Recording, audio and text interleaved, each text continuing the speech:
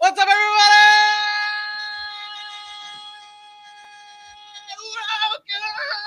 Welcome! It's Welcome here. to the Sack City Podcast Draft Special Draft Spectacular Draft. Amazing. It's going to be great. Welcome in, everybody. I am your host, the one and only Vinny Milani, joined as always by your boy, my boy, everybody's boy, and the reigning, defending, valedictorian of the show, AJ Johnson. Below Hello. we have Mike in the whole entire world. He is Aaron, the Mukesiah, king of the 7-round mock, Mukes. And below me, we have the smoothest voice in sports casting, Dylan Kearns.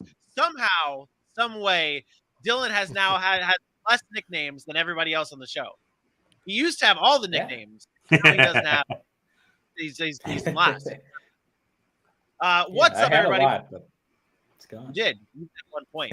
But we've got a great show ahead of us. We are going to be your end-to-end coverage of the NFL draft that kicks off at 8 p.m. We wanted to do a little pregame for the NFL draft, go over our mocks, go over our favorite draft kind of traditions and things like that. I'm so excited that this day is finally here. Shout out everybody in the chat tuning in. Do not go anywhere. Be here all night with us. You can keep the draft on your TV and have us on your laptop right there, talking with the boys, having a good time. Gentlemen, how goes it? How goes it, AJ? It's here. It took so long to get here, but it got here so fast, and I couldn't be any happier. I have to cherish this feeling for the first 7 picks, because at pick 8, I'm going to be shaking and be nervous and wonder if the future of my Atlanta Falcons is going even further in the gutter. 28-3 lead might be blown again, and we're just talking about the first round pick. But I'm excited. How about the rest of you? How about everyone else? Aaron? Look, man, I have been waiting. When did the season end? I don't know. Super Bowl Sunday. I have been waiting for this day. The amount of time and effort we've put into this, it's fun. I can't wait to get started. I'm excited. This is one of those drafts where we really don't know what's going to happen. We've talked about it pretty much all month long. Where are people going to go? I think a lot of people are unsure, and I think that's what makes the draft so exciting. And another year, another draft special with my favorite guys. I couldn't ask for anything better than that. Last year we did we went for round 1, 2, and 3, all the Thursday and Friday shows. We're going to be back doing that again here tonight, starting tonight and throughout tomorrow. Dylan, how goes it? It goes well. We sit here and we have another draft, and I'm excited. Once again, the Jacksonville Jaguars pick a number 1 overall after a crazy season. But, I'm excited for this draft as well. Aaron brings it up. I just watched the movie Draft Day last night, of course, the one with Kevin Costner, and everybody has mixed emotions on that movie, right? It's either a great film or it's a horrible one. There's no in between. But I love the movie. It's unrealistic, and I'm looking forward to that this year.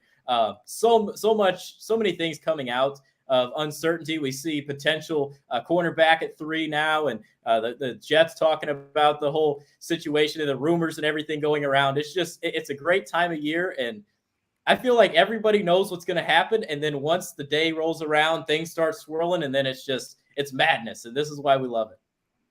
Yeah, it's absolute chaos. It's already absolute chaos. We're getting reports and rumors about what's going to happen in the draft. Apparently, 30 minutes before the draft, the Jaguars finally came to the conclusion on who they're going to draft. So that's great. But we're gonna cover that and so much more in just a few minutes. I want to go through our first round mocks that we released on our social media pages at Sack City Pod real quick before we get into our what we're looking forward to most with the draft. And Aaron, you dropped a 7-round mock. And then you decided to change your mind on things. Like, basically, throughout this entire draft, I'm going to pull the curtain back for everybody. Whenever someone else is doing a mock draft or anything like that, Aaron is on us. Like, why is it taking you so long? And then this man here breaks down and releases a 7-round mock and then changes it completely for our Thursday mock. So let's take a look at this mock here. And Aaron, I want to ask you, what was the hardest pick to make during your mock here? It wasn't really the picks that were hard. It was trying to identify the trades, right? It's so hard to know what teams want to move up, what teams want to move back. I thought the top 10 I was pretty locked in on. until the last day when I heard a lot of reports out of Houston was that Derrick Stingley was a guy they really, really liked. So I ended up moving him up, which obviously changed the rest of that first 10 picks. But again, this is one of those drafts where we don't know who the clear-cut number one is. It was easy last year. We had Trevor Lawrence going number 1, Zach Wilson going number 2. We knew those things probably weeks in advance. I think this week we just didn't know enough, and there's so many movable pieces that teams are unsure. I've heard reports that only 14 teams or 14 players are actually graded as first-round talents. So that tells you that nobody really knows what they want to do. And I think that's what created so much chaos. When you do a 7-round mock draft like I did, that took me forever. The next day I was already having second thoughts. So I thought we would release one more mock draft right before the draft, which came out today. That's my official word. I'm standing by it. And I'm excited. I'm excited to see where people go and see what kind of madness we have happen in the first round. Yeah, I liked your mock, your first mock, and your 7 round was interesting, and there was a lot going on, and I'm very proud. Shout out to you for putting in the work on that one. I want to go over to our chat here. I want to remind everyone too that we are going to be interacting with you guys all night long, reacting to picks. So let us know your thoughts and everything. Max in the chat, shout out Full Sail, shout out Max. Hey. Mac is the first step in really like that Full Sail grind, like that vocal training. Like he is that first step into like moving forward. And but he asked, he was the first one who told me, "Hey, you suck." That's the first, and that was the best thing. The best thing.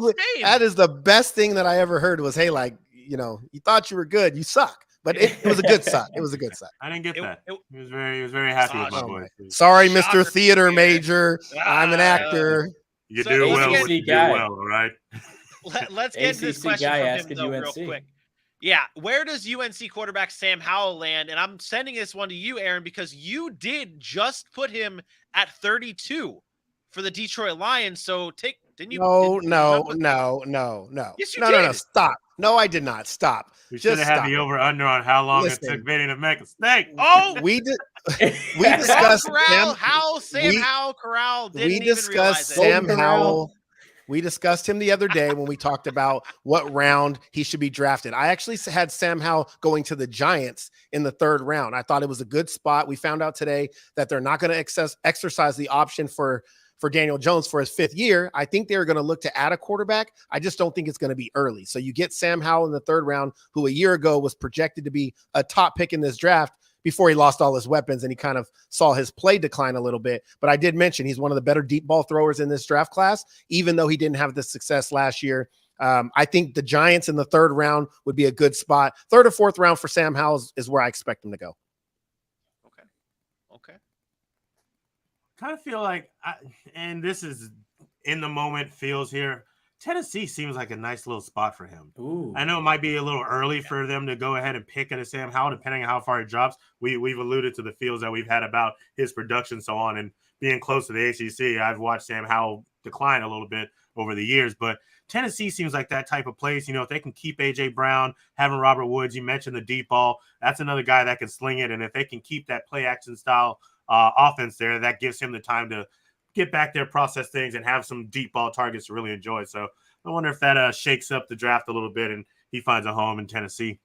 I like Sam Howell to an extent. Like I brought him up when we were breaking down teams and potential landing spots for quarterbacks, and we looked at Sam Howell as one of them. And Aaron brought up the point of he had Michael Carter, he had Javonte Williams in his good years, had De'Ami Brown on the outside. Like he had some legit weapons during his college career. I think he's a guy that needs to go to a good spot. I do think Tennessee would be a good spot for him as a run game. They could potentially go left tackle today. I think that's a good spot for him. They have playmakers outside as well. I'd like Tennessee. I would. Is that not Ryan Tannehill 2.0? Just saying. Just saying. Athletic, can move a little bit. Seamless transformation. Just right into the next season, right where we picked up. Number 1 in the division. Remember that. We were 8-2. Hey, Tennessee is not going to be number 1 in that division for much longer, by the way. The Jaguars, especially with this first pick, right, taking over. I digress. Dylan, I got 2 things for you before we go to your mock draft here. 1, pick a team. Just pick a team, man. I'm a Jaguars fan. Come on. I just noticed that you know had a it. Georgia Bulldogs shirt on, and I'm so They're all getting confused drafted as to tonight. what is happening with your life. It's draft day, the NFL. Yeah. Okay, Yeah. you see AJ over there. He's got his Falcons gear on. He's repping. Aaron over there at least has a shout out to Eli Apple in the background. He's got some NFL going on. You rolling up in here, not even representing your damn team. I'm so confused. You know what's funny is you're not even a Bulldogs fan. You're a Notre Dame fan. I am. Stop right there. All right. Here, story about why I'm wearing this shirt, right? I lost a bet. My girlfriend's a Georgia fan, right? They go to the national championship. I end up getting a shirt to watch the national championship, right? I like it. It's a good shirt. Georgia's being drafted a ton tonight, right? The whole first round's Georgia people. So why not represent people that are going to the NFL? So therefore, it's a college to NFL transition. Let me debunk that real quick. I love this jersey, but I don't like the way it feels right on my skin. So I have to wear an undershirt. I had to make sure it was color coordinated. The first I was going to pick up was the red rough cut sports shirt. Love that, but it felt like bad juju to wear it underneath. Couldn't do it. Then the next one I live in Tampa. No bets needed, but there's a Tampa Bay Bucs shirt. You think I'm putting a damn Tampa Bay Buccaneers shirt under an Atlanta Falcons jersey? Hell to the nah. So I found a blank red shirt and put it right underneath here. My team is the only one represented. I hope all your teams whiff on their picks, and they're all busts because you deserve it, Dylan. Okay. Damn shame. And Bailey, by the way, I can show you ticket stubs from. No. Okay, let's move on here. I'm gonna go through one more. We're gonna go through one more first round draft before we kind of have to keep things moving. Hey, 17 minutes. Wait. This is the story of our life, Gus. This is the story of our life. Every show, every time we talk, Dylan's like, "Hey guys, I got a great story." He still doesn't know what a great story is. That's classic. Awesome. Fantastic. Okay, you can proceed now, Vinny. I thought he hit his back button again. I thought Vinny hit his back button was up out of here. No, I didn't. He couldn't hear us. My headphones went out for a second, and I was like, what is happening? Like, I'm so confused as to what is happening, but I digress. We got one more we're going to go through one more draft here, one more first-round draft for you, and we'll go to AJ's here. AJ, with your draft, you have a lot of movement, and you have the Pittsburgh Steelers moving on up for Malik Willis. Can you take us through your thought process on why the Steelers have to make a move to trade up to get Malik Willis? Well, as we've talked about a couple different times during this offseason headed into the draft, we understand they have Mitch Trubisky, but we feel like he's more of a bridge quarterback. Give him his shot. Can he do it? The other thing we feel is that there's not necessarily a franchise quarterback in this draft. Whoever's drafted needs some time to sit behind, learn an offense, learn the NFL, and get better as they progress. With Pittsburgh, Malik Willis kind of seems like that type of guy that can transform a culture. So if Mitch Trubisky comes in and he's not playing well, Malik Willis may just have the upside and the talent to slot right in this year. Worst case scenario, he can sit behind Mitch Trubisky, learn from Mike Tomlin and those other guys, and be ready to go next season. I've been linked in hearing that the Pittsburgh Steelers really like this guy. The other guy they've enjoyed was Desmond Ridder. So if Malik Willis, I think, is their first guy, I don't know that they can wait till 20. And if he falls out of that top 10, I think they start calling some teams to see where they can suit up. And Houston, they're in a rebuild. If they can get that second pick and unload it and get some extra draft capital, whether it be this season or next, I think that's a smart move for both teams involved. And they can at least feel good about the steps they've taken to procure some talent in the future. I like it. I like that pick. I like it. Thanks. I've talked about Malik Willis going to Pittsburgh. I just don't know if they move up to get him. I think you're going to run into a situation where teams are so reluctant to jump up and give up draft capital for, I don't want to say question marks at the quarterback position, but quarterbacks that nobody's really sold on these guys yet. I think they're going to continue to fall. And as the draft kind of lays itself out, I think Pittsburgh sits at 20 and says, you know what? I think we can sit and wait. And if we don't get him at 20, maybe we're okay with getting a Kenny Pickett there. Maybe we're okay with going in another direction. But again, I just think it's going to fall that way. And then teams are just going to be reluctant to move up and give up that draft capital. I still think Malik Willis to Pittsburgh makes the most sense out of any quarterback to any team in this draft. Yeah. I think that one makes the most sense. Yeah, I mocked him to Pittsburgh. I just didn't trade up for him. That's the biggest thing is it's hard to see. We'll talk about like we talk about. Too. we talk about the skill level of these quarterbacks, and obviously I'm not saying that they're bad quarterbacks, but are any of them actually worth trading up for and really moving up for? I guess it's dependent on the draft and the way you're feeling, but I don't know if there's a quarterback in this draft that I'm willing to trade up for, at least up to where you have Pittsburgh moving up for, especially if I think that he's going to fall to 20, which I do, but I digress. Ooh, where you got some Steelers fans in here saying the Ritter movement over Malik Willis. Well, see, I had Ritter falling to him at 20 in my first mock, the one I did a couple weeks ago just to feel out the process. But the more and more I've listened, the more and more I've kind of felt it out. I don't think that's the case. And even still, we talk about not moving up. We say it every year. This league is quarterback happy. And if they like a guy enough, they will do what they need to do to secure it. Maybe seven picks is rich. Maybe not. It depends on what they are looking for and how fast they want to continue being the standard of the AFC North, in all honesty. There's been some better seasons for other teams, but if you're Pittsburgh, never having a losing season for the last 10 to 15 years, it's pretty damn good a reputation to not have to lose. It's like when Pop lost his 20-plus seasons going to the playoffs. It hurts. It hurts too bad. They don't want to do it. If you're listening to Tom on who to pick, you're in bad company. This is the guy. Thomas is the guy that right now would go out and sign Cam Newton and say that's the future for us. He doesn't know what he's talking about. Look, Pittsburgh has a history of these small school quarterbacks, obviously, in Big Ben coming from Miami of Ohio. Now you get a guy who goes to Liberty. They've done all of their homework on these guys. I told you, I think this is a match made in heaven. I think Malik Willis to the Pittsburgh Steelers at 20, if he's there, is probably one of the more sure things of the draft. I have him there too, but I love the way the chat is buzzing about how even Tom's throwing out there Willis is not getting past Carolina, Seattle, or New Orleans, which would be very interesting to see with the draft being a little bit under 12 minutes away. Let's get into some what you're looking forward to in this draft. AJ, I'll start with you. What are you looking forward to most tonight?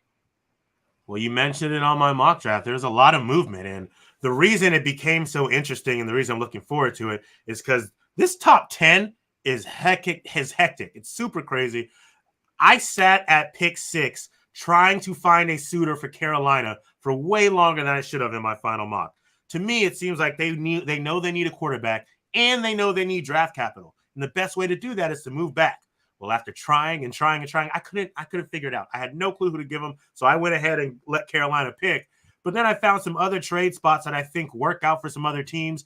Kansas City sitting at 29 and 30. I feel like they're better suited picking once in this round if they can, or at least moving up to get one of these guys to replace Tyreek Hill. We already saw what I did with Pittsburgh. Houston, we talked about that a little bit. And the Chargers, I think they're really set on a guy like Trevor Penning in that 17 area.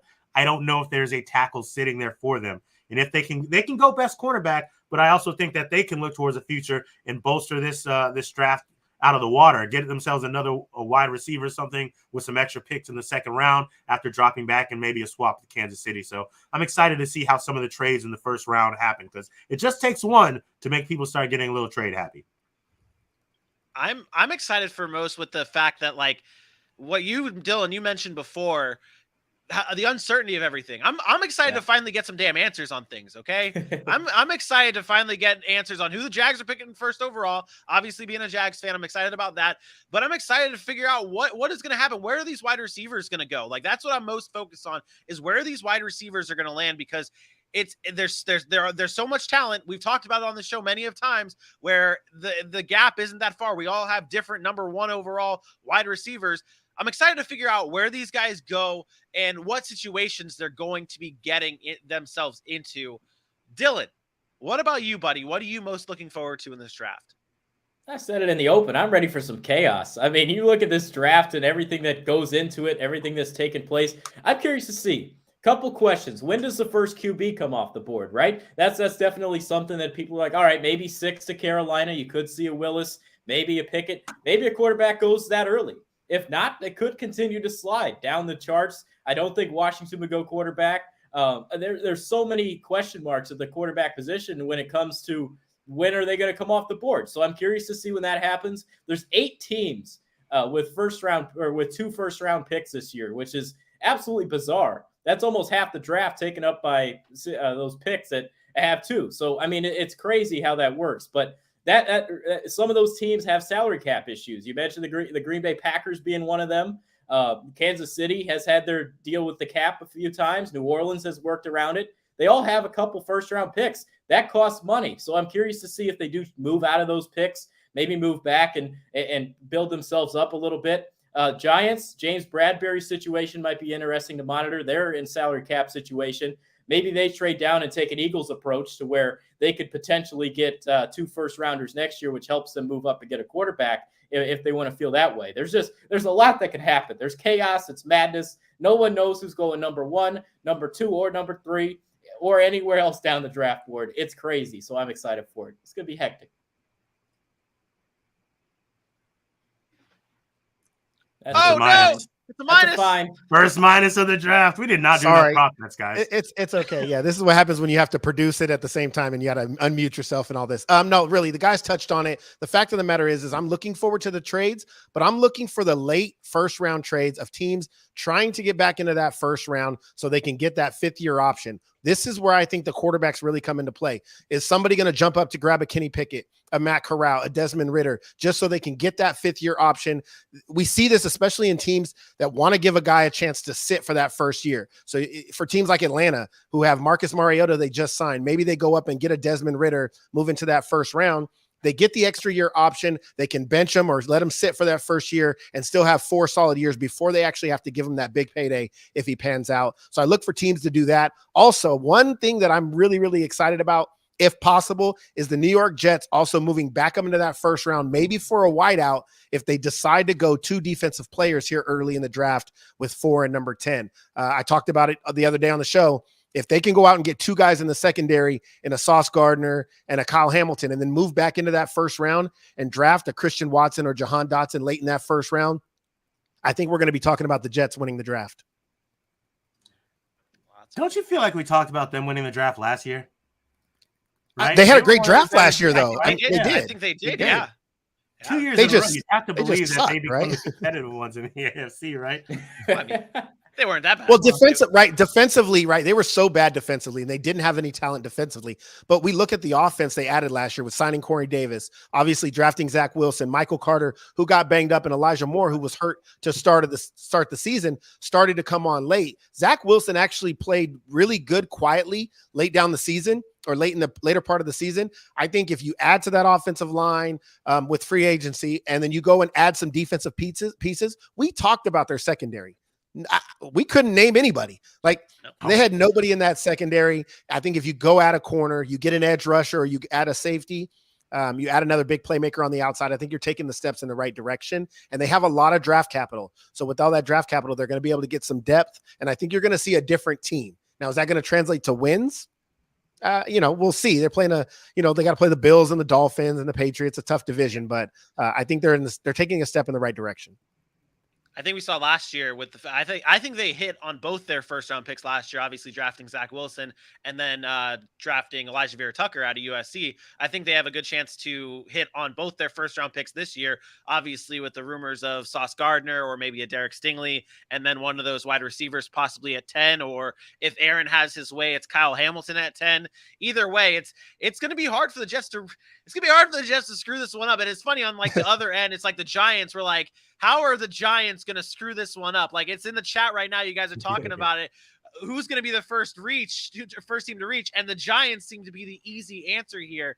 It's going to be very exciting. The sports cliches can be thrown out there. I'm excited to see how this one shakes up. All that good stuff. That's a minus from Mr. Stinton. Hey, no, hey, I brought it. I forced it in there. Okay, that's not a mine. That's me making fun of the fact that it's being forced in there and the sports cliches and all that good stuff. But you know what wasn't mentioned as what we're excited for? We all should be very excited for Dylan to be blowing up at one of these picks. That's what we should all be excited for. I want to see another Dylan rant. If you missed it last year when we covered this, the draft, Dylan lost his mind when the Jacksonville Jaguars selected Travis Etienne. Now, the Jags don't have 2 first-round picks this year to do that, and they probably won't mess up the first overall pick, but I'm excited to see what Dylan's reactions are to some of these picks because, well, I blew up we know on Chase Dylan's too. hothead. Did you? Not like he did. There was nothing more bad. memorable than that Travis Etienne pick, and it was late. Yeah. I mean, we had been sitting here for 4 hours already. It was late in the draft, late in the first round. We've been sitting here for 4 hours, and the name gets announced, and it was just, "Are you kidding?" And then after that, you just lost, right? It was, yeah. Shout out Gus for seeing what I actually tried to do, but we did not have that clip. Yeah, we actually did try, but unfortunately, some limitations on how much can be held in here, and it's a lot. Yeah, but thanks, Gus, for calling us out. We love it. Yeah, we do try to produce this show very well. What you're going to see at 8 p.m. is going to be something special. You are not going to want to miss it. AJ, before we get into any of that, though, before 8 o'clock hits, please do everyone a favor. We got a lot of new listeners, a lot of old listeners, a lot of old viewers in here watching the show. Please do them a favor and tell them where they can follow us at. All right, ladies and gentlemen, you can find us, the Sac City Pod, on Facebook, Twitter, Instagram, YouTube, and TikTok, all under one beautiful name at Sac City Pod. Kenny Baby Hands Pickett knew how to do it. He's been following us. I'm pretty sure he's one of our best followers, if I'm not mistaken. So you should follow him and follow us at Sac City Pod on Facebook, Twitter, YouTube, TikTok, and Instagram, where all the love goes down. Join the area code. Join the city. The boys are back in town. Well done. Well done. Well done. We've got a great show. It was good. I think you can get higher though, and I'm hoping that you end up getting to that level during this draft. And we are just about 2 minutes away from kicking this show off. I want to especially thank everyone involved in this show before we really kick this off. A lot went into this. A lot of hours went into this. So please stick around. Watch what we have to do. We've got a lot of graphics, a lot of B-roll, a lot of everything going on tonight to be able to put on the best show possible. So please do not go anywhere. It's gonna be special. Actually, real quick before we get into this, what's behind you? Oh yeah, shout out to my Bengals fans. This is just a little something I came up with because me and the Bengals fans, we have a love hate or just hate to hate, just a lot of hate relationship. And since they love Eli Apple so much, I just wanted you guys to know that you Bengals fans are the Eli Apple of my eye. Thank you for supporting the show. We do appreciate it though.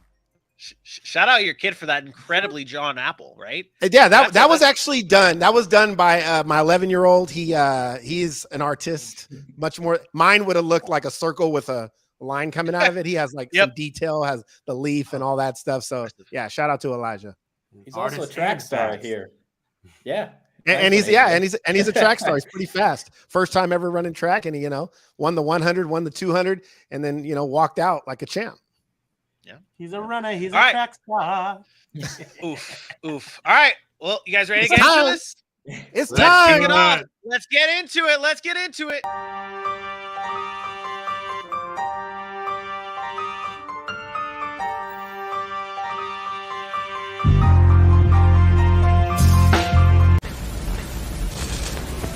That, of course, is Las Vegas, Nevada, where the draft was supposed to be held. But things have changed dramatically, and we have changed with it. As you may know, we are scheduled to host the draft in Vegas this year. And we think you deserve another shot. So we're happy here to announce that tonight, the Las Vegas Raiders will host the 2020 NFL Draft.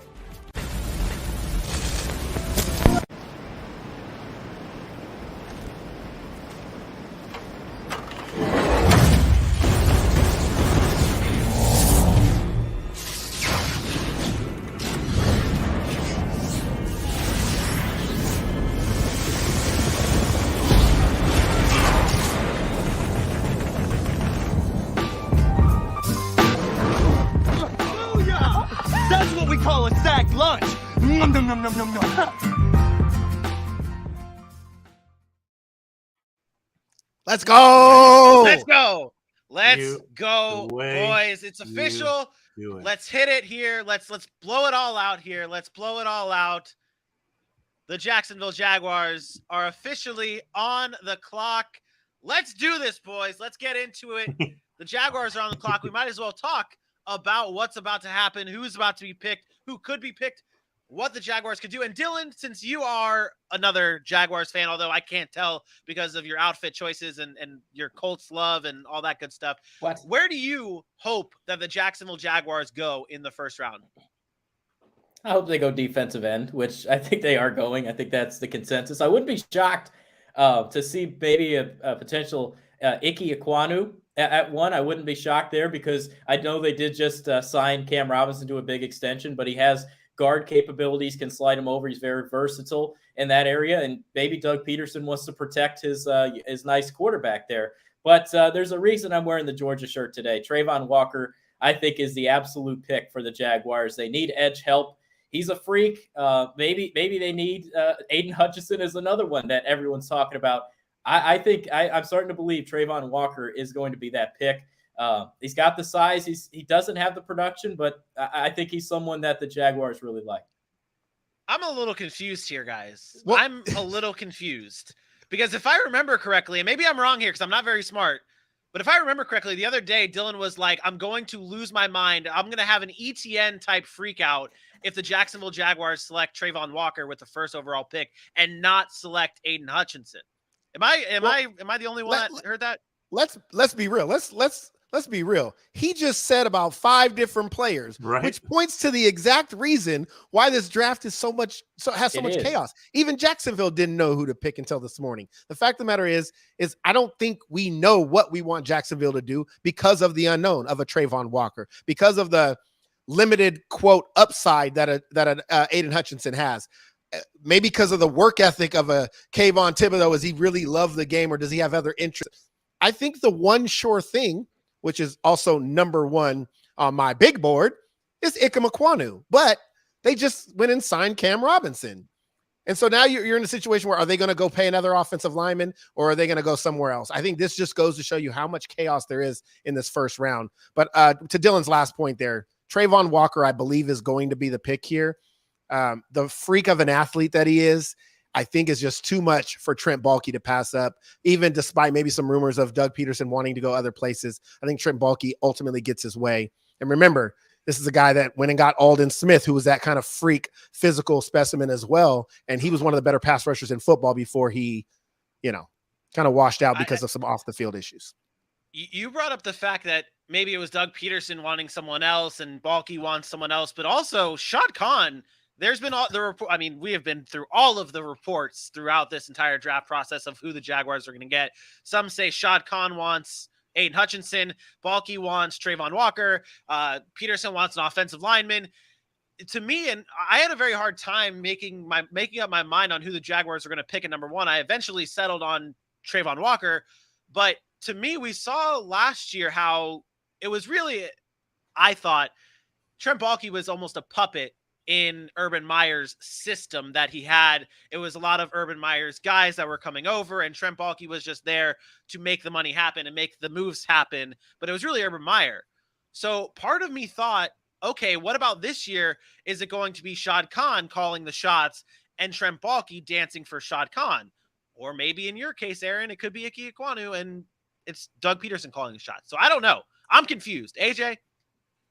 I don't know how much Shad Khan is going to have to say in it. I'm sure he's put his input in as, the owner of a team. That's what you do. But I also think he trusts his guys that he brought in this time. You don't go from an Urban Meyer and don't do your due diligence enough to bring the next regime in and not trust them wholeheartedly because you can't go back-to-back and have that situation. So I do think this is a Trent Baalke, Doug Peterson thing, which is better because that probably means they were down to 2 guys. Now, is that Trayvon Walker or is that a guy like Evan Neal or Ike Ekwonu?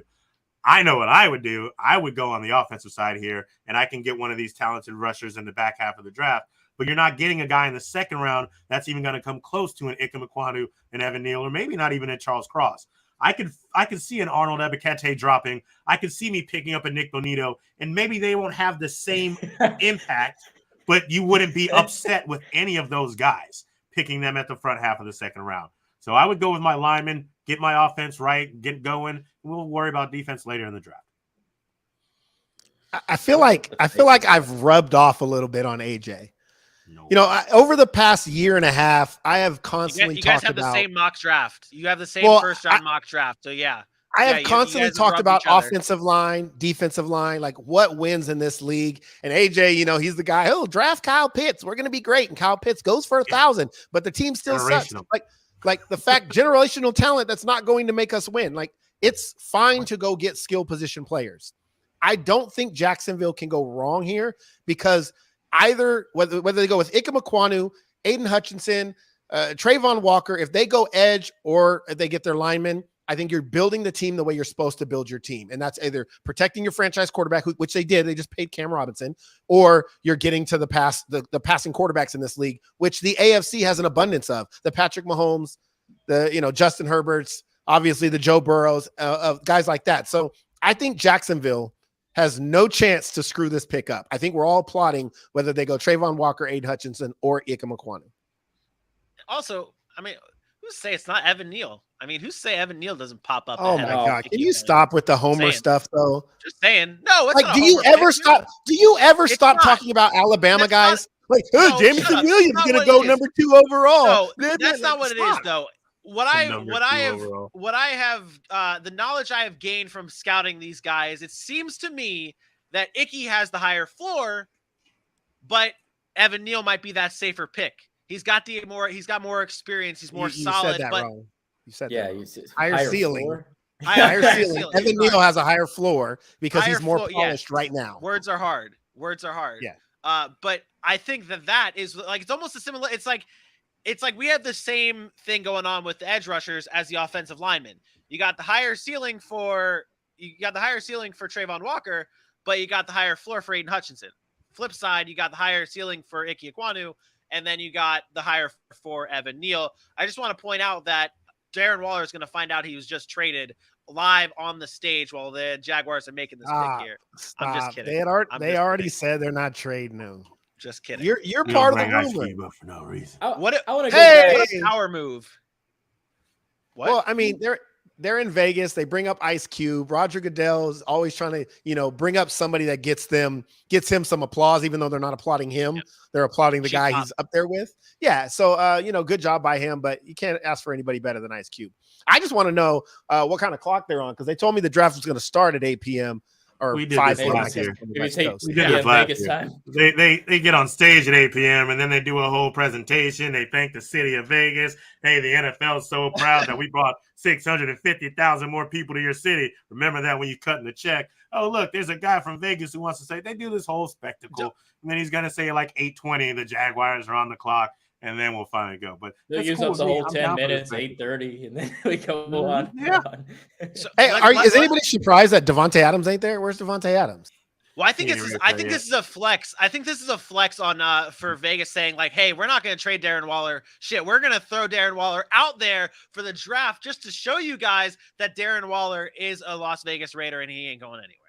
That's what I think here. That's fair. I want to start taking bets here. I want to start taking some bets here. And if you guys can think of prop bets that you want to throw out during the show, Bailey dropped one earlier in the chat. Over under 2.5 rants for Dylan this show. For the first round? For the first round. I'll say under. I'll say under. Number one, I think because he can't rant on the Jaguars, which he's most passionate about, right? And the only other team he really gets super passionate about is the Colts, and they don't hold a first round pick. So I think it's going to be under. But the reason I get passionate about the Colts is because Chris Ballard is the most conservative GM I've ever laid eyes on. But you know what's funny is as much as you talk about that, he's also one of the most talked about as being well respected in the league and a really good general manager. So he's conservative. Yeah, because maybe he's not out there throwing hundreds of $1 millions at free agents right away. But they're like, I've heard a number of GMs talk about this, especially lately, is there's multiple waves to free agency.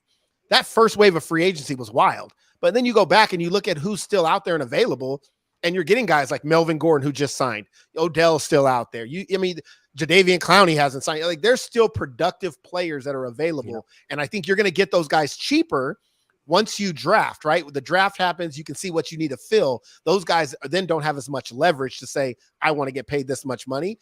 You can say, well, I don't have to pay you that much money now. So I think there's something to be said about that, not just because I'm a Dallas Cowboys fan and we didn't do anything during free agency either. But I think there's kind of a method to that madness, even though it doesn't always work out. Sherm says you've matured, so I guess that Wow. can be something. Yeah. Don't let the beard even fool you. Dylan's Don't let the surprised. beard fool you. Even Dylan's surprised by that. He's like, have I now? He technically still hasn't graduated yet.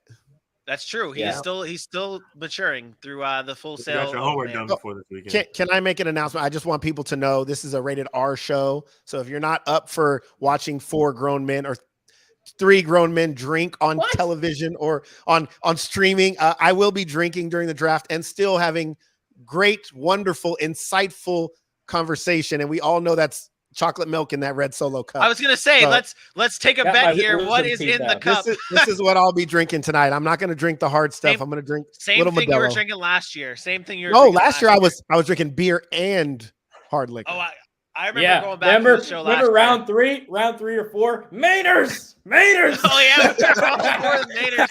Hey, Quinn All Maynard for it. to the Broncos. Is he not? He's a starting offensive lineman. That was a great pick. So something that we're really priding ourselves on here is for you to be able to watch the draft and also watch it with us, to be able to kind of talk to us about what you're seeing, what picks are being made. So please be active as active as you can in the chat. I'm going to bring up something that's on the broadcast right now that I want to see you guys' thoughts on before we continue with the Jaguars pick. You guys notice that the ESPN does not have that full that block lower third at the bottom where it's just now the ticker and then that square in the lower left hand side. Thoughts? Yeah, I mean, it takes up so much of your production, It does. and not to mention for the last couple of years on draft day, they do it for every show all day long. You have that whole thing on the bottom, you have the whole thing on the left and right side with the profiles of the player. So at this point, you always want to do something new for them, but I think they also try to get a new look with this part of the draft as much as they can. You see they're using the augmented reality and stuff, got Aiden Hutchinson on the water and things of that nature. It's a little different. I like it, though. I think it'll come back in between picks when we go to the anchor's desk. Okay. It's almost as good as the Sac City podcast production. I mean, let's be honest. We don't have the backing of billions of dollars from Disney. And you know what? We get the same thing. We got the same thing across our screen. We're telling you who's being picked. We got the Jaguars on the clock. I don't care what ESPN is showing. No shameless plugs here. Forget their lower third. We got ours. Let's talk about ours. Wow. Yeah, Look at this guy. what I lower like thirds do you have for us? What graphics do you have for us, Vinny? Is there something We don't you have any hold them lower off on? thirds. We don't have any lower thirds because other than the ticker down there, we don't have any lower thirds. We got Hey, the uppers it would though, right above it. It would cover our entire faces. So It would you know, also we're cover. You guys living it ain't that pretty anyway. We are. We're Yeah, balling on a but if budget we- over here at the Sac City. If you want to talk about the graphics and stuff like that, we can pull this bad boy up. Aiden Hutchinson is the guy that is being talked about right now as a potential pick for the Jacksonville Jaguars. And good old AJ was able to find some deep stats and deep history thing. What's the word I'm looking for? Good Deep stories. stories. That's it. Deep Good stories. stories. Good word. Great word. But Aiden Hutchinson here. AJ, how did you scoop up the fact that he did 5 years of competitive dance as a teenager? Man, finding some good stuff about these guys, it took me some time, but I wanted to get the stuff that people aren't going to see anywhere else. And, I found this article talking with his family. That's where you go for the good stuff. You talk to the family, not just the friends and the coaches. You get inside the household, and sisters and mom would just rave about all the embarrassing things of their now 6'7", 260-pound son. So they talked about how he was happy about it too, because he watched his sisters do hip hop dance when he was like 5 or 6, and then he wanted to get into it, and he did like 6-7 years later. He's like, that's what helps my core. That's what allows me to bend so well and gets my legs limber, and I can move so quickly. I did 5 years competitive dance, and I loved every minute of it. And it shows it on the field. Let's be honest. Tell the truth, AJ. AJ was his dance partner. I was. Hey, I got the moves. It was Alex Collins. Alex. It Oh, might my have been. He was a Hey, dancer. Go ahead. I just can't deal with Dylan and his one-liners. Like, just out of nowhere, was random Irish people. dancer. I understand that. Oh, the pick is in. That's nice. Ooh. I think what you get when you get players like this that have a background like Aiden Hutchinson has, who I don't know if you guys saw earlier, but the outfit he's wearing today, he's wrote in a journal for like 5 years, and his mom sewed the inside of his jacket with all kind of his manifestations of what he wanted to do and his accomplishments. And I thought that was really cool. But when you come from a background like that, he knows what it is to grind. Like, it's not just somebody that's just up there saying, had it handed to him. Like, he put in the work and he was grinding. So if he doesn't go 1, I'm sure he's going to go 2 to Detroit. So again, Aiden Hutchinson should have a good career in the NFL. I concur. Did it roll through for you guys? The pick? Yeah. It has not been announced on my side. What are you? You on Twitter? I am. I'm wicked behind both of you guys, so I have to. I'm just, my notifications are on for that reason. So I'm trying to make it so that television in my studio. Well, I mean, Aaron went out into his living room, so yeah, I'm in my living room. I got it up and it's live. Aaron took down 2 family photos on his right and left and put the Eli Apple one up, and then a picture of whoever that is over to your right, over your right. That's Ray Lewis, man. Whoever that is. I can't see that far, man. I can't see that far, dude. All right, Jaguars fans, here we go. We cutting the audio, or we can't do that? We're not playing the audio. No. Guess I got to turn Dylan, it on. you have a smooth voice. Why don't you try and be Roger Goodell here? Why don't you try and I'll solo you up and everything. I told you, I don't have the TV on. I don't have a TV. He doesn't have the TV on. AJ, you're I thought we were rolling the audio like last year. Trayvon Walker with the first There pick. it is. The Jacksonville Jaguars select Trayvon Walker with their first pick in the draft. No Aiden Hutchinson, all Trayvon Walker. Aaron, you have been kind of the day one guy on Trayvon Walker. So what are the Jacksonville Jaguars getting with Walker out of Georgia? I mean, they're getting a player that's a freak athlete. You can put him anywhere on the defense. We're talking about a guy who plays inside, plays outside. They talk about the production that he was lacking at Georgia, but let's be honest. He played with Jordan Davis on that line. He had a Nakobe Dean. He had a Devontae Wyatt.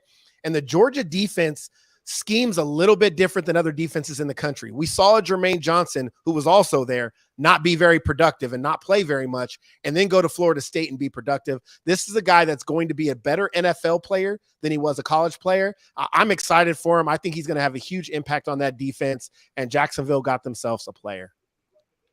I think it's interesting here with I've been hearing a lot of mixed emotions on whether or not the Jaguars, what happens when the Jaguars, if and when the Jaguars draft Trayvon Walker. Now that the dream is a reality for some of us, people were kind of upset about this pick here because the fact that the lack of production that the Jacksonville or that Trayvon Walker had at Georgia. Dylan, what are your feelings right now that it's done, it's over with, the Jaguars have made their pick? It's in. What's going in your mind right now? Rant. It's not a rant. It's not a rant. I'll be honest. I see this move and I see it's the Jaguars, and they said it best on NFL Network the other day. They need a safe pick. This, I don't think, is safe. I mean, you obviously look at the profile he has. He's got the athletic ability. Sure, he didn't play in the second half of games because they were just blowing everybody out this year. And Aaron brought up the point about having other people on that line to where his production might have been limited. I mean, this is a big swing by Trent Baalke. I think everybody up until about last week or 2 weeks ago, it was Aiden Hutchinson no matter what it won. I mean, for months, that was the guy. And we talked about how Hutchinson seems to be that sure, safe pick. Jags didn't get a safe one here. They took a risk, and they tried to hit a home run when they needed to get on base. So we'll see if it leaves the yard or not. But, I mean, I don't hate the pick because it addresses a need. They need a defensive end. They got someone across Josh Allen. They believe he's the best available, so they got to give him a shot. I'm very excited. As Jackson, I'm very excited about this pick. Now, the Lions are on the clock here. It's moving hot and heavy here. This is obvious, right? This pick is obvious. This has to be Aiden Hutchinson. There's no – you can't go anywhere else. Yeah. This is their dream come true. They were praying that Trayvon Walker went number 1 so they can keep the hometown kid, Aiden Hutchinson, in Detroit. I think this is a lock. Yeah. So I have a quick question, and we'll pull the curtain back here for you gentlemen. I'm getting the updates to make sure that I either am ahead or on time with you guys. The pick is already in. Do you want me to say the pick and then you guys look at it on TV, or you guys want to watch it on TV and then roll? Got to do TV, Vinny. People are watching the draft on their thing. They don't want to hear it. They don't want to hear it from Twitter, from you. I think they'd want to hear it Yes. from the Well, commissioner. but no. Yes, But people are watching the draft. Twitter is no. I'm not getting it from like Twitter, as in like people have inside sources. This is people who are ahead of all of us watching this on slow television. We wait until the commissioner speaks. Hey, Once the commissioner okay. speaks, we announce the pick. Hey, We don't want to spoil it. Okay, for fine. anybody. So we're not going to announce it because I'm already 2 hours behind. So we're not going to announce it all. Dylan's not even watching it, so he's not even going to be able to hear it. I got it on Twitter. All right, Schefter's keeping me in the loop. Once Aaron hears it here, we will we'll go. I heard it. It's Aiden Hutchinson. Okay. We're good. So Aiden Hutchinson to the Detroit Lions now at pick number 2. This is, like you said, this was like you ran up, like Dan Campbell just ran up there, and this is the easiest pick of the draft right here if he fell to the Detroit Lions. AJ, what are the Lions getting with Aiden Hutchinson? They're getting a culture changer, and that's 2 years in a row, in my opinion. You're starting with the bookend guys. You got your good tackle in Panay Sewell last year. Now you get a guy to come lead the defense in Aiden Hutchinson, a guy who's just so much enthusiasm for the game, has loved it since the moment he watched his dad play at Michigan back in the early 90s. This is a guy who's quick off the line. He's violent when he gets to the quarterback, and he loves to put his hands on you. And once his energy is going to just take that defense to another level, so to speak. Obviously, his talent and his play on the field need to do that. But just having a guy with that type of energy, with that type of confidence, that bleeds over into all the other players. So they're very happy. This was their dream scenario. They were praying somebody would take over because they loved Aiden Hutchinson. You're just not going to move up one spot for it, though. They would have been happy with Trayvon Walker, but nowhere near the hometown guy, so to speak, in Aiden Hutchinson. What a feeling for Aiden Hutchinson has to be going through right now. Like you play your college ball at Michigan. I'm not sure if he was a Lions fan growing up, but I mean, this is like just a dream come true. Imagine playing for what would be your hometown team. I mean, this is a special moment for Aiden Hutchinson. I don't know if there's anything else here. Do you guys want to roll through Aiden Hutchinson? I don't think this is a solid pick. Now they get their edge rusher. AJ, you just said it all. The Texans being on the clock is kind of what I wanted to really dive into, because this is the first wild card pick. This is the first wild card pick for the draft, because we don't know what direction they go. I've seen mocks with them taking an offensive lineman. We've seen mocks talking about them going cornerback. Aaron, just on the show on Monday you talked about the Texans possibly being in on Derrick Stingley. So what do you think the Texans are doing here? I think it's Stingley. I really do. I think the momentum that conversation has picked up over the course of the week has it's settled in, right? With Jacksonville, the pickup of the talk of Trayvon Walker settled in. Aiden Hutchinson going to Detroit. I think there's something to Stingley going here before a Sauce Gardner. I think the fit in the scheme of a Lovie Smith is kind of where Houston wants to go. Again, we're talking about a guy who can play in man and zone, but Lovie Smith has that cover 2 system. Although they did play a little bit more man last year, I still think he wants to be from his roots in that cover 2 system. I think Stingley fits that. And again, we talked about the production or lack thereof of a Stingley not having production over the past couple of seasons. But that freshman tape was strong, and people are living off that freshman tape. And then you look at him work out, and coming back from that injury, that pro day was so big for him. They saw the way he was able to get in and out of his breaks. He was moving fine. I think you're going to see a Derrick Stingley here, which is the first shakeup in the draft, right? Because this is where the draft really starts. We kind of knew Trayvon Walker, Aiden Hutchinson, probably 1-2. We just didn't know which 1-2. The pick is in now. I think it's going to be Stingley. Dylan, is there? We talked about how like there could be right and wrong picks with whatever, and the Jaguars, you couldn't go wrong with either Walker or Hutchinson or an offensive lineman. The same thing was kind of considered for the Detroit Lions. Is there a right and wrong pick for the Texans here? Is there someone that they could go wrong with taking here at number 3?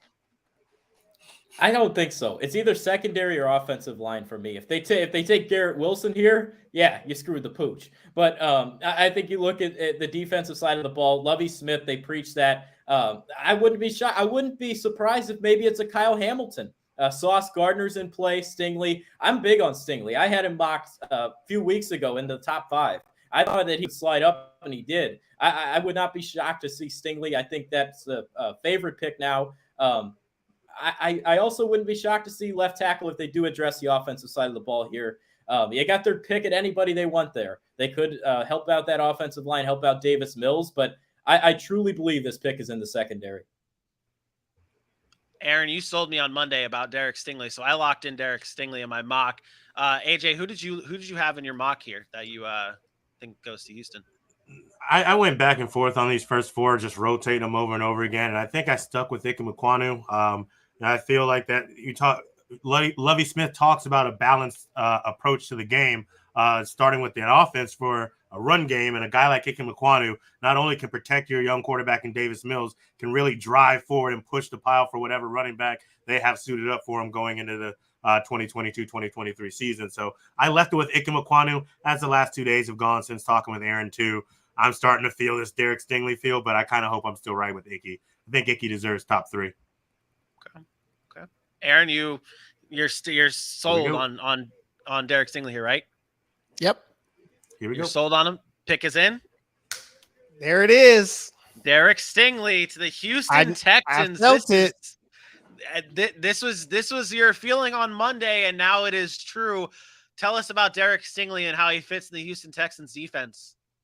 We talked about it, man. This guy he doesn't have the level of production because he hasn't played, but his ability to cover, his ability to get in and out of breaks and stay on receivers, he's very, very special. I talked about it the other day. He could easily end up being the best player in this draft class. His ability to flip his hips just right there and stay with bigger receivers, play physical, play through the contact and make plays.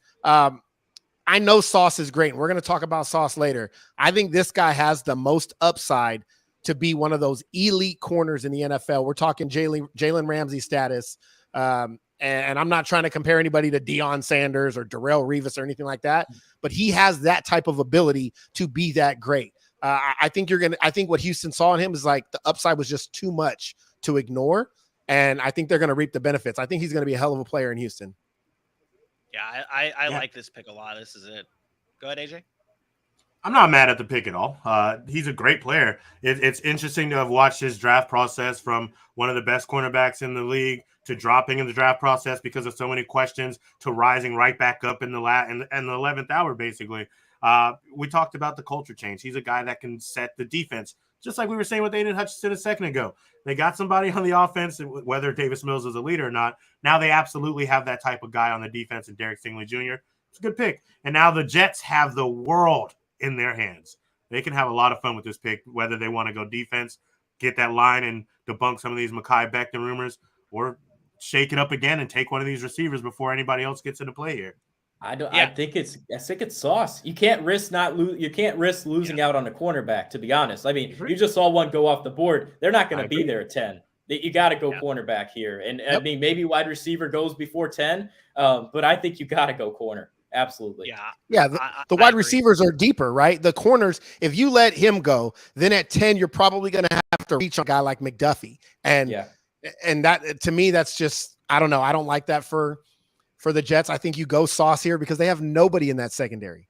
Yeah. And this is why I mocked it the way I did, saying Stingley would go first, and then the Jets would be forced almost to take Sauce because they can't let this guy pass. Yeah, this is another easy pick, and this is where we talk about, is there a wrong pick? I think this is the first spot where there definitely can be a wrong pick. Now let's see what the Jets fans, we have Gang Green here. We asked people to be a part of your team, your pick. We got a lot of great fan submissions. We've got 2 fan submissions for the New York Jets. First up. My name is Nick, and I'm a Jet fan, and I really, really want the Jets to get Kayvon Thibodeau at 4. Look, right now it looks like Kayvon Thibodeau will actually drop to 4, even though beforehand it looked like Kayvon Thibodeau wasn't going to be available at 4. So I was like, all right, we could just settle with whoever is at 4 or trade the pick or whatever. Now we have to take Kayvon Thibodeau. He was the best defensive player in the Pac-12. Arguably the best defensive player in all of college football last year. And the Jets really downgraded on defense last year. The Jets were one of the weakest teams on defense and the 26th weakest team in terms of sacks. So the Jets need edge rushers. And Kayvon Thibodeau easily would be the best edge rusher available in the draft. If Kayvon Thibodeau were to fall to to the 4 spot for the Jets, that's just them. Him falling into the Jets' lap. That is easily the best case scenario for the Jets. Nick saying that that's the best case scenario. It's the opposite, but he laid it out there that the Jets need edge rushers, but can they get an edge rusher at 10? Is Jermaine Johnson there at 10? Is George Karlaftis there at 10? And you're okay with taking him there? Karlaftis is. Jeez, Karlaftis might be there in the second round when they pick. That's true. That is true. Yeah. I mean, I don't. Yes, the idea of a Kayvon Thibodeau here is not bad, but I think with the approach of what Houston did, I think it forces your hand here. I think if you're the Jets, you say, you know what, we may have had the idea of going Thibodeau, but maybe we thought we could get Stingley at 10 and now we can't. I think there's going to be kind of those discussions in that draft room. The pick is in now. We'll see what happens when it comes in. But yeah, I think it's sauce. Let's go to our last fan submitted video for the New York Jets. It's Ryan. Shout out Belly Up. Shout out No Credentials Required podcast. Sack City podcast. This is Ryan McCarthy from the No Credentials Required podcast on Belly Up Media in association with Godzilla Media here in the 518 area. So you're wondering who I'm going to pick as the New York Jets picks at 4 and 10. Well, let's think about it for a second. Number 4, they could pick any defensive player.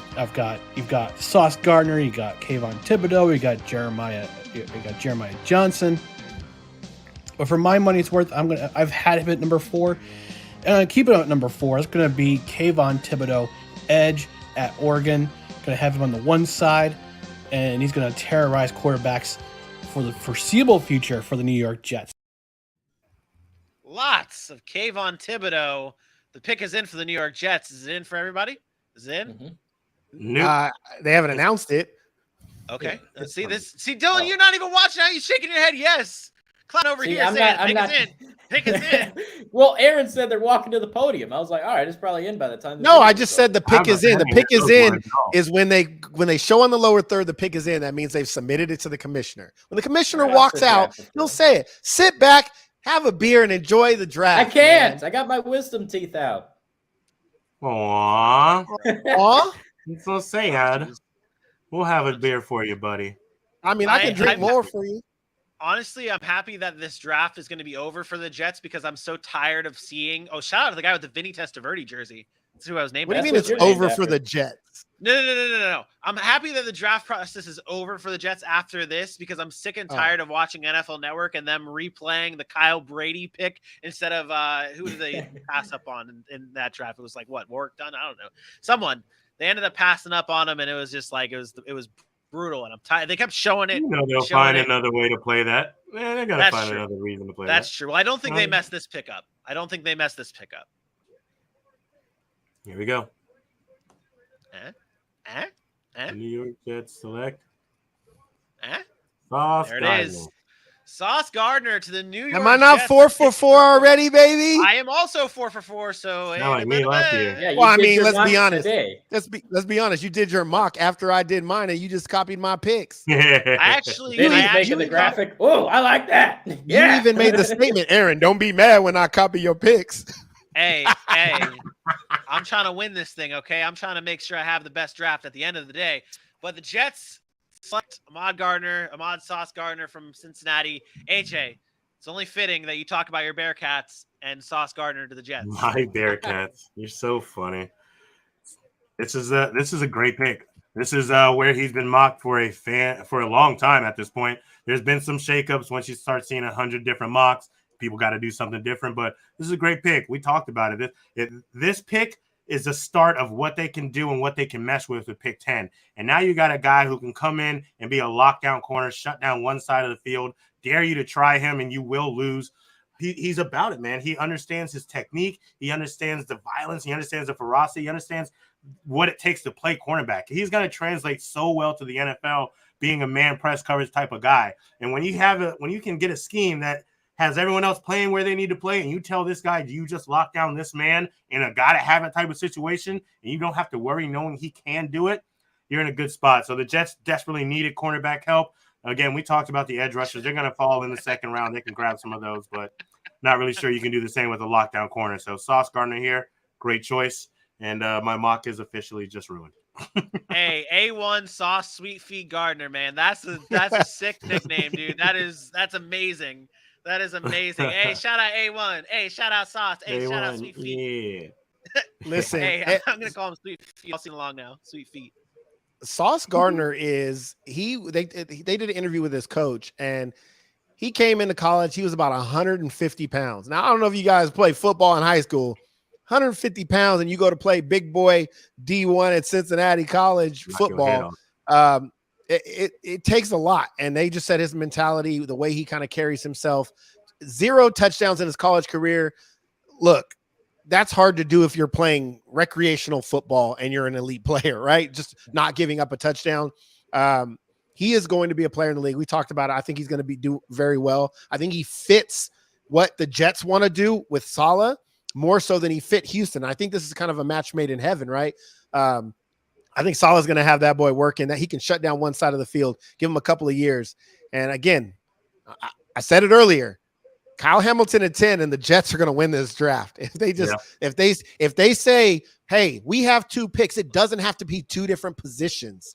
I know all these teams feel like they got to go, well, we need this and we need that. Well, why not just lock down one entire position group in your secondary and get a Sauce and a Kyle Hamilton and change the game? I hope they do it. I hope he gets there, and I hope they do it. But this is a great pick for the Jets. It's a good start with all the draft assets they have. Yep, good start for the New York Jets. Now the Giants are now on the clock, and we've got a lot of Giants fans that sent in videos. Let's kick it off with AJ's boy, friend of the show, Max Todd. Well, hey there, everybody at the Sack City Podcast. This is Max Todd coming in to you. Yeah, I'm a first-time caller, long-time listener. Love what the guys do over there. I'm here to give you what the Giants are going to be doing, and it's usually letting us down. It is going to be with that 5th overall pick. It's probably going to be Charles Cross out of Mississippi State, because even when we want the best tackle, we're always looking for the right tackle.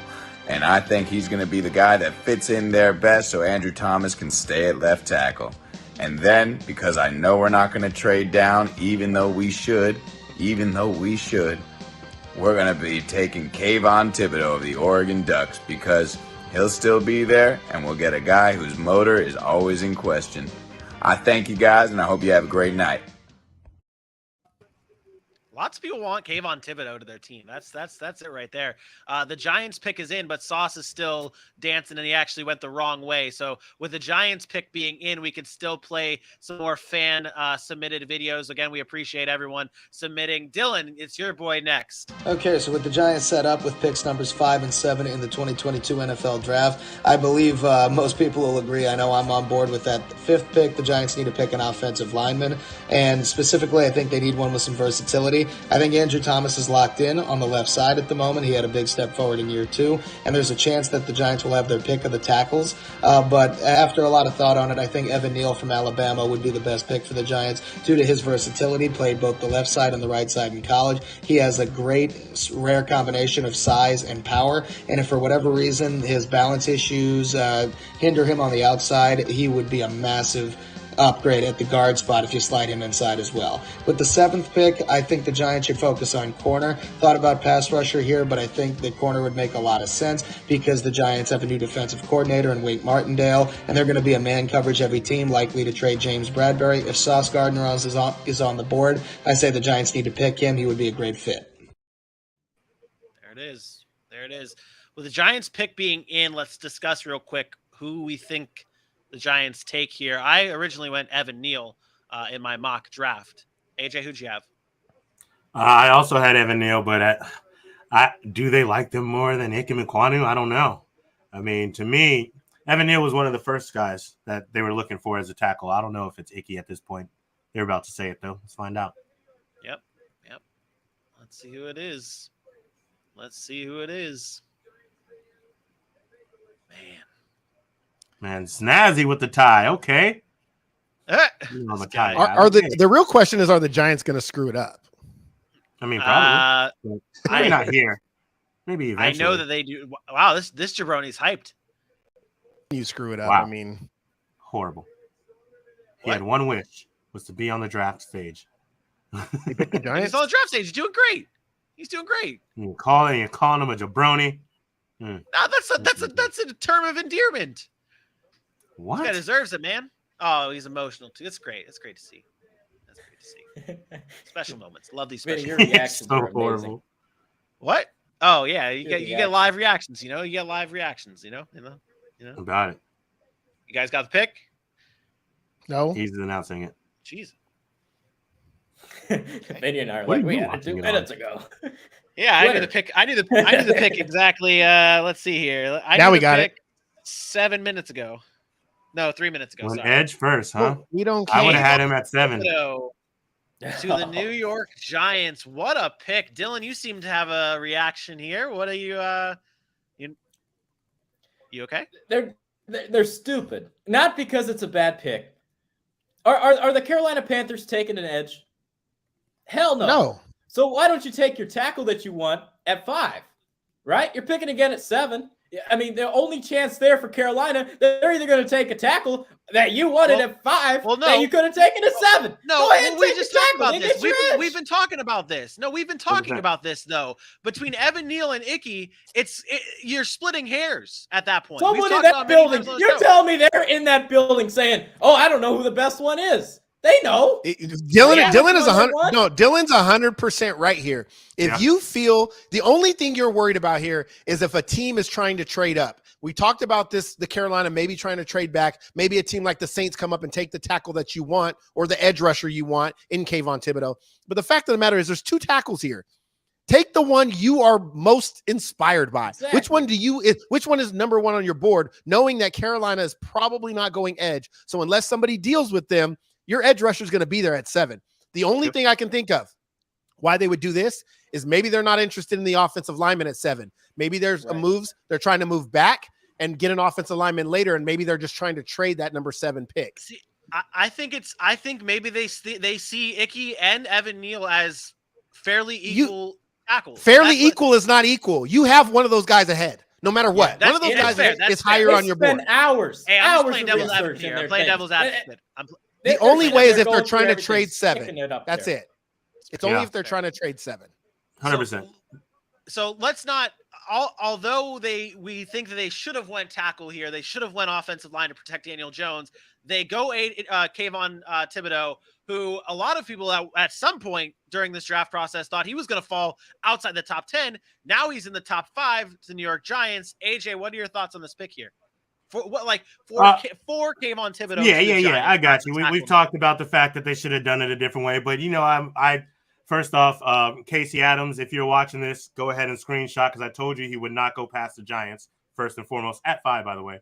Secondly, this is a guy who was rated the number 1 overall prospect for 2 years. You know how it is when you get to the draft, there's certain things someone doesn't like and it spreads like wildfire. The fact of the matter is, whether you think he loves football or not, once he's on that field, he plays like he loves football. He's quick around the edge. He's an athletic specimen. He's a type of guy that loves to get after the quarterback, and he can also be a culture changer with his play on the field. So I think the Giants, they got the right player. If you want to argue about the wrong spot, that's irrelevant. They got the right player. They needed an edge rush. This may speak to, unless they trade 7, not being able to get a deal done with James Bradbury and thinking that he's going to be on there. They may trade 7 back and get Trent McDuffie in the early teens or something of that nature. Well, who knows? Maybe they screw up the Jets because they have that rivalry of New York and they take Kyle Hamilton at 7. So there's a lot of things still left to do here. Kayvon Thibodeau pick, so to speak. I'm a fan. I like the player. I like the pick. I think it's a need for the New York Giants. I just, again, we've discussed the whole who goes first and all that stuff. Now this next pick though is the Carolina Panthers, and I am the only person that went off the board here and had the Carolina Panthers taking Kenny Pickett at 6. A lot of people think I'm crazy. A lot of people laugh. Fair enough. I understand that. But I do think that we talk about the quarterback position and needing the quarterback position. I think that I think this is where we see our first reach, and it's Kenny Pickett to the Carolina Panthers. That's what I'm locking it in. There's no way. Okay. There is no way the Carolina Panthers are passing up on their tackle right here. Right now they're sitting there. Oh my God, we didn't know we were going to have a choice of Evan Neal, Ike Mekwonu, and Charles Cross. Yeah. They are now trying to figure out who is the best one, and whoever that best one is will be a Carolina Panther. I am going. Whoa. Wait. It's easy to do your homework. It's easy to do your homework when there's only one you're thinking is going to be there. But when you're that thought process is, hey man, we think Evan Neal's going to be gone. You start to focus on Ickey and Charles Cross. Hey, Ickey's going to be gone. Maybe you just start to focus on Charles Cross. Now you have all three. You have to sit down and say, hey, we didn't anticipate this, guys, although we should have. We didn't anticipate this. Who is the one we want to get here? I think they're going Ikem Ekwonu. I have this gut feeling. I think he's the tackle that they've been looking for. I think he's going to be that staple left tackle that Carolina hasn't had for a very long time. I think New Orleans moves up here, and not to this pick, but I think they move up. If the tackles continue to fall, it's a prime the pick spot is for them in. to go. The pick is in, so Carolina's picking.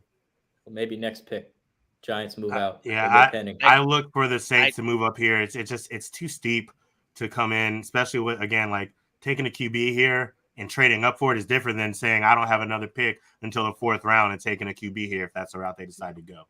Yeah. What was so? Go ahead. No, I was just gonna say, like, I don't think Carolina misses here. If they go tackle any of the three, like Vinny said, they're so close. It's kind of more about preference. So I think they're good with whichever one they take. The one curveball would be obviously if they take a quarterback here, then that's going to be the first real wrench in the quarterback draft that we've talked about. Yeah, I want to go through your mocks. Yeah, I want to go through your mocks here real quick. Aaron, you had Ickey here. Dylan, you have also Ickey. AJ, you had Ickey here. And then he has Charles Cross here. Charles Cross. Yeah, Dylan's mock is not on here. That's what I'm looking at here. I'm like looking at Dylan's mock, and it says, "This is Dylan's mock. It just says AJ's name. It just says AJ at the top. It just says AJ at the top. You have Charles Cross here with the Panthers. That's what I was trying to get at here. I had Ekwonu. My mock. Yeah. Wait, you had Ekwonu? Yeah. That is absolutely my mock. Unless he traded the Chargers and Kansas City for Jahan Dotson. That is because AJ has Stingley going number 12 to Minnesota. So that other one, that was AJ's real one. The other one's Dylan's. The Ikem Ekwonu one is Dylan's. Okay, got it. Fair enough. So 2 Ickeys, and then I have Kenny Pickett, and that's Mr. Difference. It's okay. Listen, I don't think Kenny Pickett's going to be the first quarterback taken. I don't think he's a first-round pick. I don't think he's. Really. Hey, I think he got baby hands. Hey, we have photo evidence of baby hands. We do. We have Kenny baby hands Pickett. What are we gonna do? Are we gonna Photoshop his new jersey on there when he gets drafted? Yeah. Yeah. That's happening. Yeah, that's happening. I don't get the baby hands is on the show for life. If he goes undrafted, I'll put one of those free agent Madden jerseys that they have on there and slap that shit on there for Kenny Pickett with his baby hands. But he already look like he got trouble. His girl like she gonna take him for everything he gonna get. Who's that? Is that his girl? Is that his girl? That's his girl. I mean, she hugged up and wrapped around him. I hope it ain't his sister. I saw her holding Malik Willis's arm earlier.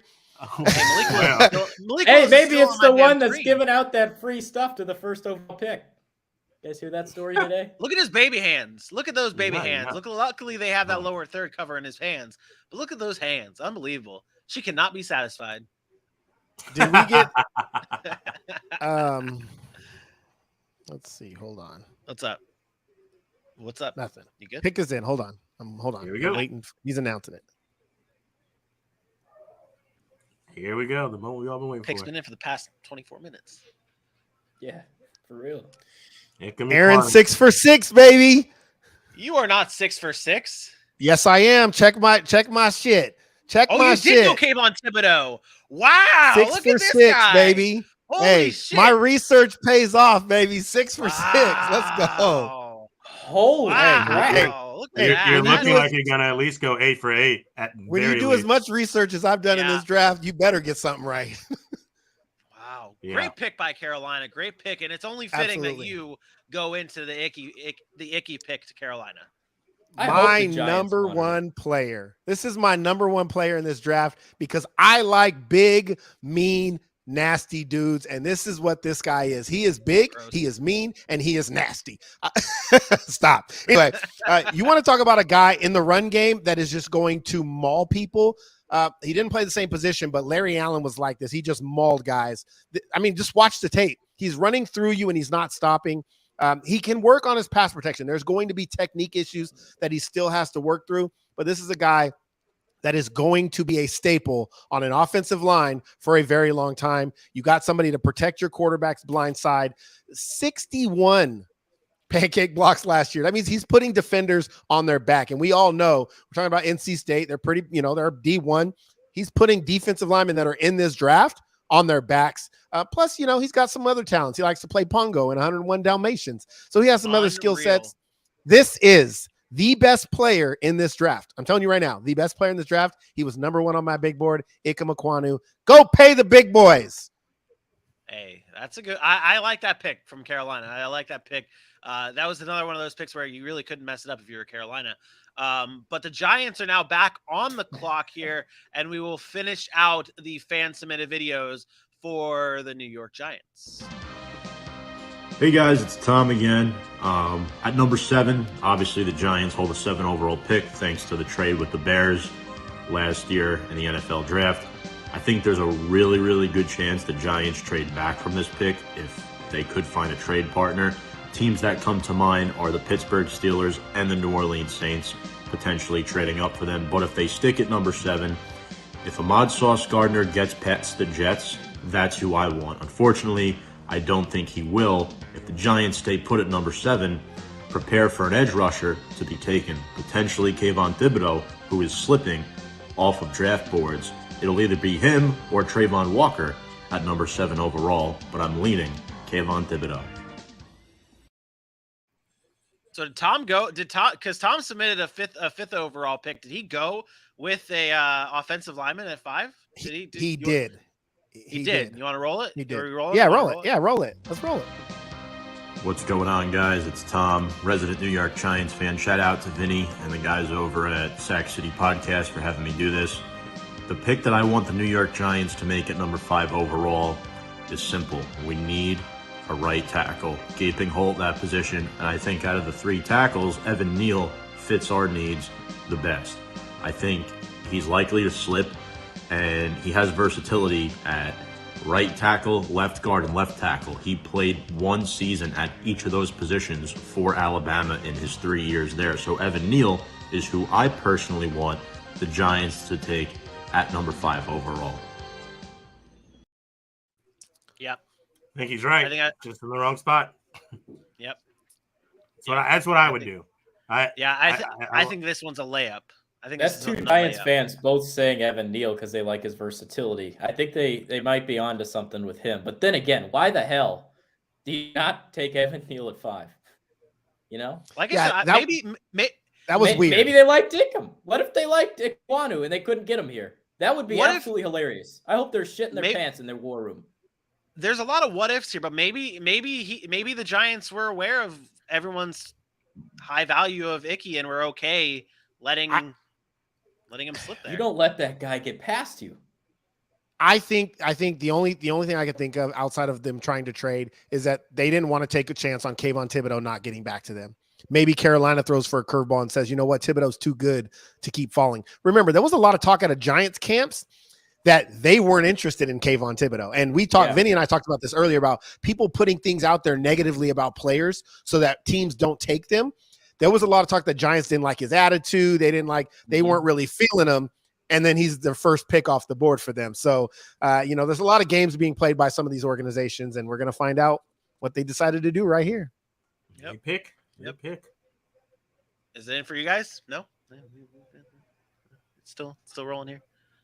It's in up your nose. It's in. Evan I'm Neal. not picking my nose, scratch my muzzy. If I want to pick my nose, I'll eat it afterwards. You'll know.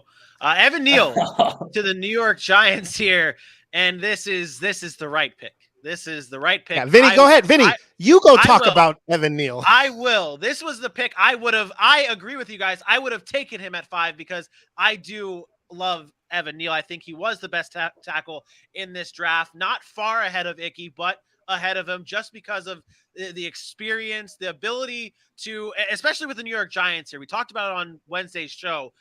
Evan Neal has that ability to easily transition to the right side and not have to affect Andrew Thomas on that left side, who had a good season last year for the New York Giants. What Evan Neal can do for a team here it's special. He's an athletic freak. I compared him to a wrestler the other day, jumping off the rope and jumping over the ropes and doing all that kind of crazy stuff. He's an athletic freak. And to be able to get that for your New York Giants team, it's special. He's 6'7", 350. And he's doing he can do front flips. He's insane. This is a perfect fit for the New York Giants. Okay, perfect fit. Only 24 pressures allowed in 2 years, by the way. You are 7 for 7. 7 for 7. You're about to go 8 for 8 because the Falcons go 8 are for 8. on the. That's what I was saying. Once you got the Falcons are not guaranteed to go Garrett Wilson here. There are some other guys they could go. I think it's going to be Garrett Wilson, but the way this draft is shaping up, it's I don't know. I think Garrett Wilson has to be the player, but I've heard talks of adding another. Yeah, I've heard adding an edge rusher here, and Jermaine Johnson is very possible here. But I'm very happy with my thought process so far. Like it's kind of worked out the way I thought. Did everyone pick Garrett Wilson to the Falcons here? I think he's been mocked there more than anybody to any other team. Like I've seen very little movement with Atlanta, and that's what makes me think it's probably not going to be him. Like I think everybody and their mom has Garrett Wilson going to Atlanta, and then I think they might throw you for a curveball here. The one thing I don't believe it's a quarterback. AJ, although maybe that was the curveball. Maybe it's maybe that was their curveball, is they wanted to downplay Malik Willis, not say, we're probably not going to go get one, and then so that Carolina didn't, and then they take a Malik Willis here. Very possible. Beat them up in their division. They get rid of their franchise quarterback in Matt Ryan, and now you're looking at a Marcus Mariota. You let him start for this year. You let Malik Willis come in and just learn. It wouldn't shock me. I wouldn't love it, but it wouldn't shock me. We've got 2 videos I got to roll here because a reaction to the Giants pick, and we'll have the Falcons pick up next. Hey everybody, this is Brian Scott, host of the Injured List podcast, your go-to resource for all your sports injury updates. My team for the 2022 NFL Draft is the New York Giants. They've got a lot of holes to fill, but they made some good moves in the offseason to bolster their offensive line. That being said, there's 2 studs that I hope they can land, either Evan Neal or Ekinwanu from NC State. Either one of those guys would be a nice addition to the moves they've made in the offseason. They also need to land an edge rusher in the first 7 picks with 2 of the picks that they have. Kayvon Thibodeau out of Oregon would be a great addition to the team. He's a super skilled player. I think he'd fit in nicely with New York. They've also got a lot of receiving positions that they need to fill. After bolstering the offensive line, you got to give Daniel Jones some weapons with more time so he can throw and make some plays down the field, which is why they drafted him number 6. Anyway, thanks for tuning in, and don't forget to listen to the Injured List podcast for all your sports information and sports injury updates. Okay. Every Giants fan are on the same page here. Every Giants fan are on the same page. Let's see if our Falcons fan is on the same page as AJ. Hey everybody, this is Noah Dabler from the Sports Box. I do the Sweet Tea Show Friday nights at 9 p.m. Eastern with my buddy Garth Michael Patrick. I also do a show called Diamond Cutters Sunday nights at 8 p.m. Eastern. Talking baseball with my co-host Ryan V. Hill. Big Falcons and Georgia fan here for the Falcons at number 8 overall. My preferred pick would be Kyle Hamilton, the safety out of Notre Dame. I think he's a great player, great in coverage, great at coming up in the box. And, I think of a player we had a few years ago in Keanu Neal. Kind of did the same thing, except I think Hamilton could be way better at it. Falcons badly need a safety. If Hamilton isn't there, my backup pick would probably be the defensive end out of Purdue, George Karlaftis. I think he's a great player. And the Falcons have needed defensive line help for years. So for me, Kyle Hamilton, number 1. George Karlaftis, number 2. May take a wide receiver as well. It's going to be interesting to see what they do, but I do not, under any circumstances, want them to take a quarterback. Okay. All right. No quarterback. That's all Falcons fans want to hear. Why are you shaking your head, AJ? I'm not. Nice. It's my reaction was not because of them taking. I can guarantee you they did not take a quarterback here. That's not what I didn't want to know that either, but I guarantee you they did not take a quarterback here. That's not what we were talking about. Wait, what? What'd I do? Am I in trouble? What'd I do? Okay, that was the other idea. I can't talk during the conversation, or the pick going in. My thought with Drake London, Garrett Wilson does a lot of things that Calvin Ridley does. Drake London is that guy that replaces the style of a Julio Jones. You get a Marcus Mariota, a guy who isn't the most accurate guy, so you get him a receiver. We talked about the catch radius of a Drake London, a former basketball player, can go up and get it, can high point, and then gets down and is bossy with the contact. I really like this pick. When Calvin Ridley does get back, assuming he's the same player, if not better, these guys will play off of each other very, very well. Calvin Ridley can be a deep ball threat, and he's quick and fast. Drake London is not a speed guy, but he's a go-up-and-get-it guy. Garrett Wilson and Drake London back and forth. I'm okay with this. Did you just say Julio Jones? He is nothing like Julio Jones outside of being tall. The style of play, the one-on-one physical nature, go up and get it and beat anybody on a jump ball. I'm not saying, this is the guy that's going to come in and get 12,000 yards in 5 seasons. Or whatever. No. I just mean like Julio Jones is different. Julio Jones stretches the field. He had speed that Drake London doesn't have. Drake London, I mean, don't get me wrong. It's arguable that Drake London is the best receiver in this draft. You guys know I talked about Drake London weeks ago about how much I liked him. He was coming off that ankle injury, only played 8 games, but he was highly productive. I think this was a matter of upside. And one thing you did say that I'm not sure, I don't think Calvin Ridley ever plays for the Atlanta Falcons again. I think this is a new regime, a new movement of Drake London being now the new number one. I actually like the comp that they're giving him to Vincent Jackson because that's very much kind of like what he is. And you now add him to a Kyle Pitts. It's the right move. Wrong player that I had there, but it was the right move taking a receiver. This was the team we kind of looked at, said receiver's probably the way to go. Your boy Dante thinks that it's a bad pick and he's a good tight end. But so that's the speed thing. That's the speed thing, is that he doesn't have the burst like some of these high-end receivers. But he is a route running technician. He can run great routes. He has really good hands. He is going to be a productive receiver just because he's always produced. I don't know if his upside is going to be capped. That's the problem I have because he's not explosive. So that explosive in the NFL, we see the guys that are the best receivers in football. They're all highly explosive. Yeah. I mean, what if he switches with Pitts? That type of guy. I can see Drake London being that type of guy that has a much better second year than the first year, though. One of those guys that is serviceable in the first year, does a lot of good things, and then the second year he's learned the system a little bit better. He's bought in, and he plays a much better season. So he's one of the best receivers in the draft. I also think he's going to get better every single year, and obviously I have to hope that. So, yeah. So the Seattle Seahawks are now on the clock, but I want to just really the Jets have the next pick. And pretty certain that the Seahawks aren't going to take a wide receiver here. If the Jets might land Garrett Wilson and Sauce Gardner. I know you talked about earlier that if they land Kyle Hamilton and Sauce Gardner, that's a win.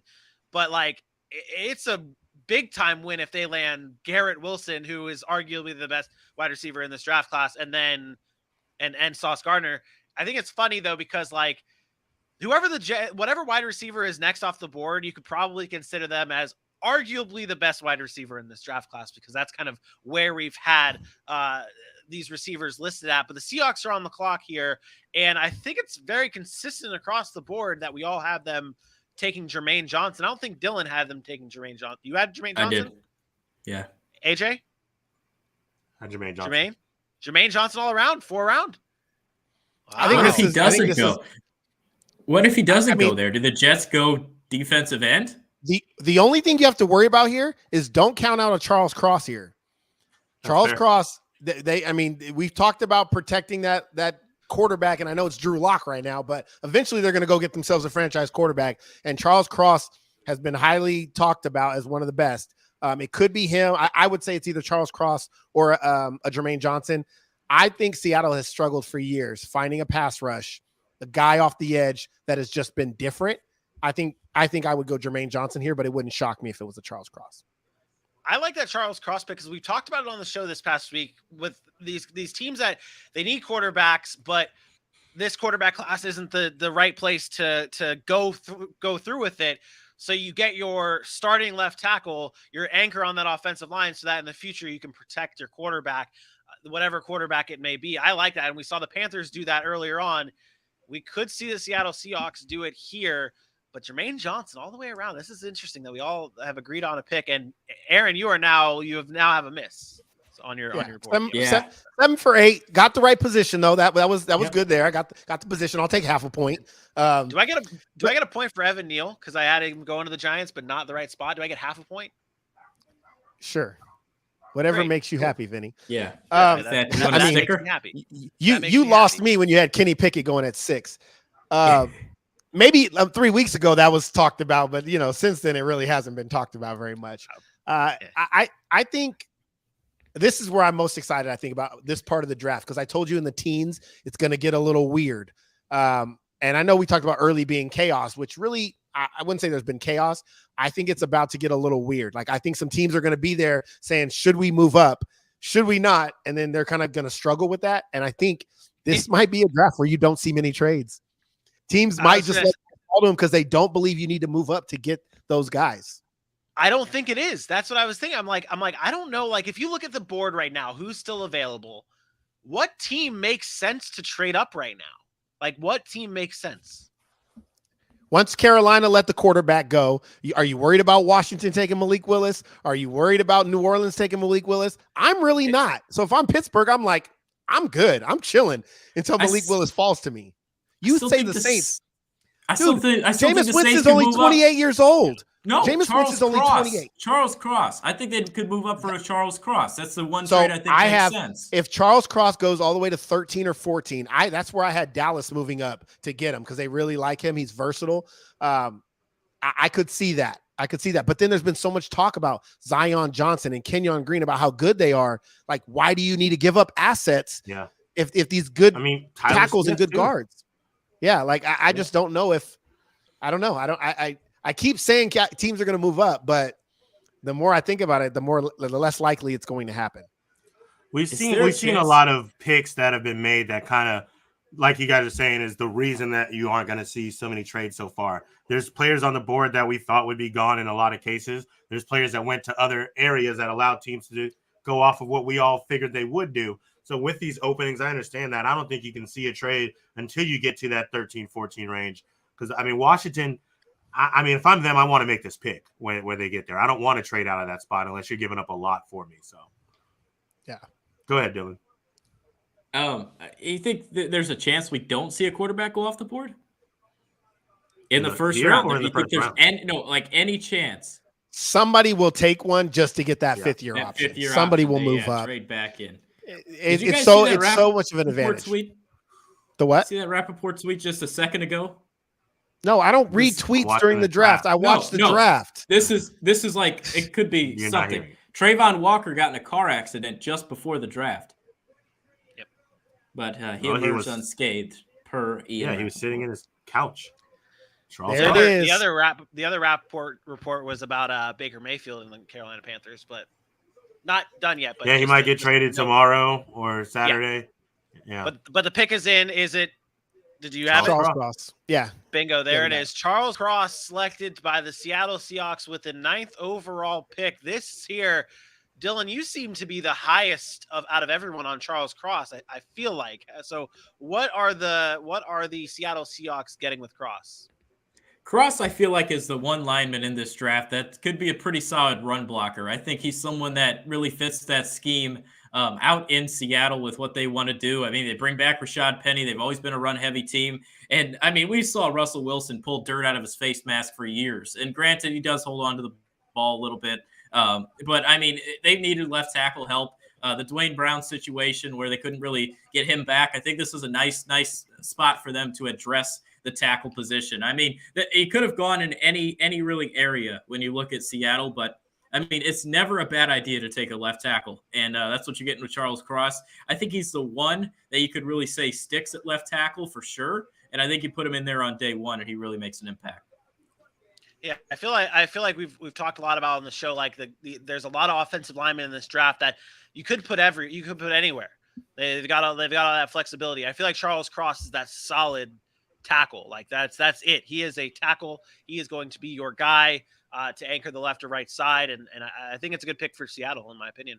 So on the show on Wednesday, we had a conversation about a rumor that has picked up some steam about Philadelphia moving up to get a Jermaine Johnson if he's available. You're now at pick 10. We talked about Kayvon Thibodeau. Was Yeah, it? we talked about Kayvon Thibodeau. Oh, maybe that was what I read on Bleacher Report then. Womp womp. It was I was Jermaine hearing Johnson. that. It was Jermaine Johnson going in the top 10, which now doesn't seem likely. No, don't say that. The Jets are up. The Jets still need an edge rusher. We talked about them. That it's very possible here if they like to Drake London that they go and get. Is there a wrong pick for the Jets here, or are they best available and whatever it is, it's okay? I hate to say it because I think he might be the best player. Kyle in the draft. Hamilton, Jermaine Johnson, or Garrett Wilson would all be good for me here. Yep, I disagree. I'm a big Kyle Hamilton guy. I think he's one of the best in the draft. I don't think you can take him here. I'll be honest. I think you need someone else. You already addressed your secondary. Sure, you bring another one out there, right? So they need a ton of help in their secondary. But I also think they need a pass rush big time. They do. But if you're going to get a pass, if you're not going to have a pass rush, what's the best way to combat that? Have a really good secondary. Well, so how about I don't get think both in the top 10. There you go. Get a pass rush and some secondary. Because if you can lock down your secondary, go pull up that depth chart. They don't have anybody in the secondary. They let go of the best guy that they had, in my opinion, at the time with Marcus May. They have nobody. Whitehead, didn't they? Yes, and he was a product of a really, really good defense. You remember what he was about Whitehead last season? Yeah, so now you have a Whitehead, a Kyle Hamilton, and a Sauce Gardner in your secondary. I'm liking that. Don't be sleeping on DJ Reed, by the way. They also have him. He's not that bad. Yeah, he's not a bad story. Not a bad. No, he's a slot corner. He's a slot corner though. That's what I'm saying. And then you have that. That's locking down your secondary. Be okay. So, again, and I'm probably going to say it all the way to the second round. There are edge rushers. No, they may not be that high level as these guys, but they are going to be solid edge rushers at the early parts of the second round. The Jets should be all in on one of those guys in the second round. Kyle Hamilton right now is my second best player on my big board. Garrett Wilson's my third. Jermaine Johnson's my fourth. So that tells you, I don't think if they go with one of those three guys, there's going to be an issue there. I think no matter who they pick there, it's going to be a win for the Jets. I told you it would be really hard for them to screw this draft up with the type of talent they were getting at the positions they were at. Yeah, and the way the draft was shaking up, it's like everyone needed other positions that the Jets. I mean, you look like offensive line, they need offensive line, but like that's not a big priority. Edge rusher, they do need an edge rusher, but like that's not like their biggest priority. Like it seemed like the Jets' biggest priorities are the players that either there's good depth on or the teams in front of them are not taking. And with this situation here, it seems like the Jets have a good setup. Is the pick in for anybody? Pick in? No. They have not announced it. So what are you watching it on? Why are you getting the pick? Well, while we're waiting, I have one more pick. Now for number 10, that's all going to depend on what happens with this Deebo Samuel trade. But if they don't trade for Deebo Samuel, I got them picking Garrett Wilson. I think he's going to fall to number 10 for the Jets because I see the Texans. Teams like the Texans, teams like the Falcons, and they're going to pick edge. I think they're going to pick edge or tackle. And I got the Seahawks picking up Kyle Hamilton from Notre Dame. So at this spot, I'm going to pick Garrett Wilson. I've got the Jets picking Garrett Wilson. It only depends on the Deebo Samuel deal. So it's going to be interesting to see what happens before draft day. Either way, Jets are trending up. Feel free to jump on the bandwagon. Thanks, guys. Garrett Wilson, I see what you did there. I see that was good. That was good. I see what you did there. Garrett Wilson at number 10 to the New York Jets. AJ, what are the Jets getting here? You know, at that moment that you asked me that question is when I finally felt sad that the Falcons don't have Garrett Wilson. Yep. I knew it. I knew it. Just watching the style of player that walked in through the green room. They're getting a guy. Now you got two Elijah Moores, all due respect, to deal with. This is a great pick. This is the other side. If you're getting burned on one side, you can find a way to stop this side. Guess what? The other twin is on the other side. Garrett Wilson, to me, the best feat in this draft when it comes to wide receivers. He has been practicing how to stay in bounds on every catch since he was in high school. He's nimble, he's quick, he's explosive. Also a basketball player, was getting recruits and or scholarship offers in the basketball on the D1 level. Very explosive guy. He's got football stock. His family has been teaching and playing football all through his childhood. This guy's got great hands. They say his routes are a little sloppy, but it's because he's kind of got a little bit of a character and a personality to him. He's going to polish that up. He's going to get that right, and he's not far off. In a got-to-have-it situation, he's that type of guy that's going to give you the cleanest route, the best hands, and the best sideline work. This is a solid pick. This is as close to your Jameson Williams as you were going to get, Vinny. Yeah, I like this a lot. it is. I like this a lot. So you looked at me like I'm crazy here. The New Orleans Saints have traded up with the Washington Commanders. I'm allowed to break news. I'm allowed to break news on the show when it happens rather than waiting on that. Yeah. So the New Orleans Saints have traded up to the 11th overall pick with the Washington Commanders. I promise I will give out the details of the trade when they get processed and everything. But I would have to assume it's one of their first, or maybe both their. I can't see both their first, but one of their first and more. But now the Saints are on the clock, and I don't mean to kind of skip over the Garrett Wilson pick because it's a great pick for the New York Jets. But who are the Saints trading up for? It's Jameson Williams. Whoa, Jameson Williams. I think it's easy. Kyle Hamilton. Nope. No, they just signed Marcus May. It's Jameson Williams, and it's Jameson Williams right here. Watch. Yeah. No Trevor. They just watched Drake London, Garrett Wilson go. There's Washington was probably looking at possibly a receiver, looking at somebody else moving up for a receiver like Philly. It's Jameson Williams, I think, right here. Yeah. I like that. I like that logic here, especially because it's. I mean, you've seen the wide receivers now flying off the board, and I mean, we play enough fantasy football. When you see a trend happening, you kind of have to get on board here, and that's what the Saints are doing here. and the way the draft is falling, and I mean, the way you don't have Charles Cross there, you don't have Icky, you don't have Evan Neal there. Maybe they know that one of those tackles are going to fall back to them with their second first-round pick. So you go up and you go get your guy. In my original 7-round mock, I had Jameson Williams dropping all the way down to 19 to New Orleans and them taking them. This is the perfect complement receiver for Michael Thomas. Michael Thomas is that over-the-middle possession type guy, and then you add on the outside a game-breaking talent like Jameson Williams.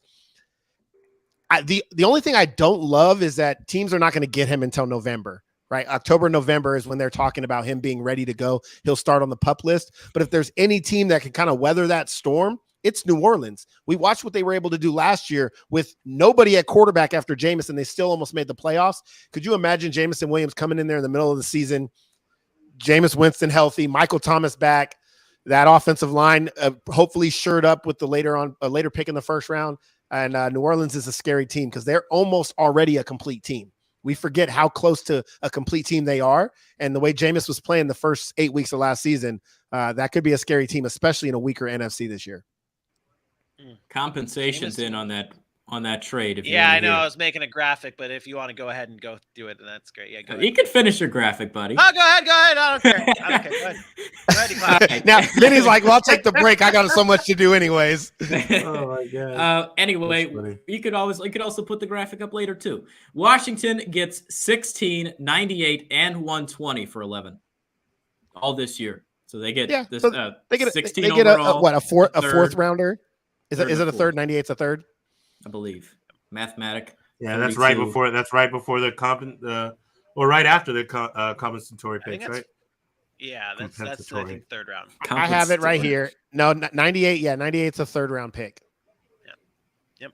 Yeah, that's where I had your boy Kevin Austin going. I had them taking him there.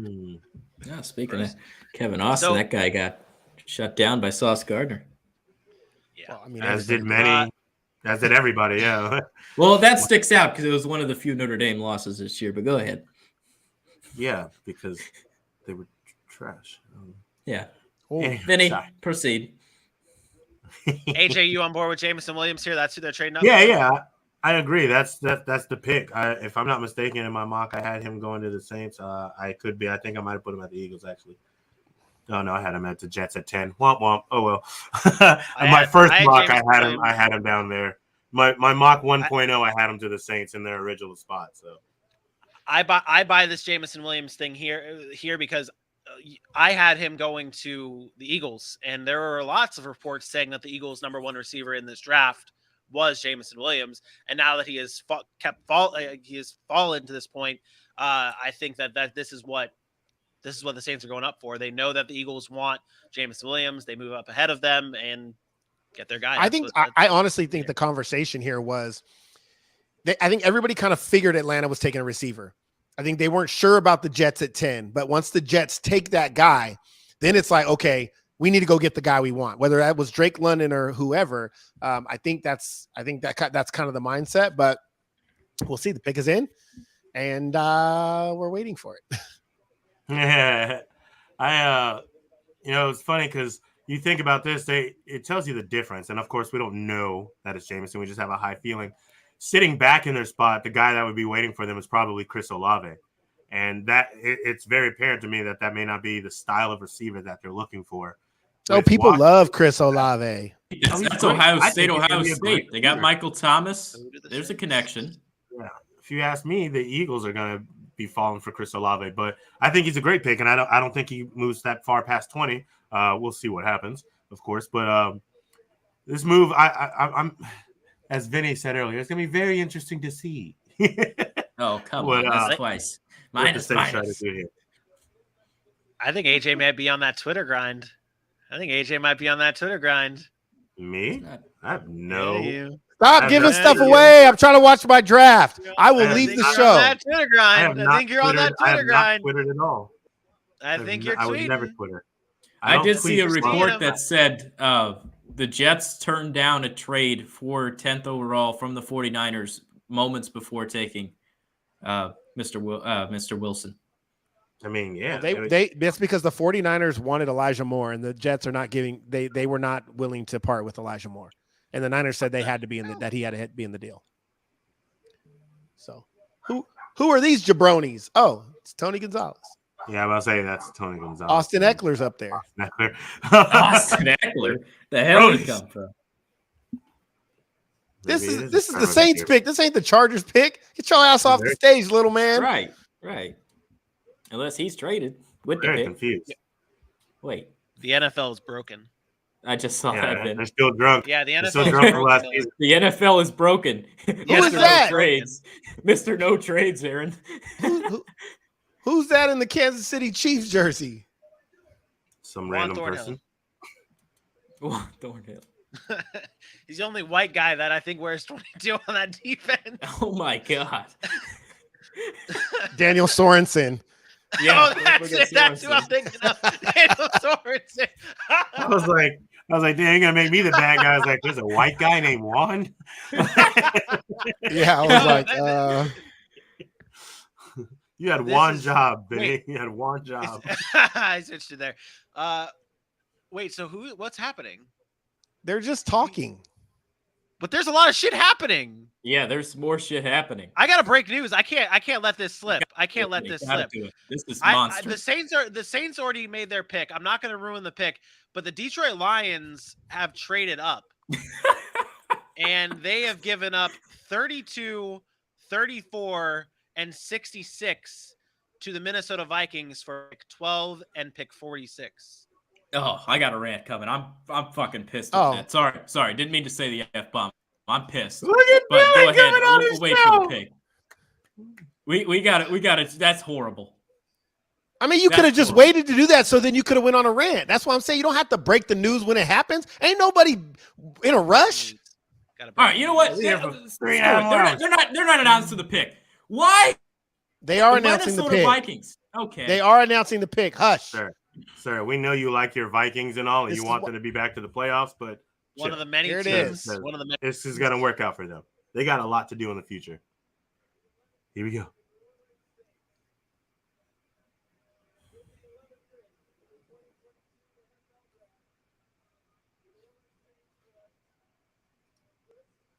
Wow. Hey, guys, guess what? They just drafted Robert Meacham. They just drafted Ted Ginn Jr. We've seen this before. Look, I'll say it once. I'll say it again. I'm not going to rant like this. This guy is a one-trick pony to me. I do not believe in Chris Olave. I'm damn sure not moving up to get him. Not when there's guys like Jameson Williams who are going to be much more explosive and more versatile than a Chris Olave. You're going to see in that Saints offense, It's going to be line up on the right side and go run down the field for play action. Is he going to make some big plays? Absolutely. Ted Ginn Jr., Robert Meacham, some of those other straight line speed guys that they used to put on there. That's how they're going to use them. To me, this is a bad move. You guys all know how I feel about Chris Olave, where I have him ranked in my wide receivers. Not for me. I know he's been moving up draft boards, and I know it's not popular, but I've seen this Ohio State player before many, many times. I'm not excited about it. The only thing I agree with you on is you don't need to trade up to get him. Definitely not that much. And what you gave up now, I'm not about that. You could have waited on him. Chris Olave is going to be I see what the appeal is for them. The one thing from you got your coach from the same tree. So that technical, that route running, that attention to detail is what the Saints have fallen in love with. That's the way that they stay that higher profile team. And Chris Olave does embody that, but you don't need to trade up to get him. I think he's going to be really good for him. And maybe this is their way of saying, let's see if Michael Thomas is still going to be that guy, because if not, we still have a player that is very similar before we go and do something else. They still got an offensive lineman they need to get. They've got some other picks, and we talked about how deep wide receiver is in this draft too. Who says they're not to go out and get one more later on that maybe that has a different type of skill set? So I just don't like to trade up for him, but I'm not mad at the selection. I do think he will fit with the Saints. Yeah, he'll fit right into that Ted Ginn, Robert Meacham role. All right, we can talk about the trade now. Go ahead, because the pick is in. I don't want you to have to wait. Jesus, you guys are so eager. Go, Dylan. What's your rant? This is so stupid. This is so stupid on many levels. I mean, I don't know who they picked. I'm not looking at Twitter anymore. After this trade, before I broke it down into this thing, I don't know who they picked, all right? I have no clue who they picked. I figured they trade up for a quarterback, which makes this trade even stupider on the Vikings side, okay? Why are you trading in division to potentially get your ass kicked by whoever this quarterback is the Detroit Lions take, right? It makes no sense. Why the heck are you trading in division for that? So you can get 32, 33, and pick at the very bottom of this draft? You don't even get a second first rounder. They moved up 32 to 12. That's 20 spots. 20 spots. And they get a franchise quarterback potentially where Minnesota is sitting there. They got a second rounder out of it. I was going to say, do we know what the trade details are? What are the trade details? He said a first, a second. It's a 12. The Lions are getting 12 and 46 back in exchange for 32, 34, and 66. And now there's another trade out there if you guys want me to go into it. Oh, let's talk about who Detroit's going to take here. It's horrible. Well, I mean, that's just terrible for the Minnesota side. Dylan, I mean, like, the fact of the matter is the Vikings are really high on Derrick Stingley Jr. At this point, I mean, who are they going to grab? They had the guy. Now they're looking Trent McDuffie, who arguably might be a top 10 pick in his own right. I don't know. Does Detroit? I think Detroit takes a receiver here. I think they go Jamison Williams. They go get Jamison Williams, right? I think they saw that far to get a wide receiver. The receivers are everybody wants receivers because of the big paydays they saw this offseason. And when you see that, you're like, man, we can't pay these guys. Let's get 5 years of a rookie contract with guys that can make plays. Maybe it's not Jamison Williams. I'm trying to think who else is there. Maybe Jahan Dotson, one of those receivers. But outside of that, Jermaine Johnson, an edge rusher. That's fun. It. I mean, that's. Could you imagine? Could you get Aiden and Jermaine and say go get him?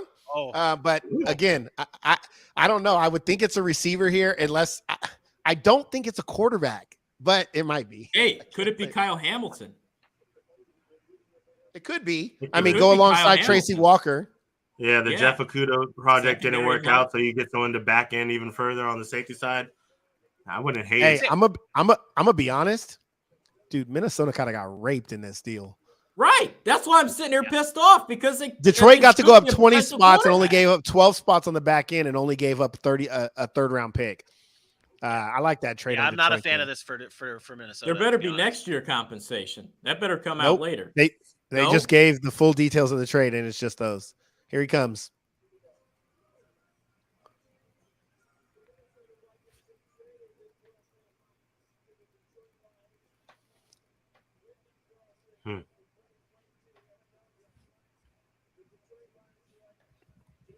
There it is. I was like, they want They took the better receiver. The Saints screwed up. The Saints screwed up. Saints moved up, and that's who I thought they were going to get was Jameson Williams. To me, this is the right pick. This is the guy that is going to be game-changing. And now you line him up alongside Amon-Ra St. Brown, a DeAndre Swift, and whenever they go to get that quarterback, that's an electric offense. We're talking about, you saw what Amon-Ra St. Brown did in that offense towards the end of the year. We've seen what DeAndre Swift has done. And now you're getting a playmaker like Jameson Williams. Look, he's not the most natural catcher of the football, but when you talk about explosive plays, this is the guy you want to have on your team. Even with, noodle arm Jared Goff, all he has to do is throw some bubble screens to get it in this guy's hands, and he's going to make some plays. You go out later, you find yourself a franchise quarterback later in this draft or next year. And I'm going to say it one more time. Shout out Dan Campbell and the Detroit Lions for continuing to build this roster, for continuing to fight and build their team full of guys that fit their style. I'm super excited for the Detroit Lions. And I know they're a long way from winning Super Bowls and stuff, but to see where that franchise came from and where they're headed now, I'm excited for them. I love this pick. Y'all know how big of a you love, if anything, Alabama. But what you just said, he is that game-breaking type of player. And we talk about before how you go out and you get your left tackle, and then next year you go get your quarterback. Well, Detroit right here, they already have their left tackle. They're already ahead of the game on that. Now they're getting their star wide receiver. And then the next year, they're going to be able to get, hopefully, their quarterback. And then they're doing, and you brought it up, the Lions are doing everything right here, in my opinion. The Lions are doing everything right here. And this is a great pick. This is a great pick. This is fantasy football is what it is. The receiver run. Yeah. I saw Garrett Wilson go, oh, shit, let me go get Chris Olave. Oh, shit, let me go get Jameson Williams. Guess what? Oh, shit, let me draft Jahan Dotson or something right here if I'm Philadelphia, even though they should. I mean, honestly. So yeah, I think this is Kyle Hamilton. The Eagles now have traded up, and the actual trade details on this one is the Eagles trade for the 13th pick from the Texans in exchange for 15, 124, 162, and 166. So really just 2 spots. Yeah. They moved up 2 spots. Aggressive This move. is Kyle Hamilton. No, this is Jermaine Johnson. This is Jermaine Johnson ahead of Baltimore. They wanted to get ahead of him. It's Jermaine Johnson. You're correct. Yeah, this is 100%. Could also be Jordan Davis. Could also be Jordan Davis. I think those are the next 2 picks. Let's just say that. I think the edge is a little bit more of a necessity for Philly, even though they love building that interior defensive line. You make a great point there. It could be Jordan Davis because both of these teams have the same needs, defensive line.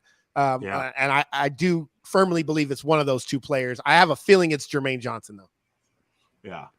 That's funny, too, though, to think about that. Because actually, as I said, Jordan Davis, in my head, I was still at the Houston pick. But you're right. They both need defensive linemen. They both need edge rushers. They both were linked to them on their picks.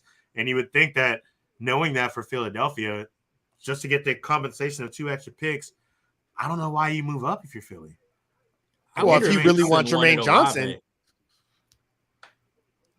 I wonder if Houston wanted a lot. I would have stuck full. Let's see who they take. And then I can be in on Devontae Wyatt, Jordan Davis. If you leave me an edge rusher, I can wait and grab a linebacker like Devin Lloyd with my 2nd pick. Go grab the Eagles just had many options at play.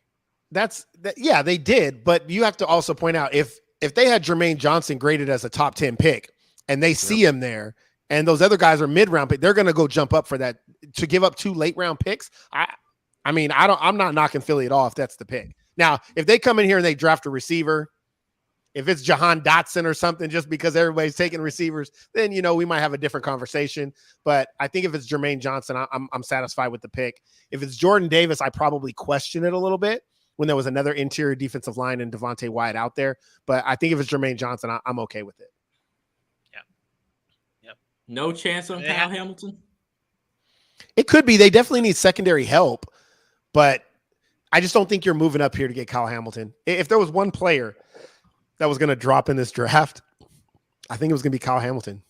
Yeah. And I because of all the talk, I don't believe it. Like, I think he's just a good football player, but Let him keep dropping some more. Let him fall right into Dallas. We'll take him at safety. Oh my gosh! Like, I'm not tripping at all if he falls all the way to Dallas. Wow. Dallas. Let it be. Wow. I think that would be ridiculous. I don't have it in here. I didn't see it in there. I did not see Eagles in here. Might be one of those StreamYard things.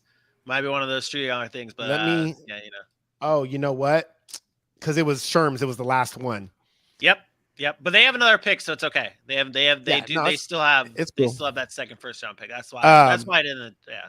No, it's cool. I honestly forgot that. Yeah.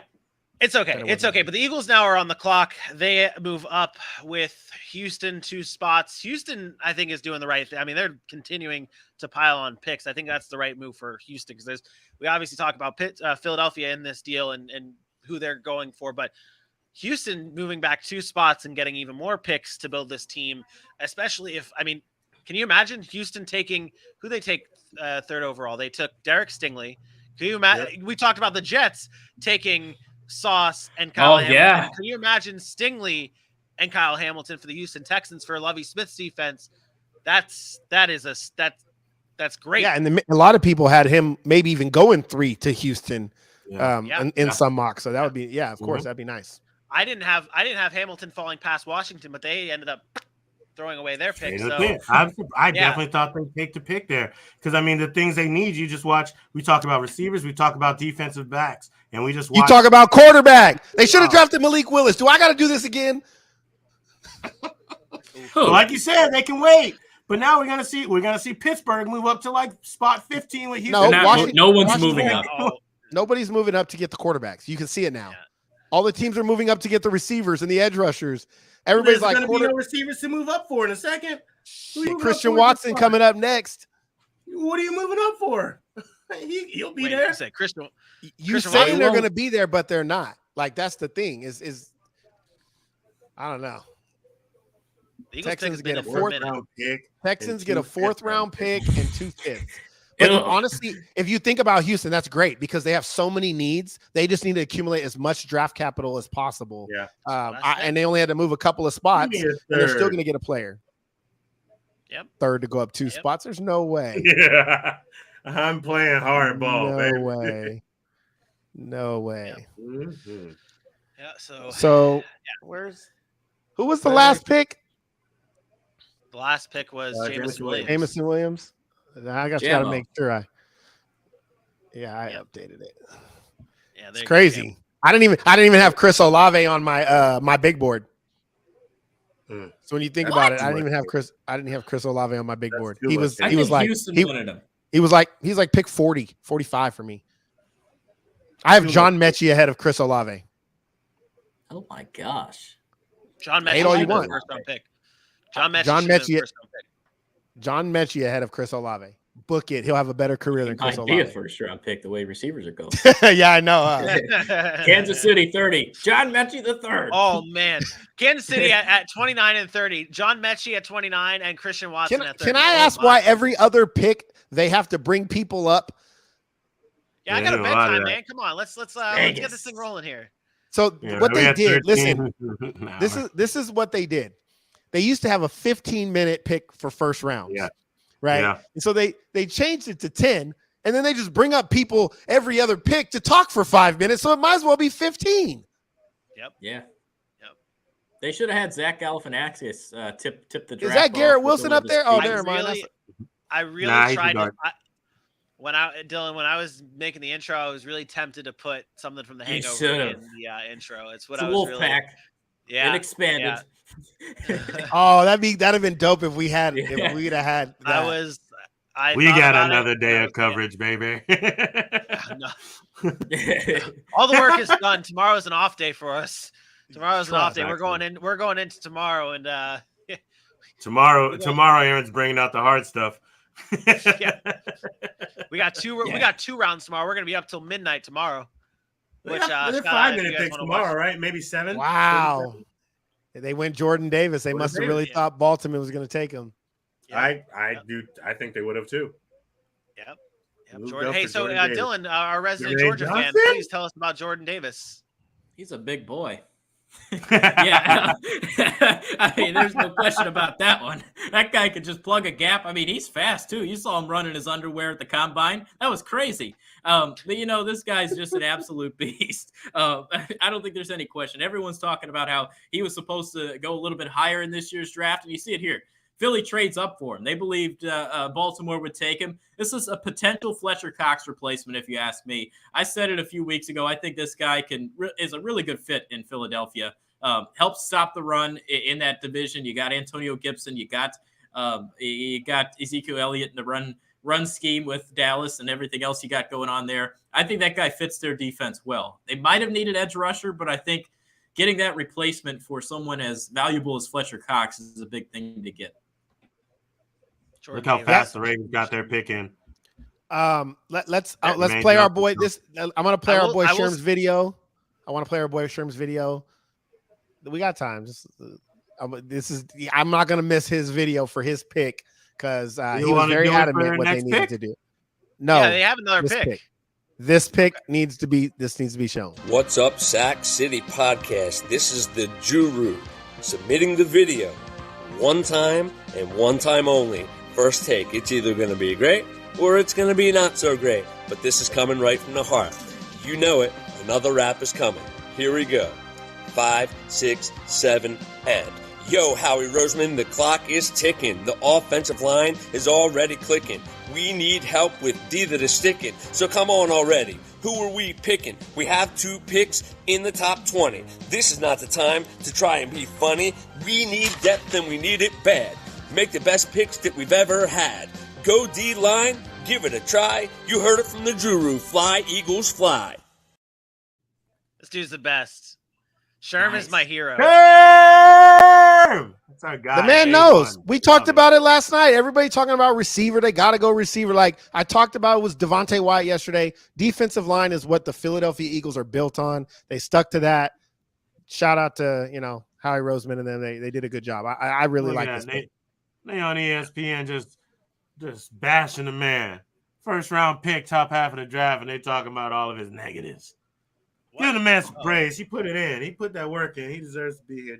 Jordan Davis cracked every bit of Roger Goodell's spinal cord when they went in for that hug. Guaranteed. Guaranteed. Every bit of it.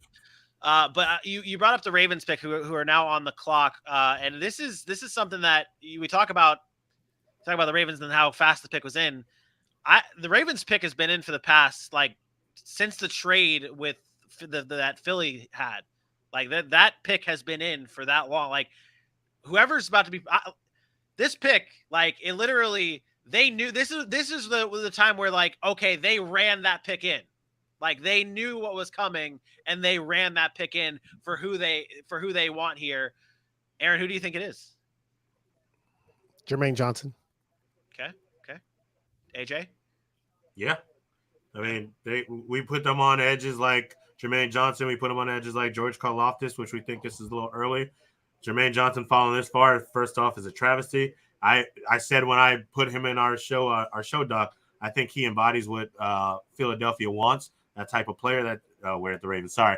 It fits the same way, though. The way the Ravens have been born and bred on defense since the 2000s. And right. Jermaine Johnson can step in and do the same thing. Put it next to Jason Odafe away. You got a good set, especially with all those guys coming back healthy. So I think Jermaine Johnson is a slam dunk here.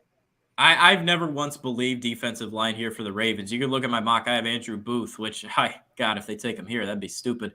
But I do think they still need some help. Their secondary really got beat up last year. They did bring back Calais Campbell. I think their D-line is fine for now. Maybe they do draft a nice edge and you get Jermaine Johnson here. But I also wouldn't be shocked at secondary. Maybe you go Trent McDuffie. I think he's still a good pick here. Maybe Kyle Hamilton in the secondary. I don't know. I think they need to go secondary. I've been on that from the jump, and I think that's a bigger need than anything that they have. And I don't know. I like the Trent McDuffie pick. I like that too. Let's see what the Fawn says. What's going on, everybody? This is Fonz Falco from Review and Preview, host of Four Corners, and also Slick Back Kickback Report. You see there, I'm a Ravens fan. I was asked, what do I think the Ravens should do with the 14th overall pick heading into the 2022 NFL Draft? It's simple for me.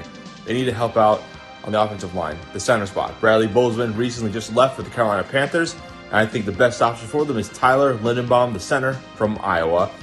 They need help on that line. The tackles are pretty much set right now. They go in the later rounds for it, but to help out the man in the middle of the line, Tyler Lindenbaum, the best center in the draft. Not a sexy pick, but I think it's the way that the Ravens should go here. See, I like that. I respect when fans come in and admit and know the team in and out, and it's like, okay, I'm not gonna go for that sexy pick. I'm not gonna go for the fancy pick here. And I know what this team needs, and it's an underrated pick right there. A Tyler Linderbaum here at center for the Ravens. It's rich for a center to be at 14, but I like that pick. I like that pick a lot, actually, for the Ravens. So when we did the AFC North, you had Jermaine Johnson here. I actually had Tyler Linderbaum here, and that was what we were talking about, is maybe early. Yep. Here we go. Sweet Kyle sound. Hamilton. So Beautiful. Kyle Hamilton. They're going to love that pick, though. They're going to love that pick. My guy earlier on today on TV said he is he's like Sean Taylor. That's what he told me. That's what he told me personally on NFL Network. He said he's going to be like Sean Taylor. No, look, Kyle Hamilton is a playmaker. Probably the most famous game right here against AJ's Florida State. He was just all over the field, slapping Florida State around. But again, this is a guy that can play in the box. He can play deep. He's versatile. A lot of people talked about his athleticism. Maybe he doesn't have the range as a safety to play in pass coverage. I don't buy that. I think this guy's just a football player. And sometimes when you look at a guy or you take his measurables and you're like, he can't do this, he can't do that, but then you put on the tape and you just watch the guy that's always around the football and always making plays. I think that's Kyle Hamilton.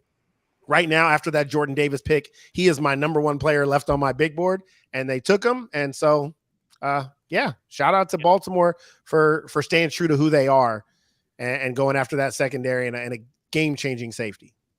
And we have breaking news while we're still talking about the Baltimore Ravens. The Baltimore Ravens have traded wide receiver Hollywood Brown to the Arizona Cardinals and the 100th pick in the draft for the number 23rd pick in this year's draft, according to Ian Rappaport.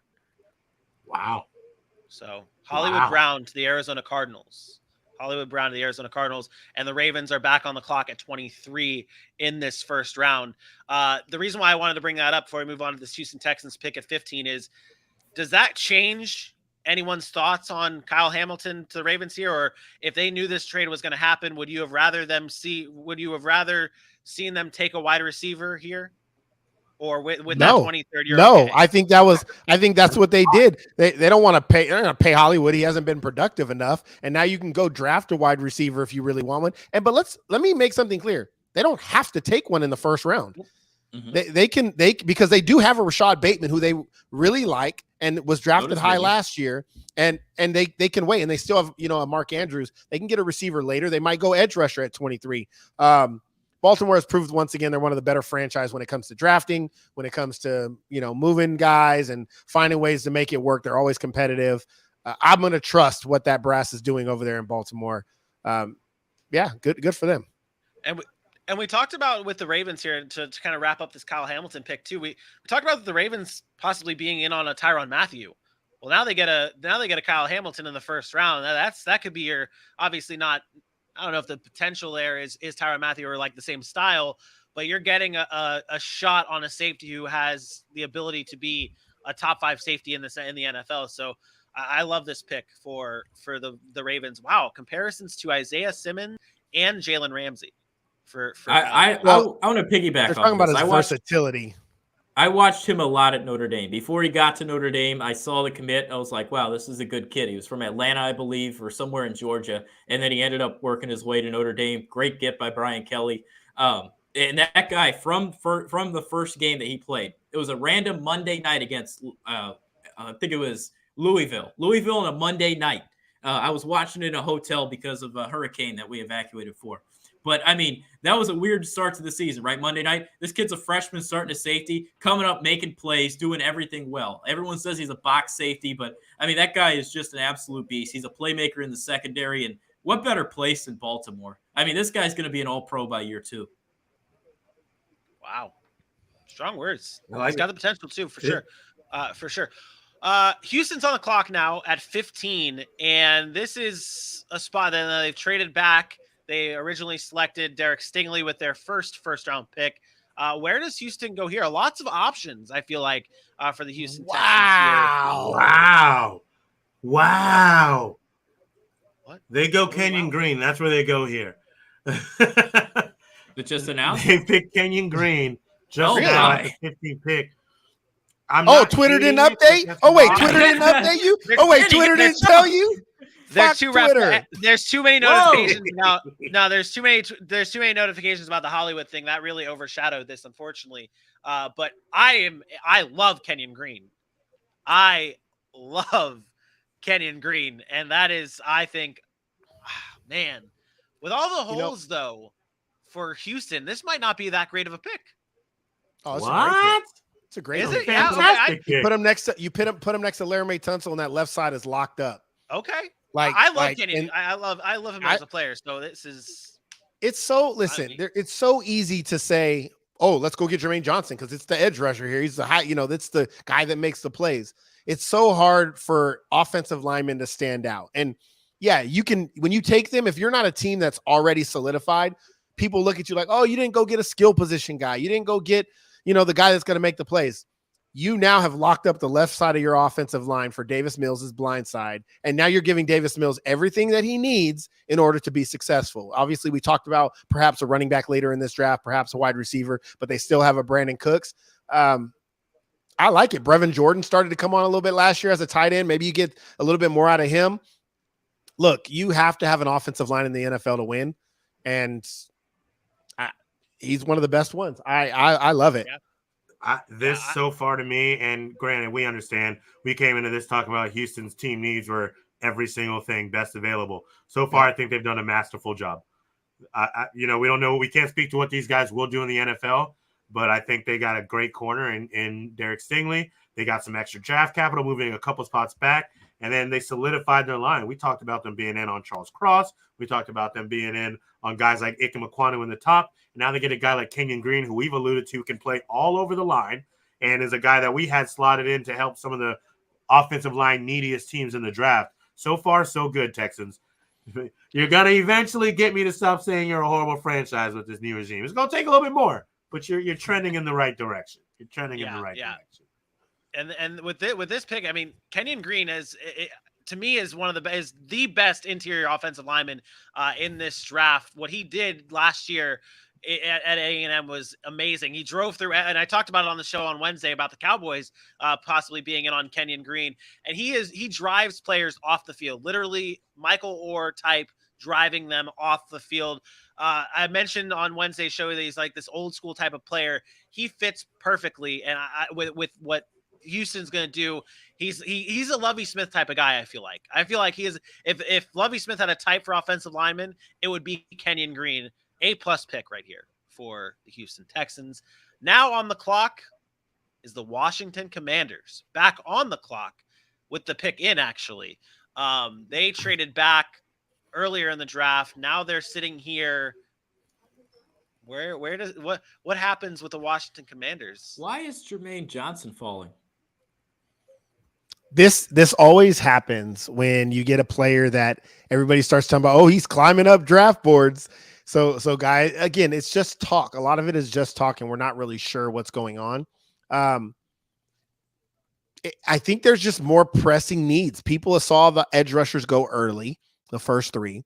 Then you saw the wide receiver run. The offensive linemen are always going to be a staple for teams. And now you're sitting there, and these teams don't necessarily need an edge rusher, right? Like you talked about it with Philadelphia. They didn't absolutely have to get one. With Baltimore, they didn't absolutely have to get one with Jason Owe. Houston obviously has a lot of needs. They went with probably their best available player. Excuse me. And now you're in Washington.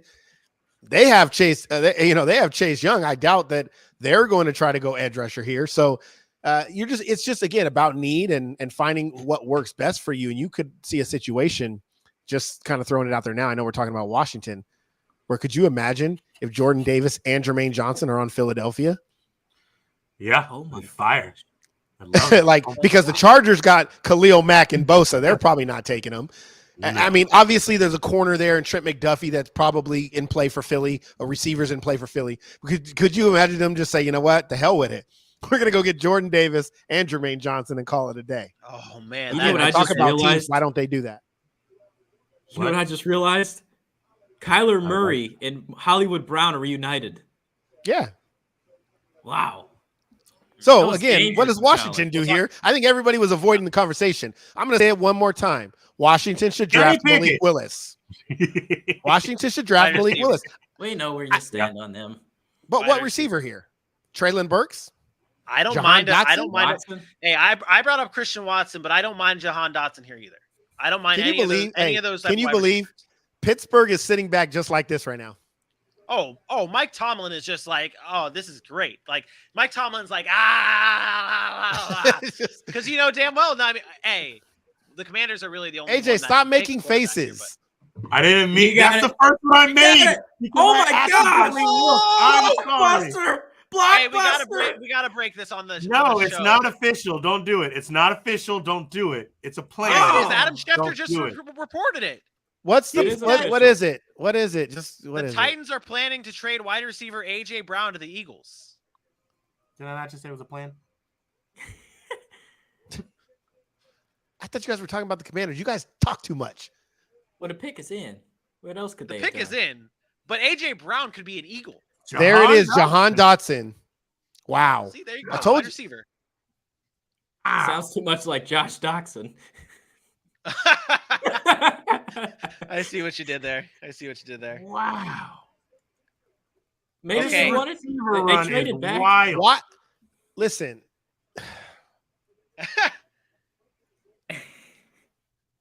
We've got. Do we get it? Do we get it? We broke Aaron. We got the details on the AJ Brown trade. We got the details on the AJ Brown trade if you want. Oh boy, what is it? You guys are moving too fast. You guys are World moving moves too fast. World No, moves but it's fast. okay. We can cover that, but that's not AJ Brown ain't picking right now. Washington just picked Jahan Dotson, and they still don't have a quarterback. Cool, they got another weapon. They got a quarterback. They got the All best they did was just ruin Jahan Dotson's career. They just ruined Jahan Dotson's career. One of my favorite receivers coming in the draft. They just ruined him. Tell us why Jahan Dotson's your favorite receiver. Because he's the best route runner, has the best hands. He is the most polished receiver right now, outside of Garrett Wilson. He having the best, most immediate impact. Jahan Dotson is the next best to have the most immediate impact. He's NFL ready. His route running is precise. I mean, I'm talking the best route runner coming out of this draft. This is a guy who, had he gone anywhere else, I would have said had huge upside potential. Now you're putting him alongside a Terry McLaurin who's already established with a quarterback in Carson Wentz, which their offense looks great now, but it's still Carson Wentz. So I'm not happy. I'm not happy for Jahan Dotson. Not happy. It's sad because it's a waste of talent with Carson Wentz at quarterback. I think this guy's. It took him a second to process everything. He just realized that the Eagles got a Pro Bowl wide receiver. He realized the Washington football team messed up. Like, it took him a second to process. This is wild. So the Chargers are now on the clock, but picking behind them is They're picking right now. The Chargers are picking right now. Zion Johnson. Love that Wow. It's a pick. good Love pick. that pick. It's a very good pick for the Los Angeles Chargers right there. Very good pick. Smart guy right there. Smart guy. Smart guys. Vinny, you're so worried about breaking news. Your banners are behind. Yeah. Well, you guys have been telling me that these banners are not like to forget the banners and then not forget the banners. Like what? No. Your banner, your upper third. You're supposed to be putting them in there. Oh. Yeah, we got those banners. Yeah. Our banners are fine. There's a lot flying right now, man. There's just a lot. Yeah, because you're so worried about looking at Twitter. Hey, there's a lot flying. There's a lot You flying. should have assigned that to me. What, Twitter? Twitter. Yeah, we can't trust you with jobs. So Wow. I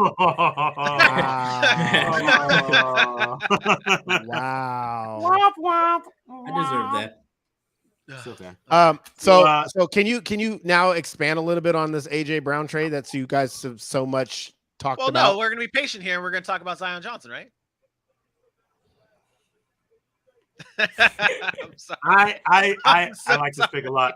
I had the Chargers in on Trevor Penning for the start of the draft to get on both sides, but now you can get a guy in Zion Johnson who's a great guard, can help that running game as well as a pass block. Just a mean streak type of guy, and he's so intelligent when it comes to how to block and how to pick up on the recovery. This is that guy that'll pass off a block very nicely and then get to the second level and catch the next guy trying to blitz from the other side. He's a very, very great in the protection game. this is a nice pick for the Chargers. This is going to help Justin Herbert a lot because that's all they were really lacking last year. Even with the pick of Rashawn Slater, they still had offensive line troubles. This is a good start. Now you can go out and get yourself a wide receiver later in the draft if you so choose, and see if you can bolster up some more of this offensive talent. There we go. Nailed Boom. it. You're welcome, guys. I have a question though about the Chargers, and I don't mean to continue to get distracted by Twitter and all the insane things that are happening right now. But with the Chargers, there were reports today that came out about how they might not be afraid to draft a wide receiver here and go in for one. Is this just how this to me is just incredibly smart for the Los Angeles Chargers to continue just to protect Justin Herbert? We saw them last year continue to go offensive line and do their free agent signings of offensive linemen. And this is just perfect building for the Chargers. And they go out and trade for guys like Khalil Mack. We talk about great teams making moves and doing the right things. The Chargers had like one of the most perfect off seasons, in my opinion. Just wanted to state that one out there. But yeah, the Tennessee Titans now are on the clock. Tennessee Titans pick is in. This could be Jermaine. Jesus. I think it's Jermaine. So I have two things. You talked about the Chargers. You're right. And I never bought into the wide receiver first round talk. Let's be honest. Keenan Allen, Mike Williams, they just re-signed. They spent a pretty decent price for a Josh Palmer, like middle rounds last year. They have a Jalen Guyton there. They had some other guys they liked. I never bought into them going first round wide receiver here. So yeah, they continue to build around Justin Herbert. I think they have enough weapons. I think they built up that defense, and adding a guard here or offensive lineman who can play multiple positions, I think was important. His versatility to be able to play guard, tackle, that Senior Bowl that he was playing center. So some versatility there. I really like what the Chargers did. Yeah. Is wide receiver now in need for Tennessee? I was about to say, so Titans Tennessee are trading, is clueless. Tennessee is clueless. Trade A.J. Brown to the Eagles in exchange for the Eagles' 18th pick, which is right now, and a third-round pick as well. That's horrible. You're right, Aaron. It does seem like a very interesting move. Tennessee's clueless. I'm not following what Tennessee's doing. Let's go to Shaggy for some more on Tennessee. Sack City Podcast. What's going on? It's your boy Kyle Sullivan, aka Shaggy Von Doom, the Heartbreak Kid from last year's fantasy football playoffs. But we're not here to talk about me because I'm the cream of the crop. Oh yeah. Anyway, I'm here to represent the 2022 Tennessee Titans. And based on their performance in 2021, winning the AFC, the Titans get the 26th pick in this year's draft. The Titans could really use some guard play, a cornerback, really some more stable offensive line. But with that 26th pick, I have a feeling that Titans are just going to pick the best receiver off the board. It's what they do, even if they have a broken back or not. So the Titans are probably going to get Jahan Dotson out of Penn State. And will this work, especially with Tannehill? Now you sound like a Titan fan thinking that way. So we talk about, we've mentioned this before with like wide receivers in this draft, and like with the Eagles, and we talk about with the Chiefs. It's like these teams don't necessarily have to go wide receiver, but is this one of those situations where you have to go wide receiver for Tennessee after trading AJ Brown? AJ? No, because all you're doing is reaching now. Treylon Burks. So you just traded AJ Brown, who's only in year 3 or 4, whatever it was, for Treylon Burks. That's what you did? Like, no, let's talk about Philadelphia. Let's talk about, I know Sherm says he's not in love with this pick. Let's talk about, or how the trade.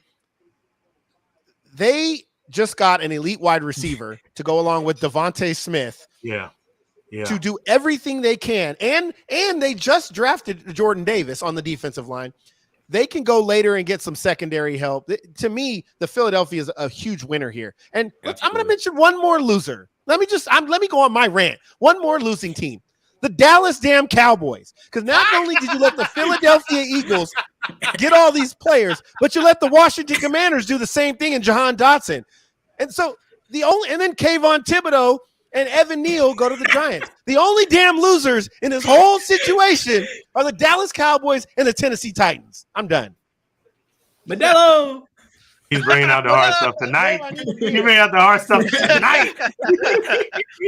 Hey, they just showed Mike Vrabel, and he did not. Mike Vrabel did not look happy. Mike Vrabel did not look happy making whatever phone call he was making. Makes no sense. Let's trade AJ Brown because we signed Robert Woods, yay, and Austin Hooper. I was giving them props in the offseason, and they just blew it all. They gave up because they did not want to pay him more than $20 million, so they gave up. And they gave up it for draft capital. I do not agree with the choice. I swear if they take Nick Bonito right here, I'm going to slap somebody. Oh, my goodness.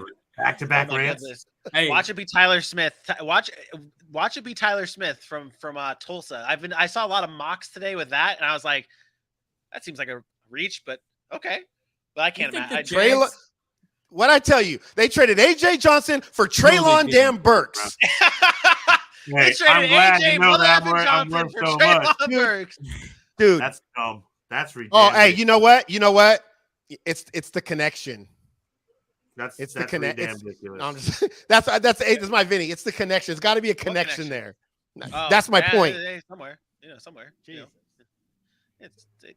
That's ridiculous. Hey, you know what's funny is all the talk about Deebo Samuel getting traded, and it ended up being AJ Brown. Yeah, I thought AJ Brown was. I went on the show and I was like, "There's no if there's one safe pick to not get traded, it was AJ Brown." They didn't want to pay him. They didn't want to pay him. Philly paid him 4 years, $100 million, $25 million a year, which was what we said they're going to have to pay these guys, and they didn't want to pay him. And they go and take a wide receiver. I'm not saying that they're the same type of wide receiver, but you see it right now on ESPN. The comparison literally is Deebo and AJ Brown.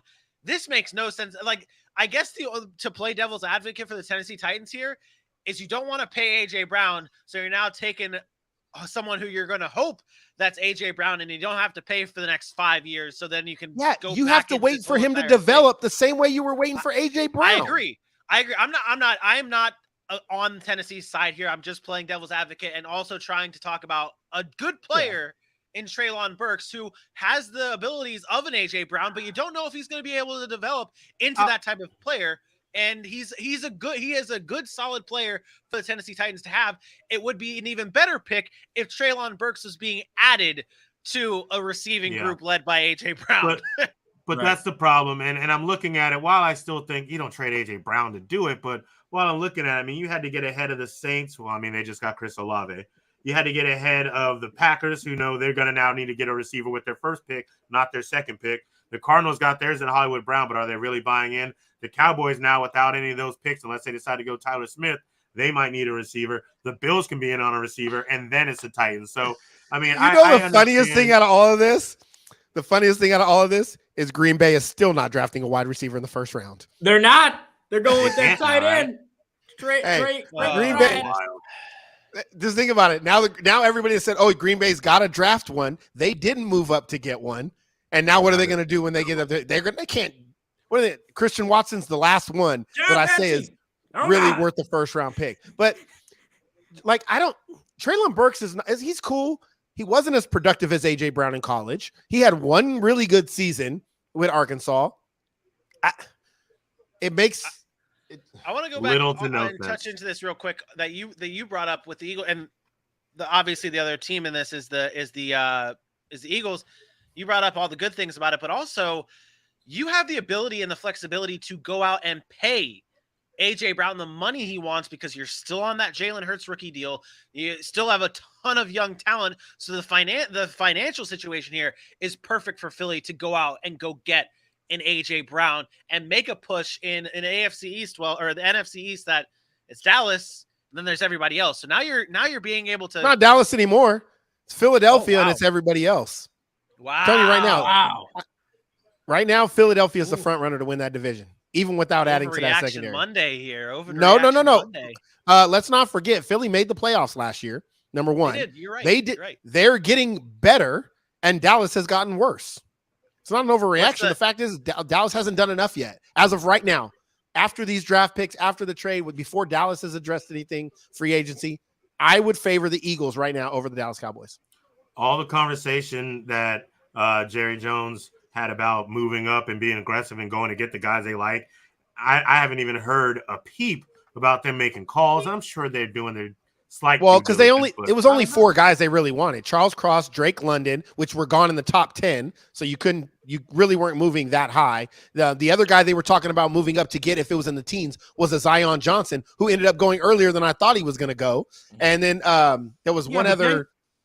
But then you watch 5 out of 7 picks in a row go for trades. But that doesn't mean we're interested in those guys.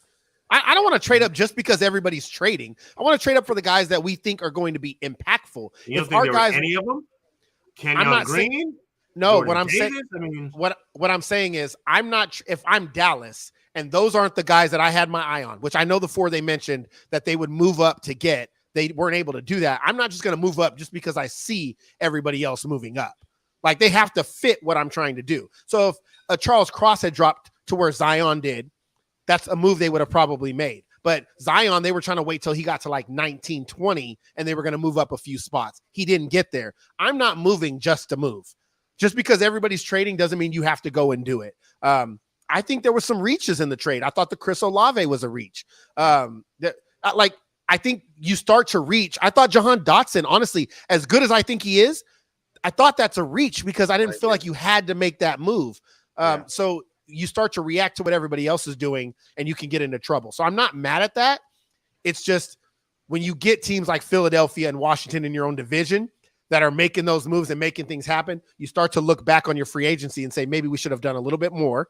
And now you're like, okay, we have to hit these draft picks now, and we'll see what happens when they get up there. But so when does Dallas move up for Devontae Wyatt? Because I mean, that's the next guy that you're really looking in on, in my opinion. Jermaine Johnson. Jermaine Johnson is still falling. I think Chicago Bears might be interested in moving up. If I'm Dallas, I'm probably staying right where I'm at now. Right now, I'm to the point with what we've seen today: 2 wide receiver trades, the Hollywood, the AJ Brown. Saints got pinning anyway. The Lions going from 32 to 12. I don't think there's anything on God's green earth that I would be shocked about that happens.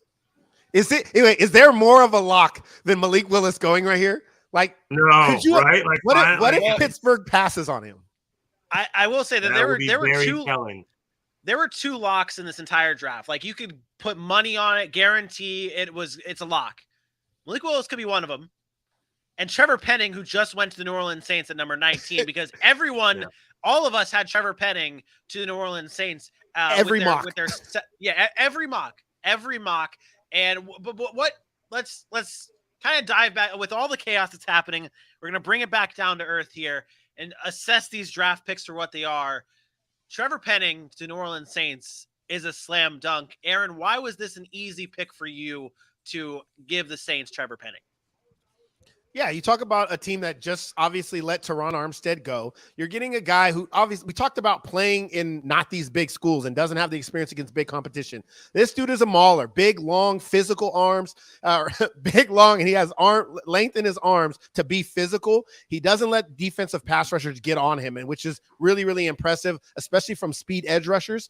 I do think there's some technical things he's going to have to work out. That's why I thought middle to late first round was a good spot for him. But this is a guy that can come in day one, start, has some experience, and you're not going to be afraid to throw him into the fire. In a division, which let's be honest, Atlanta, not a great pass rush. Carolina, not a huge pass rush. And Tampa Bay, who lost JPP, who only has Shaq Barrett, lost some of their interior guys as well. So he can kind of work in. I really feel like this was just a slam dunk from day one. I think we all talked about it. He fit where they were picking at. And Trevor Penning to the Saints is one of those locks that it just seems to work. Yeah. I love this guy. He's a bully. He loves to talk shit too because he knows he's going to beat you more often than not. He's mean about it, in the spirit of the game. I think the Saints so far, I know, Aaron, you may not agree as much, but I give them an 8 out of 10 right now. I think they've done well. I like Chris Olave. I like the way he runs routes. If it was Jameson and Trevor Penning, I'd give him a standing ovation. It's Chris Olave. That would be the 10, but wow. you just don't like him. With all of the things that are happening here, I want to just, I know your feelings on Chris Olave. I'm not going to go into that, but you brought up Jahan Dotson and the Commanders and trading up for him and all the trades and the movement that happened to where the Commanders actually fell back. That's what I'm saying. They traded back and then landed Jahan Dotson. I thought that was I thought that's a reach. That's okay. That's where I'm getting at here, because they even went farther back to get Jahan Dotson and to have Jahan Dotson fall in their laps. I like that pick there. I like what they did. Maybe they had Jahan Dotson as their number one receiver and they're like, okay, we're going to be able to trade back. I don't actually hate that Commanders pick with Dotson as much as, other than the fact that I think it's a reaction to me. I think it's just a reaction to all the wide receivers going. Like I said, we see this in fantasy football. When you see a Drake London go instead of a Garrett Wilson, then Garrett Wilson's go. And maybe they did have Jahan Dotson slated. Hey, man, you know what? We have him at number 11, but we know the Saints, other people like Olave and these guys better. We can drop back. So for Washington to drop back, if that was their original plan to take a wide receiver and Jahan Dotson was their guy and they dropped back and got him, good for them. I personally believe Jahan Dotson's more of a 20 to 32 pick than he was a 10 to 20 pick. That I think everybody pushed all these receivers up because they knew it was going to be such a position of need that everybody was going to go after, because they didn't want to pay an AJ Brown, pay a Deebo Samuel, pay a DK Metcalf perhaps. And that's my biggest thing. Yeah. So the Steelers are now on the clock at 20. Malik Willis all around? I'd be shocked. I have to. Hey, they could use somebody on the other side. Maybe they'll go get a Jermaine Johnson. I had that in my head, but out loud. Maybe they go at Trent McDuffie. Is there a wrong pick for the Steelers? If the Steelers end up with Kenny Pickett here, is that a wrong pick? That's the wrong pick. Yes, Kenny Pickett would be the wrong pick. The other wrong pick would be a Bernard Raymond. Everyone's saying that guy might step into the first tonight. It's a lot of hype around him. We'll see Vinny's first ever rant. That's my butt. No. Well, no, not necessarily. Vinny, Jags trade up and take Raymond. How would you feel? I would. Would you have an ETN? I would have an ETN. I'd have an ETN. I'd have an ETN on that one. A massive ETN. I don't even care about the Jags like that. So we're a little bit beyond the halfway point of our draft coverage. I just want to take the time, though, while the Steelers pick is considered in, just to thank everybody for tuning in. We've got a good amount of viewers in the chat right now. Buzzing, Bailey's been buzzing, Sherm's been buzzing. Shout out to everybody sticking with us through this draft process. It's been fun. We've got about 12 more picks left to go, and we're going to continue riding it out. We're going to continue having fun. We appreciate everyone for tuning in. If you have not already subscribed to our YouTube page, please do so at the Sac City Pod, and please follow us on all social media platforms, Facebook, Instagram, Twitter, and TikTok at Sac City Pod. Bills are paid. Steelers pick is in. They're walking to the podium on my screen, which means the pick should be close on you guys' screen. Let me know when it comes through. How'd you jump ahead of me? Yeah, I know. You were talking about you're behind, and then... Yeah. I got the overhead shot of the Ferris wheel. That's a big-ass Ferris wheel. That's where I'm at, too. Y'all don't see Michael Irvin and you never seen the link? Oh, you guys never been to Vegas? No. Heck, it's the wheel at Link. Until we get it goes over. Hired. No, they serve drinks up there, like they have a full bar up there in the pod. AJ, Now I'm seeing the wheel. Oh, your big overhead shot of the wheel. I am that much farther behind you. I haven't seen the. Oh, well, what are you talking about? They were walking up to the podium. Well, you can see it on the screen, like on the Jumbotron thing that they have up there. Oh, is that old Franco Harris? That boy Franco. Is it Harris. Austin Eckler again? You look wild. That's got to be the most random appearance of the night. Yeah, right. Like, I haven't even watched the draft. I thought that was Jay Glazer. To be honest, I said Jay Glazer.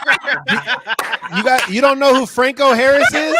Yeah, he looks so different to me. From afar, I know like Dylan doesn't know who Franco Harris is. Yes, I know who Franco Harris is. He's that running back. Not an idiot.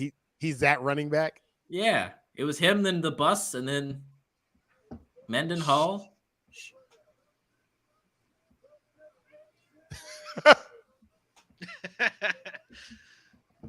Wow! I am done.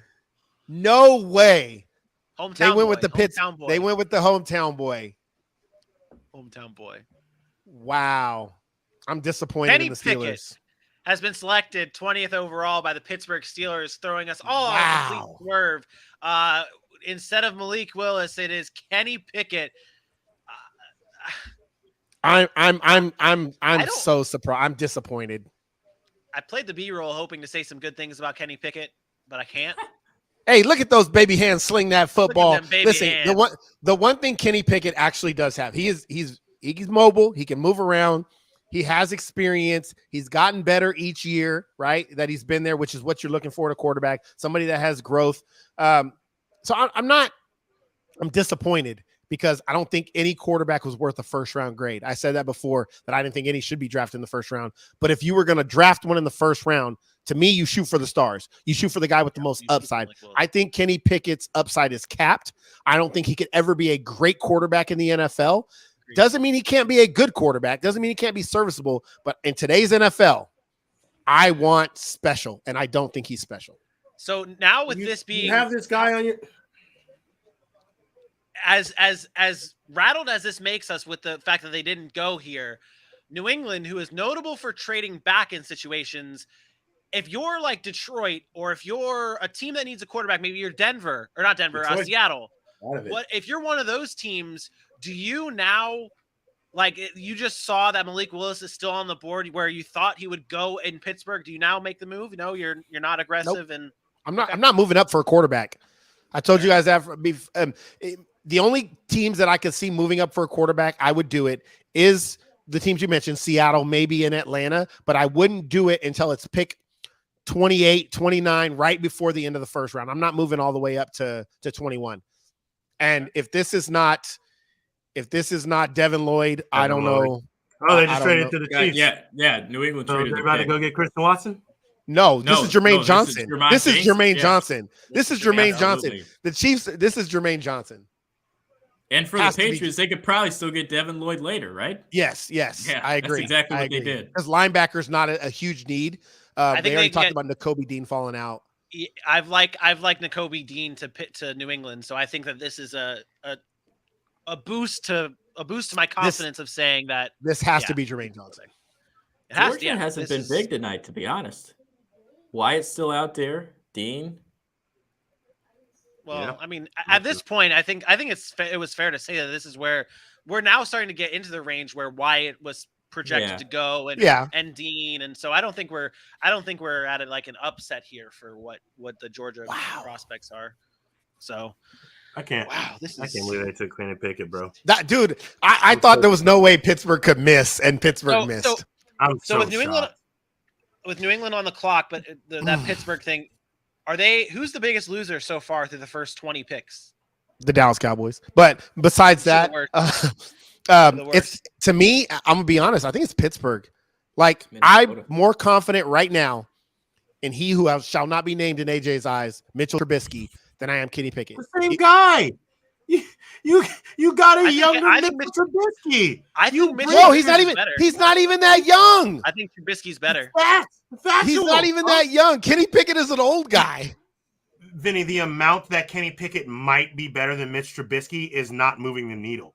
You're not doing anything different. No, I agree. I honestly believe you could develop a veteran in Mitch Trubisky who has now been around and seen as something different than the pressure of a starting quarterback in Chicago with a bad regime than you could by starting all over with the Kenny Pickett who took 5 years to get to what he did with good weapons. I'm going to continue believing in Mike Tomlin, but his job just got a lot harder, in my opinion. I'd love to hear what Pittsburgh Steelers fans have to say about that pick, because that is. Ask Thomas how he's feeling now. Yeah, ask Thomas how he's feeling now. Honestly, I was gonna pull I was gonna screen share scrolling through Twitter, Pittsburgh Steelers Twitter. That's what I thought about doing here, just to scroll through. Oh, psych. Oh, someone's coming home. And it's actually staying home. And it's staying home. Someone should have gone away, but no. So the Chiefs are on the clock. Is this guaranteed Jermaine Johnson, or are we? Because I mean, so the needs of the Kansas City Chiefs, the secondary is a need, pass rush is a need, possibly a wide receiver. They're not trading up for a wide receiver in this position, though. That's a guarantee no. But the only one would be Jermaine Christian Watson's left. It's Jermaine Johnson or maybe a Trent McDuffie. Like, I'm still waiting for him to come off the board. He's falling, but this is about where I had McDuffie going. I understand he may be better than that. He's one of those players that you have to believe in just the work ethic and the production, because the numbers weren't there, and I know that scared some people off. But If Trent McDuffie falls to the Bengals, I'm going to cry. I wouldn't. That'd be awesome for them. I will cry. It'd be a great pick. It would be. Wow. Yeah, we would So not be Kansas left City, alone. if you brought up the third round pick. Huh? What? Hold on. There it is. McDuffie. Trent McDuffie. I was like, dude, Wow. like he should be gone. He should be gone. He should have been gone in the teens. This dude is legit. He's arguably up there with a Derrick Stingley and a Sauce Gardner. He is physical. He loves action. He is not shying away from the run game, which I love in a defensive back. He is going to come up and hit you, and he's physical. He's not big. It's not like he's some big corner but he is going to get in you. This is a dude that can do anything on the field. He can blitz. He can play up close to the line of scrimmage. He can play press man. He can play in zone. He's an intelligent football player, and he has a chip on his shoulder. I've been talking about him since day one. He's one of my favorite players in this draft. Trent McDuffie. Shout out to his brother who passed away at the age of 24, by the way, due to a heart attack, which obviously was a shock to everybody. But he is one of my favorite players in this draft. I really, really like how he's going to fit into that Kansas City defense. The way they play man-to-man, the way they like to be physical. We saw Charvarius Ward move on to the 49ers. I think this is a guy that can come in and fill that void. And it's not a surprise that Kansas City traded up to get a player like that because he probably shouldn't be there. Yeah, we see the run on everything else. We haven't really seen a run on cornerbacks, trading up for cornerbacks, and with the Chiefs and this being a big time need, it's you would think you see all the receivers getting drafted. The team would say, "Oh shit, we need people to cover these guys." Yeah, Yeah. I'm kind of pissed. I know this is not good analysis, so I apologize in advance. But this is definitely not. This is hindsight 2020, right? This whole situation. Jaguars take left tackle. They could have traded up and gotten a nice Jermaine Johnson right about now. That would have been a pretty solid draft for them. But I'm not complaining. But I'm just saying, I wonder if they're thinking about that in the war room. The problem is you don't know, number one. Yeah. So if you pass it up and Jermaine Johnson goes 9, then what are you doing? You're stuck with trying to trade up for Arnold Ebiketie or something. You know what I mean? Like you can't do that. The Ravens may still get Jermaine Johnson. When do they pick? They traded up to the Cardinals at 23, who could have used an edge rusher.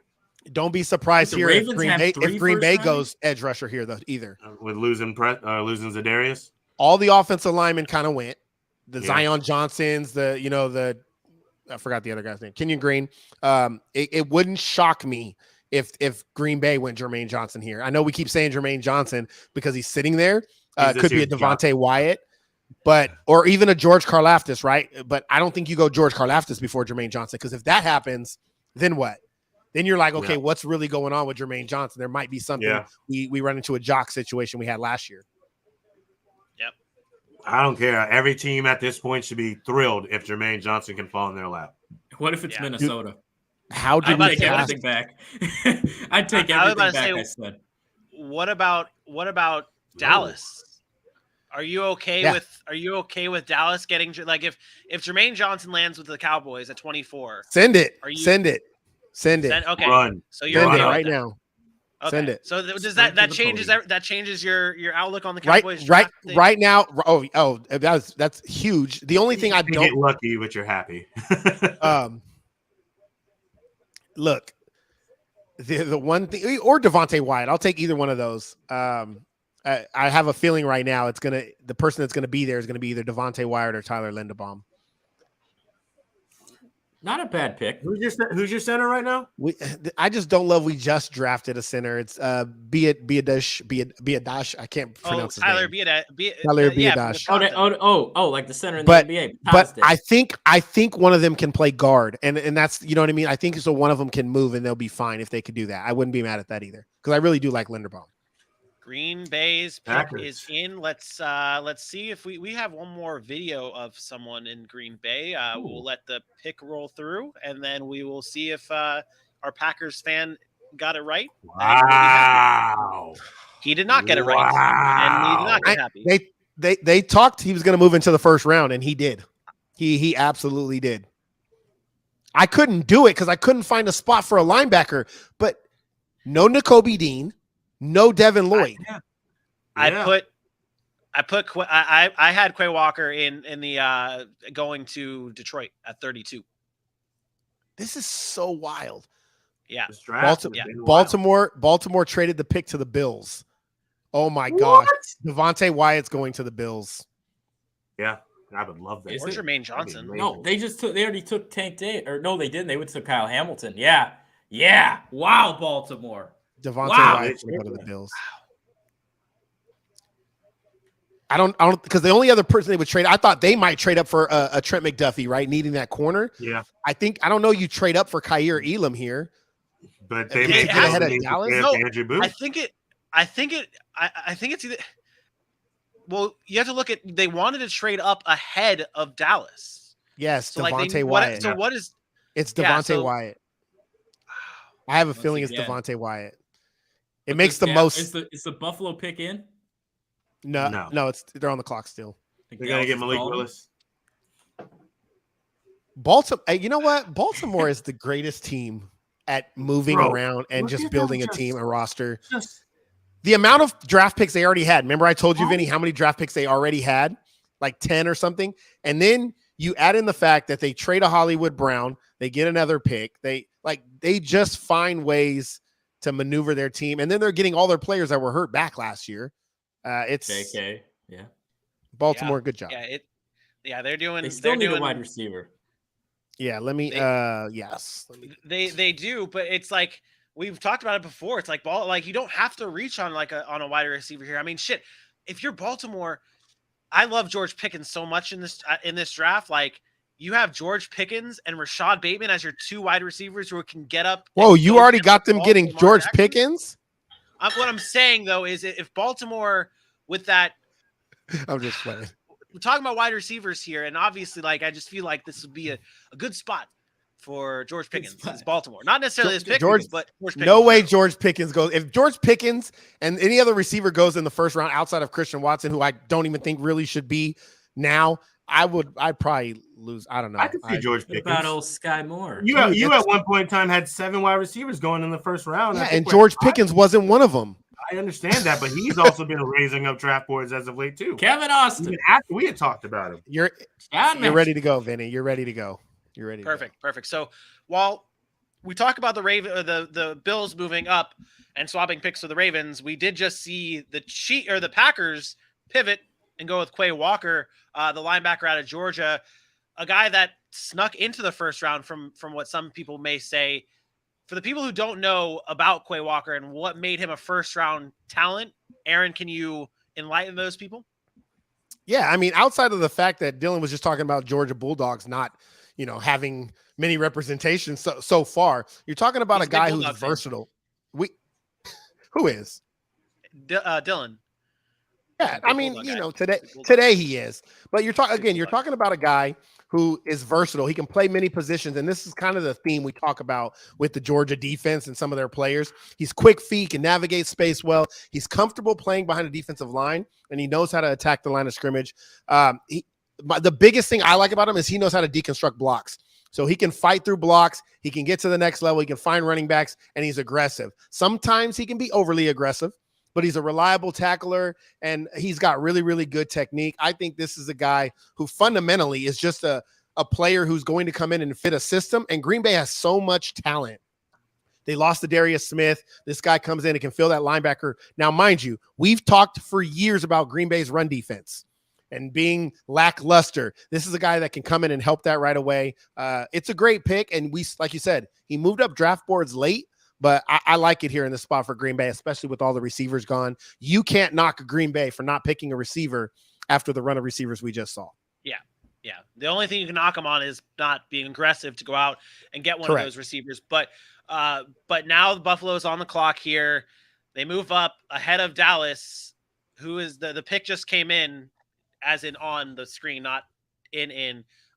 Who are we guessing here for the Buffalo Bills? AJ, I'll start with you. I'm feeling Andrew Booth. I think they're going to go ahead and grab their corner and get that secondary guy. I know we talked a little bit about Devontae Wyatt as well being there, but I think they need to address the cornerback position and get that defense going back up. That's something you fight. You gave up 2 huge plays in 13 seconds to lose a playoff game. Can't have that happening no more. But with that though, Dallas is right behind them. They moved up ahead of Dallas. Is that would you view that as maybe a not so great pick to move up ahead of Dallas, knowing that Dallas might not be going corner, or do you think Dallas could have still gone corner? I got it. They're going interior offensive line. I think they are. I think they're going with an O lineman here because why else? I think that would be something that I think the Cowboys might have been able to take one of those interior O linemen. I seriously think O line's the pick. The Bills don't have many needs. Doesn't hurt to have another lineman. Who? Tyler Smith. It's tackle. I mean, maybe he could play inside, but Bernard more of a tackle. Yeah, Bernard Raymond. Like, if you're jumping in, to me, look, and I will knock every single trade that does this. If you move in front of a team when you have the pick right behind them, you better be thinking that team could possibly take my guy. That's why I say is Dallas realistically in on a corner? I mean, AJ brought up Andrew Booth. You think that would be a bad pick for Buffalo if they take corner here, right? Yeah, I think it's a bad pick because Dallas is not taking a corner. They got Diggs, they got Anthony Brown still, and they still have Jordan Lewis in the slot. They're not taking a corner with their first round pick. Now, do you factor in like when trading up? Obviously, you're trading up to try and get ahead of a certain team, but also could you be trading up to avoid other people trading up for this pick? Wow. Yeah. I wasn't too far off. It's crazy because I believe in my mock I had them getting Kaiir Elam if it wasn't them with Kansas City before I had them trading for Breece Hall.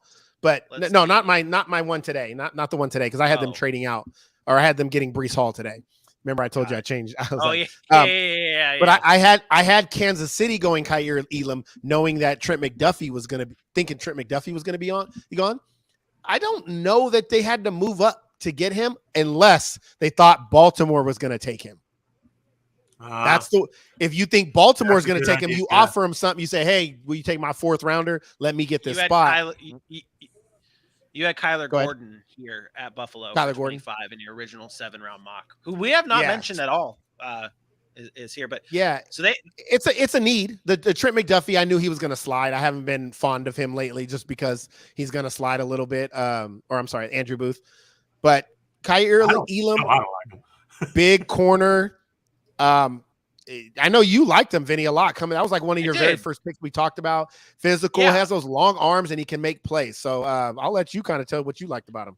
Yeah, I think he's an athlete. I think he's a raw athlete for coming out of Florida. I've never been a big fan of Florida cornerbacks, in my opinion, and you guys can shit on me for that. But I really do like what I see out of Kaiir Elam's tape. He's athletic. He goes up and gets the ball. He's sticky. That's what I always heard from scouts and read from scouts is that he's sticky. And that is a good trait to have in the NFL. He plays tight to the ball. He goes up and attacks the ball when it's up there in play. I think this is a good pick for Buffalo. Other than the fact that I didn't see I don't get moving up for this, but I don't know what the actual package was that they sent to so they sent 25 and 130 to move up to 23. I don't hate that. I like this pick for Buffalo because they get their cornerback that they want, that they truly want. They avoid anyone coming in and taking who they want, and they give up their 20. They move up one spot or two spots, and they lose a pick in the third round. So I'm okay with this pick from the Buffalo Bills. Now, I mean, this defense has gone from being the reason they were relevant to being a part of the reason that they had an issue. And now you've done some things by bringing in Von Miller. You got your edge rushers and he who shall not be named from last year, along with another guy whose name I can't remember as of now. Now you got Matt Milano there, huh? Go ahead. You got Matt Milano there now. Not now, but you got Matt Milano there. Now it's time to shore up that secondary. I'm okay with the pick or the position. Kaiir Elam has a good shot of being really good, so I can't really say too much negative about him. I like what he did in Florida, despite how I feel about Florida. So yeah, and I mentioned cornerback I actually had Mario Goodrich as my guy that I really wanted Buffalo to take. Still not off the table, but they need a cornerback to align on the opposite side of Tre'Davious White. So this is a good pick for the Buffalo Bills. Now Dallas Cowboys are on the clock, and Jermaine Johnson is there. Is this Is it as a Cowboys fan? Is this Jermaine Johnson or Riot? No. I'm be honest. It's Devontae Wyatt. It's Devontae Wyatt or it's Devontae Wyatt or Tyler Linderbaum. That's what I was thinking of. Linderbaum. That's what I thought Buffalo was taking. As in the guys you want or the guys you think that they're going to go with? I think those are the guys that you have to go with here. Okay. And I think Dallas I don't think Dallas knows what to do. I think they're very confused right now. I don't think they thought it was going to be this way. I will say that normally around this time I get a tweet of what the pick is looking like it's going to be. I still don't have a report on what this pick is going to be. So that fits what you're saying right there for the Dallas Cowboys, and not necessarily panicking, but having a little bit of concern on what they're going to do here. Well, I just don't think they know where they want to go. Could it be linebacker? Could it be? The thing is the linebackers that are there are Nakobe Dean and Devin Lloyd. They're off the ball, like outside linebacker type. They're not really physical middle linebackers. So I mean, they're versatile. But it could be, because then you get Micah Parsons and you say maybe you just turn him into a rusher. But I don't know. You don't want to take away from Micah Parsons doing so much. Linebackers definitely a need. I just didn't think it would ever be a first round thing. What if it's like you got the two best ones there, Nakobe Dean and Devin Lloyd, so I wouldn't be mad. Yeah. If it's a safety like a Dax Hill or a Lewis Klein, I will not be happy. Lewis Cine, I'm not against. I like Lewis Cine, man. Daxton Hill, no, Daxton Hill is not a safety. Daxton Hill is going to play nickel corner in the NFL. He's not a safety. So I don't know. I guess we'll see. It's the pick. Right? It's in, but Dallas likes to make people wait. They do that suspenseful thing because they're like, we're the best franchise in the NFL and people love us. And me. Yeah, Kelly. I still think the Bears move into the first round for Johnson. Kelly gets it. Jermaine Johnson here, right? Yeah. Yeah? Not just me? Okay. Nope. What are the Bears going to give up to move into the first round, Dylan? I don't know. But they need help. I mean, you're going to get it that way. There's a lot of teams that need help, but you got to have assets in order to get into the first round. You can't just say, get into the first round. Vikings just let a team Vikings in their traded division back jump 20 spots. Vikings traded back. There's a big difference. Yep. Yeah, but I mean, they could move to their day 2 pick. So I think it's like 38, 39-ish. Jermaine Johnson fall into the second round? Oh, my God. That'd be ridiculous. Like, if he's there at like 20, what did the Chiefs get? In exchange like, do the Chiefs are like obviously 29 or 30 is gone, right? Is both? I think they traded 29. Yeah, they traded 29, 94, and 121 to the New England Patriots. It's a reach. Who is it? It's a slight reach. Tyler it's a need, Smith. but it's a reach. Mm. Yeah, it's a need. Don't get me wrong, it's a need, but it's just a reach. It's not how. I told you, I don't think they knew what they wanted to do when they realized all the offensive linemen were gone that they wanted. I would have rather just had them go. I mean, maybe they trust Biadish, but I would have rather have them go Linderbaum and then, try to move one of them to guard. I've seen a lot of conversation about Tyler Smith being in this range over the last couple weeks. I mean, we've talked on this show about how he's moved up the boards and how we like him. I understand what you mean by a slight reach, but it's a need, like you said, for the Cowboys, and all the guys that were slated to go to them are gone.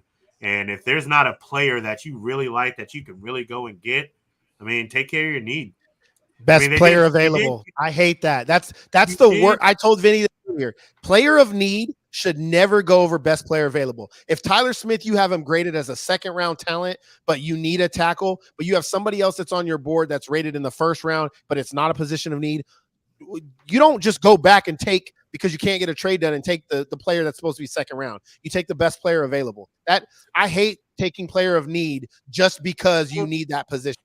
Well, another thing that comes to my mind is you just gave a couple years back Ezekiel Elliott 6 years, $90 million. And no, What does he that have wasn't to do with anything. he wasn't bad last year, but he's not the running back that they paid 6 years, $90 million for. Getting in the line and helping that could be an actual thought process to go with it. 1 year protection. How about you just pay Lyle Collins? You just had a tackle. Yeah, but you didn't. Maybe they decided that's to go the another point. way. So that can't be an excuse. Oh, well, now we got to build the offensive line because of Zeke. No, because you had tackles that you let go. It's kind of you let Connor Williams go. There's a reason they didn't pay him then. Because they didn't want to pay him. Well, it's kind of the same thing. Guy. Okay, now we're picking sides here. It's kind of the same thing we did with the Tennessee Titans here. Not at Titans, all. They got absolutely. They got their wide receiver. They drafted Dallas their wide had receiver the money. The Jags did a few years AJ ago. Brown. It's what the Jags did a few years ago. Yes, they it's had exactly Jalen Ramsey. that They point. had Ngakoue. They draft Chason and freaking Henderson to replace him. We just paid Lyle Collins. We just paid him. Yep. And now you want to get rid of him to go draft a tackle. Like, that's not their plan. Their plan wasn't to draft that tackle. Their plan was to draft a guard. So they might try to move Tyler Smith to guard. I don't know that he can play guard. I don't think he can. I have not seen that he can, but Tyler Smith isn't a bad player out of Tulsa. I actually just looked it up. No. I know you're not saying it. I just want to get into the pick itself, although it was a questionable pick. Tyler Smith is not a bad player. I saw a comparison to a former Cowboy, Tyron Smith. So I think Stop. Hey, that's what it said online. That's what it said online. That's what it said online. I'm just saying what it said online. Don't shoot the messenger. Dude, okay? you're talking I'm about a just trying Hall to of talk Fame about this man. left tackle. Stop it. Just trying to talk about Tyler Smith, man, okay? I'm just trying to talk about him, okay? I think he's a good player. I think he's a very good player. He's a big body. He's a big player. He's a mauler type of lineman. He's good. He's a good player, okay? Keep Tyron Smith out your fucking mouth. You couldn't even get it out of you. Good player, big guy, good player. He's thick. Okay, so we're gonna pull the curtain back. We're gonna pull the curtain back here. I knew how it clearly rattled you that they just took Tyler Smith. And I was like, you know what? You're the normal guy that I throw it to talk through the B-roll. And I'm like, okay, I'm going to try and take the heat on this one. And because I know you're rattled about this pick. And I just did some quick ass research. First thing I saw was Tyron Smith. So I'm like, oh shit, hell yeah, let's make him feel better. And they compared him because they had the same last name. Listen, I'll just say this. F Tyler Smith. This pick. I'm not saying Tyler Smith is going to be bad. This is not really even about Tyler Smith. This is about the process in which the Dallas Cowboys are going about building their roster. The one thing I will have faith in is Dallas has done a really good job over the past 10 years of drafting talent. They've done a really good job of evaluating and drafting talent. So I trust that process. I don't understand why you let a Lyle Collins go. And now you feel that we have a right tackle that they're already, quote, excited about. And now you go draft another tackle, which seems to me to be a depth pick. And then with your first round pick, I'm not searching for depth there. I'm searching for somebody that can come in and make an impact right away. If there's a chance he can move to guard, or maybe we move our right tackle currently to guard, then I will have a different opinion about this. But if we just picked up another right tackle to replace Tyron Smith when he's injured, or to replace our right tackle when he's out, to me, that's a wasted first round pick. That's it. I'm not saying Tyler Smith is bad. I'm just saying I don't want to have to wait 2 years when Tyron Smith retires to have that impact. We have a win now team. We're trying to win now, and we're not able to do that by not having a left guard. I think I would have rather seen address a different need there that was higher up, but Devontae White or Jermaine Johnson, even if that you felt like that need wasn't as high as an offensive lineman. That's all. I know it's not. It's apples to oranges here, and it's not the first round, and it's also not a different state of the franchise with the Cowboys and obviously the Jaguars, but it's a situation where they took Walker Little last year despite having Jawan Taylor and also Cam Robinson. It's that left tackle that you don't know would play, and he's not really flexible, and it was just one of those weird situations, and I think the same thing's here with Dallas. Did they take him in the first round? No, that's what I said. That's the difference. That's my point. And you could have got a tackle.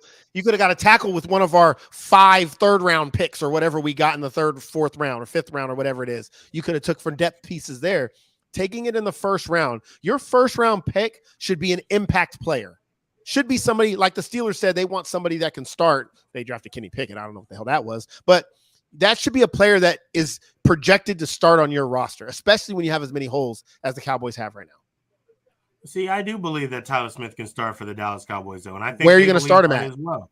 Where are you going to start him at? I think he's versatile enough to start at a guard spot. I know they haven't been. I know he hasn't been running across the line like some of the first guards and tackles that were put off the board. But just like you said, if they do need to move a tackle over, I believe we talked about Tyler Smith moving forward too. I think he's got the wherewithal to be good enough at this point in time. And it's not the wherewithal. It's being that like sometimes certain guys' size creates problems for them being inside.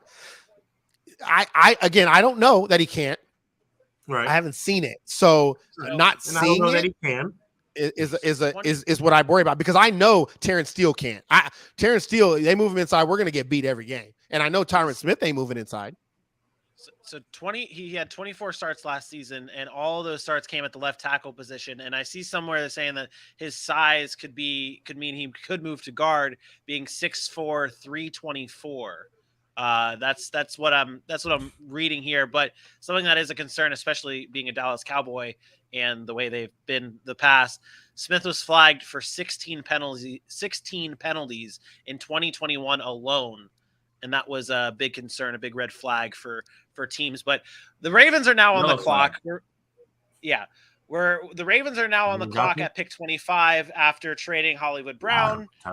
Who do the Ravens select? Tyler Linderbaum. Boom. Tyler, and there is our Ravens. Yeah, I kind of got it right way back in the day. Yeah, we had that video up. It's Tyler Linderbaum right there. That was a good pick.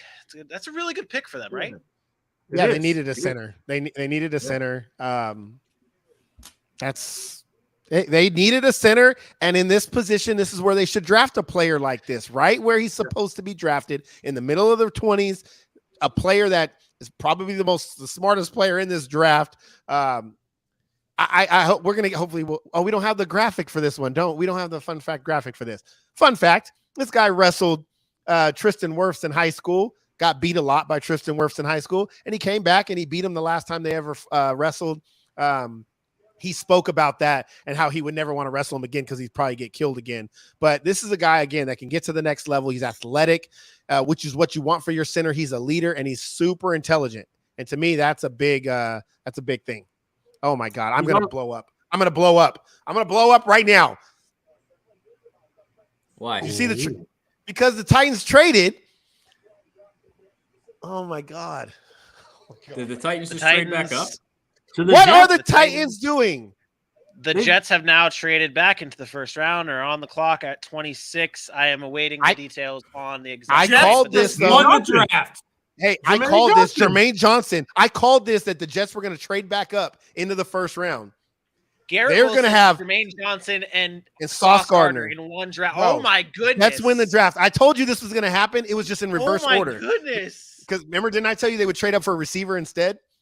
Yeah. They already got their receiver. They're trading up for the edge rusher right here. It's Jermaine Johnson. Has to be. Wild. Wow. Robert Salah is happy. Did I not tell you the Jets were going to be the winner of this draft, Vinny? I said they were going to do this. This is if they go Jermaine Johnson here, really they can't go wrong here. I don't see how they could go wrong. But if they get Jermaine Johnson, Jets are going to be a problem. I'll tell you right now, Jets are going to finish better than the Patriots. I'll say it again. It's hard for me to disagree with you right now. I want to bring something up here, and I'm going to bring it up anyways. Lamar Jackson just tweeted WTF. Oh. So maybe he doesn't like the trade. Yeah, maybe he didn't like that Hollywood. Maybe that's what I'm saying. Any concern? Really close. That's what I'm saying. Any concern about Lamar Jackson on the way out of Baltimore anytime soon? Because need a contract dispute with front office. I don't think so. Okay, that was just a quick question. Needs a contract, but hasn't been in a dispute with the Ravens. They have been on the same page of, hey, we're gonna get this done. We'll talk about it. And I'm not worried about that. I would be more worried about, hey, you just sold my boy out. Well, yeah. Now I'm not happy. Now I don't want to be here. Yeah, that's how much does he like Rashad Bateman? I mean, how much does he like? When you got a boy like Hollywood, they've played for years together. They played for a couple of years together. It's a little different. Yeah. So the Jets acquired the 26th pick from the Tennessee Titans in exchange for, so it's the 26th pick and the 101 pick for pick 35, 69, nice, and 163. Dude, Oh my God. It doesn't matter. The Jets are winners, bro. The Jets are being aggressive. They were aggressive in free agency, and the Titans are trading down to acquire more picks after you just traded your number one wide receiver. Don't be The surprised. Titans tomorrow. are trying to rebuild. Don't be surprised tomorrow when the Titans draft a quarterback in the second round. I won't be. It's gonna be Sam Howell now. Malik Willis. He'll be gone. He'll be good. He might get back Maybe. up, bro. Are they talking about Breece Hall going here to the Jets? Did I just hear that? No way. No way. They already got a running back. They took Carter. They signed someone, didn't they? They brought back Tevin Coleman. I don't know why, but they did. I mean, it's Tevin That Coleman. is wild. Man, what a draft for the Jets if they can get Jermaine Johnson here. Unbelievable. Like, I'm just texting my dad. I'm like, my dad's a big Jets fan, so I'm like, this is absurd. I'm lightweight a Jets fan now. I might hang up my Cowboys gear. We've talked about this entire draft about where the players or where the teams are trading in front of, right in front of the Bucs, who are in on possibly grabbing another edge type of player. So that's a smart move and a smart time. The Bucs now can get Devontae Wyatt next if obviously the Jets don't go here. But imagine this: 3 days ago we were talking about the Jets, or not the Jets. Yeah, we were talking about Jermaine Johnson possibly being a top 10 pick as a buy or sell, as a believe it or not kind of thing. Now the Jets end up with 3 potentially top 10 picks from this year's draft. Arguably the best wide receiver, arguably the best corner, and borderline top 5 edge rusher in this draft. What a draft, man. What a draft. Whew. Still got Quinnen Williams on that line. Maybe Becton's good. I just heard Breece Hall as well on the thing. Go sign Julio. Go sign Julio. Wild. What a win. What a win for the Jets. What an absolute win for the Jets. I don't even need to watch any more of the draft. The Jets are my winners. Like, what an absolute win. You get, like you said, 3 top 10 players on most people's boards, at least most analysts. I'm not going to say teams' boards because obviously Jermaine Johnson fell for a reason. But when you got a guy that falls that far and you're the Jets, you're saying, you know what? Let's go make that move now. We talked about this guy's motor. Maybe there's an issue. Maybe there's some character things there we don't know about. Injury concerns. Who knows?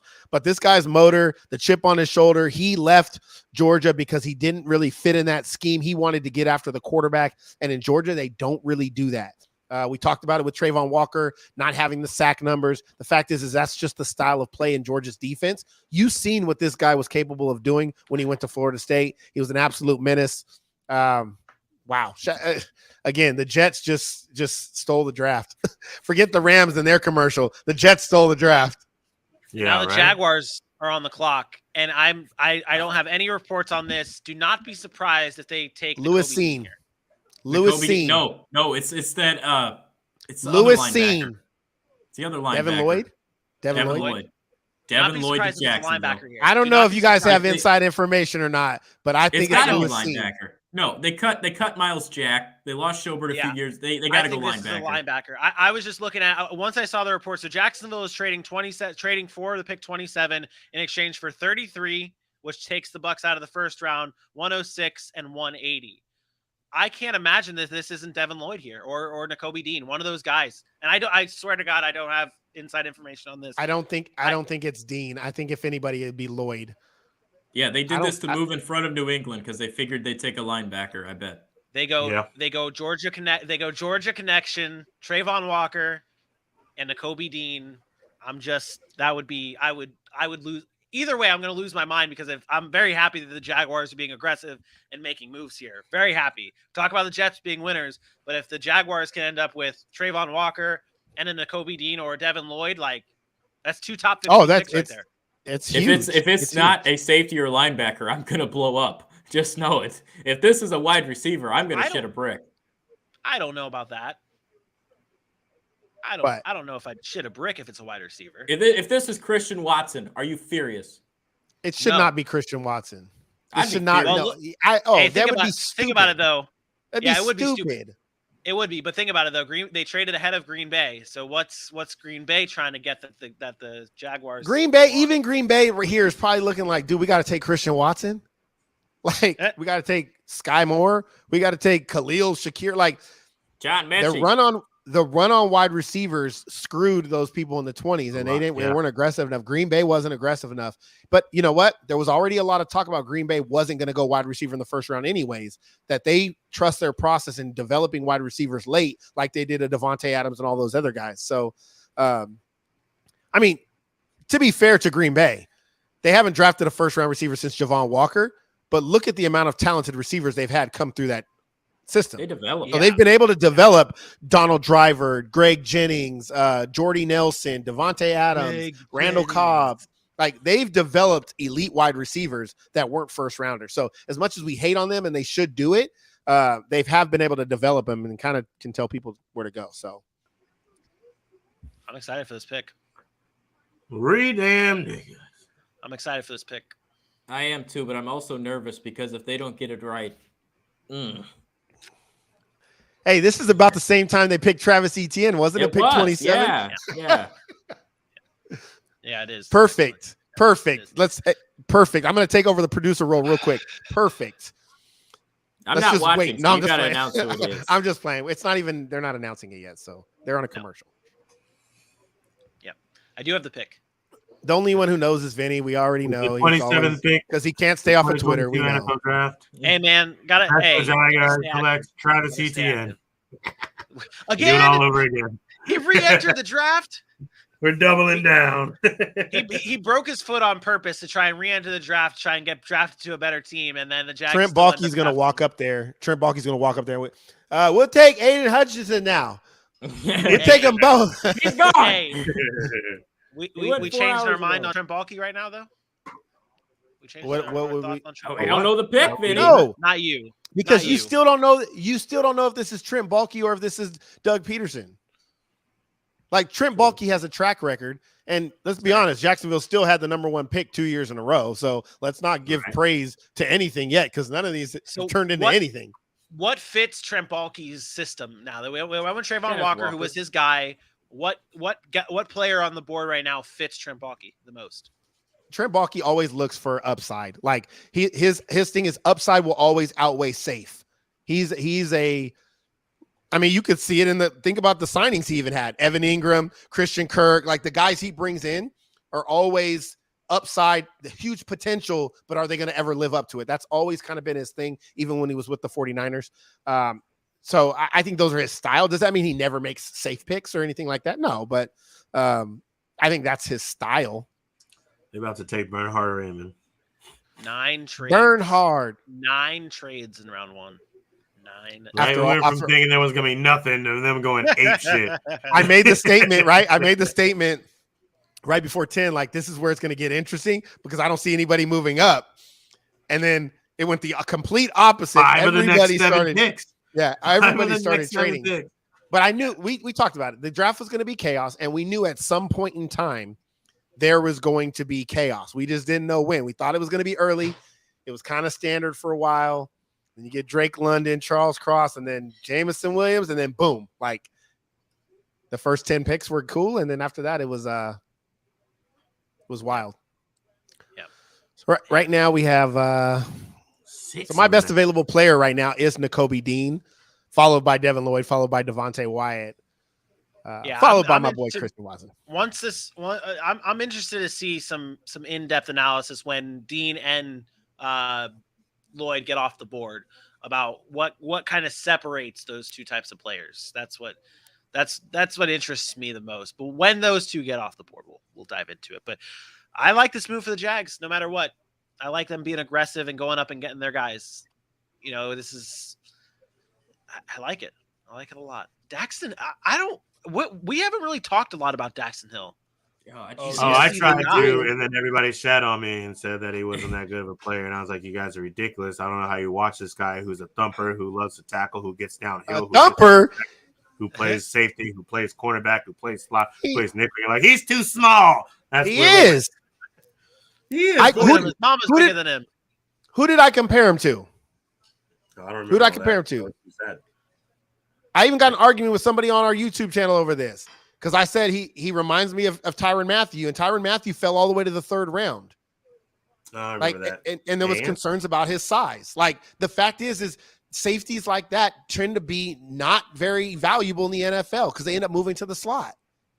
It's a fact. Big tight ends across the middle, and they're small, and they get like you put him on Gronk. Gronk's gonna flick him with like a bug. Like it's just not the same thing.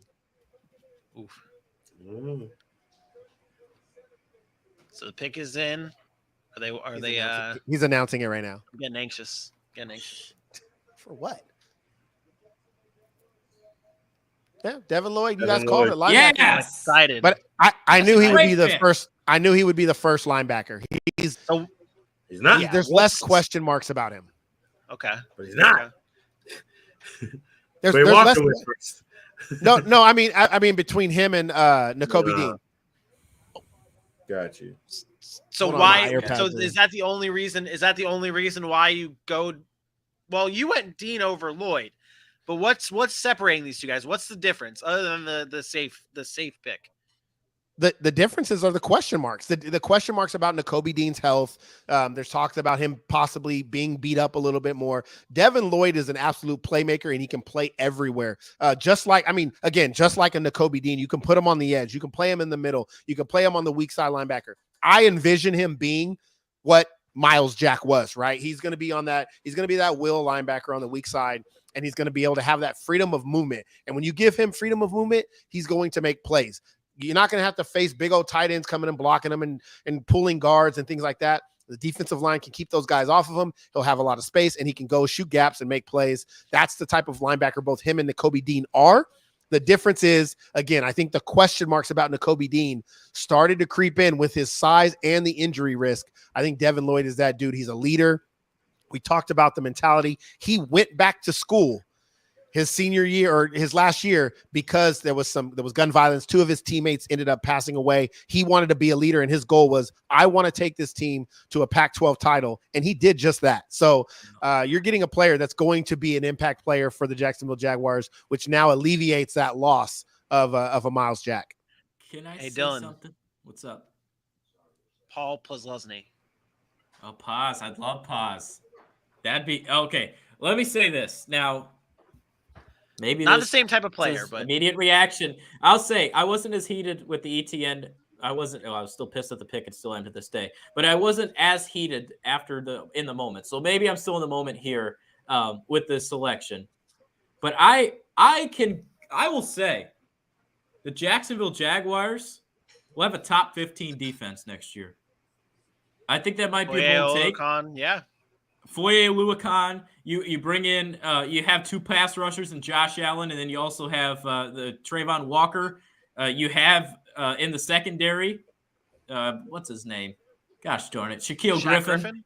Shaq Griffin. You got Tyson Campbell. You sign Darius Williams. I mean, this defense is pretty solid. Hey, and I just want to bring up. I like it. I just want to bring up the fact. Let's just think about this here, guys. Tennessee has just thrown their team away. Dude, hard. Hey, what did we call? Did we not call this before the draft when we did this our division preview? We said that the Tennessee Titans would be taking a huge step back. And when you asked me the question, is there a way that Jacksonville could possibly overpass Tennessee? I'm sorry, and I'm not saying it's going to happen, but Tennessee just lost a big part of their team. Everybody loves Derrick Henry. He's now, to me, it doesn't matter. Like, you lose A.J. Brown, you lost. Older. Yeah, he's only getting older. That team's going to fall apart. Houston, I think, got better today. I still think they're far away.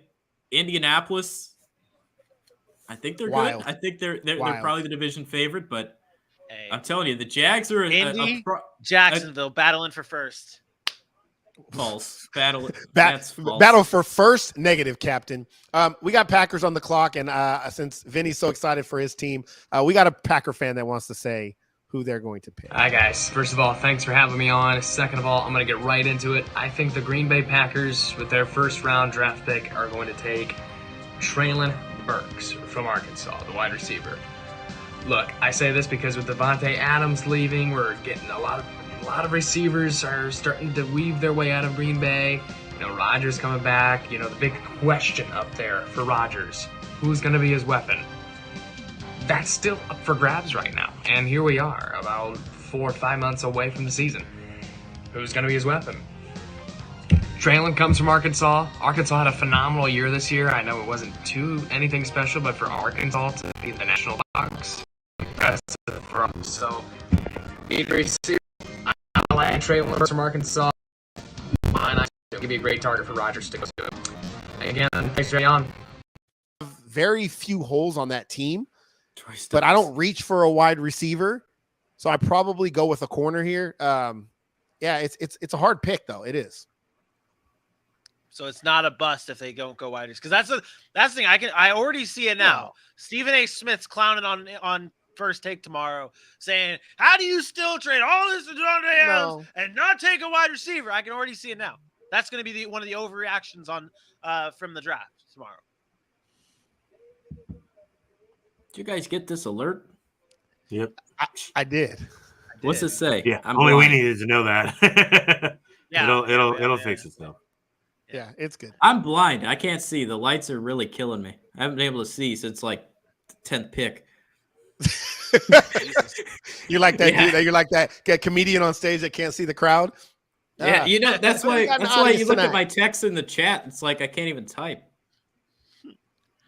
What? Rams house. Andrew Whitworth. It's so weird to me. They just have these random people just. Where's that? That have nothing to do with the teams. But the Rams don't have a first round pick. So the Rams don't have a first round pick, and they got to announce the Walter Payton Man of the Year.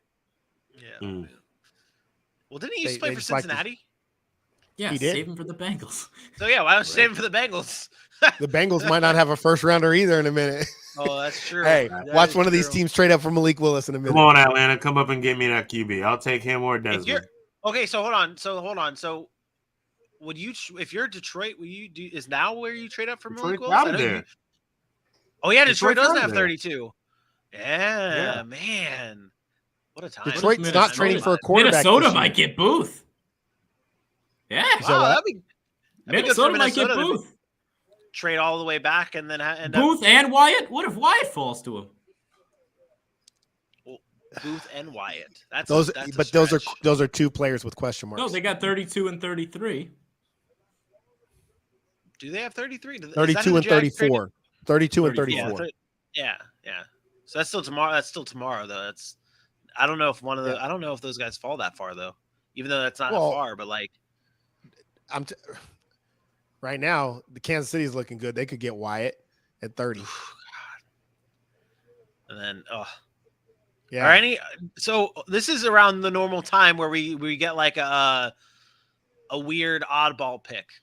You guys remember like last year, like Tampa went with there it is. Devontae Wyatt just went. Okay, yeah, there's Devontae Wyatt going to the Green Bay Packers. Oh, hey, wide receiver, two defensive players again, both from Georgia. Yep, hey, just like Stokes. Two defensive players, both from Georgia. I think it's a good pick. They talked about character issues and things like that, but this is a guy that's highly productive at Georgia. He was alongside Jordan Davis. He's just a wrecker, right? He gets in the backfield. He creates chaos. Hey, you play on that Georgia defense, man, you got a good shot of making it to the NFL. Let's talk about that. And I think if you're Green Bay, to me, this is the smart pick. We talked about this earlier. Don't reach for a Christian Watson here just because wide receivers a need. You go get the best player available on your board and you beef up that defense and you say, Aaron Rodgers, you're still a great quarterback. We'll add help later. We still have a great running game. We added Sammy Watkins. Maybe he'll make the roster. Maybe he won't, but we'll find some depth at wide receiver and we trust our process and our ability to develop guys. I think it's a good pick. I think you don't reach here. I think that's a safe pick. And I think it's smart for Green Bay to do that. The important part here is that they communicated. That's all. As long as they had a conversation and at least spoke. Man, they don't need to have no conversation with him. He signed a contract making $50 million a year. Man, shut up and play the game. This is hell. He'll to be the on Naughty. Not McAfee. He'll be on 2003. McAfee tomorrow. Every other player. I don't care what. I don't care. I don't You don't care. have to care. Aaron Rodgers cares. That's the important part. That's the only reason he re-signed with them is the fact that they were going to do things like this. And Stop. He resigned because he's getting paid $50 million a year. That's why he resigned. He resigned. He got that anywhere. They traded his damn near his best friend. Don't tell me that's not why he resigned. He resigned with knowing there was no wide receivers. His best friend was leaving. Afterwards. He knew that they talked. They even said that they talked to Aaron Rodgers. They knew Davante Adams wasn't coming back, and he still chose to sign with them. I don't telling Aaron Rodgers, hey, we're gonna draft this guy. Like, they got to get over that. He is not a general manager. This is not the NBA, and he is not LeBron James. If players want to start building, if players want to start building the team, then go be a GM, because we've saw what happens when players try to build teams. It doesn't work. Ask Kyrie Irving, ask Kevin Durant, ask LeBron James. Let the general managers do their job and build the team. Aaron Rodgers needs to go out there and throw the football. LeBron James going to win 3 championships doing that? So I got a question here now. I got a question. We had a conversation well back at the beginning of all this, saying that the wide receiver, like, it's a big drop off 5, and then the rest of the guys drop off. And then we did the scouting and we learned that it may not be that big of a drop off. With the wide receivers that are available now, do you see that big of a difference between who Green Bay could have gotten at 28 to who they could get in the middle of a second round? Not really. Depends on if there's another run, I guess, because that's where the real question is. Are they going to be aggressive in the second round and then move up to go get somebody? Because that's not sugar. They do need somebody. I like Alan Lazard, don't get me wrong, but they need somebody.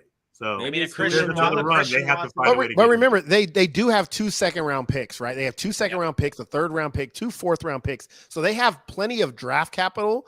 Again, it's just, like, I'll be honest, Treylon Burks, Christian Watson, I could argue Christian Watson is going to be better than Treylon Burks. Yeah. And if you get him in the second round as opposed to the first, that's a win. So, but to AJ's point, if another run starts going, now you're looking at 10th, 11th receiver off the board, then obviously there's going to be a difference. But I think this is just a fact. They trust their process in developing wide receivers. Davante Adams wasn't a first-round pick. He developed. They've done this before. They feel comfortable in doing that, and I think they just stuck to their plan and their process. Now, if one of those guys was there, I think they would have took him, but they weren't. Does Christian Watson go here? No. New England, Nakobe Dean. It's Nakobe Dean would be my pick. He fits everything about New England. Smart. Yeah. We talked about him. I had him going to New England at 21, but I would say Nakobe Dean or a guy like I said his name, Lewis Seen. My boy. Yeah, that's not a bad one either. Yeah, it could be. Hey, don't sleep on a corner too, though. Yeah. Booth? Yeah. I think Booth is falling out of the first round. He should. No offense. He should. I'm just not a fan, man. Like, I get it. It's kind of the same thought process. You look at Mario Goodrich, who Vinny would argue is a better cornerback than Andrew Booth, right? Whereas Andrew Booth is getting the higher praise. Now you look at Cincinnati, where Mario Sauce is getting the higher praise, but it was Kobe Bryant who came with the Cornerback of the Year award. You know, it's kind of the same thought process to me in that situation. I wouldn't be shocked if Andrew Booth does fall out looking at what's left. And now that the Chiefs have got their cornerback, it's not like they're going there at 29. They might go Christian Watson at 30 if he's still available, to be honest. They like Michigan too. I wouldn't rule out Dax Hill here. I wouldn't rule it out. He likes going Alabama. He likes going Michigan. He likes picking those players. I'm serious. You look at I mean, he took what was his face? The Winovich kid. He took Winovich. He took the safety. I can't think of his name. They tend to keep with their picks. Wow. Oh, Kyle Duggar, the safety, right? Yeah. Yeah, that's who you're talking about. Yeah.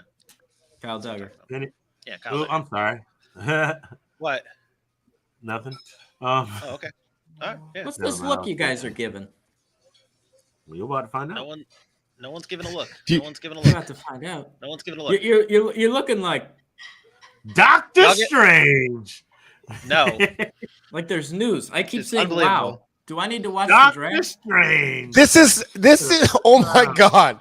This is a typical Bill Belichick New England pick. It's so uneventful. I don't even have nothing to say. Why do we even have B-roll for this guy? He's from Tennessee and Chattanooga. How do we even have B-roll for Cole Strange? Dr. Strange. Doesn't that come out like May 6th or something? And it's not Next even out Friday, yet. Friday, next week. Next week. Look, I don't even know who clipped this B-roll because I didn't even know Cole Strange was a player.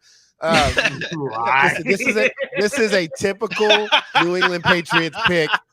A guy that nobody cares about, that nobody knows, that in 2 years will be an all-pro, that they'll trade because they don't want to pay. You asked me a question. Wait, you asked me a question earlier. Who the loser of this draft was? The loser of the entire offseason is the Mac New England Jones. Patriots.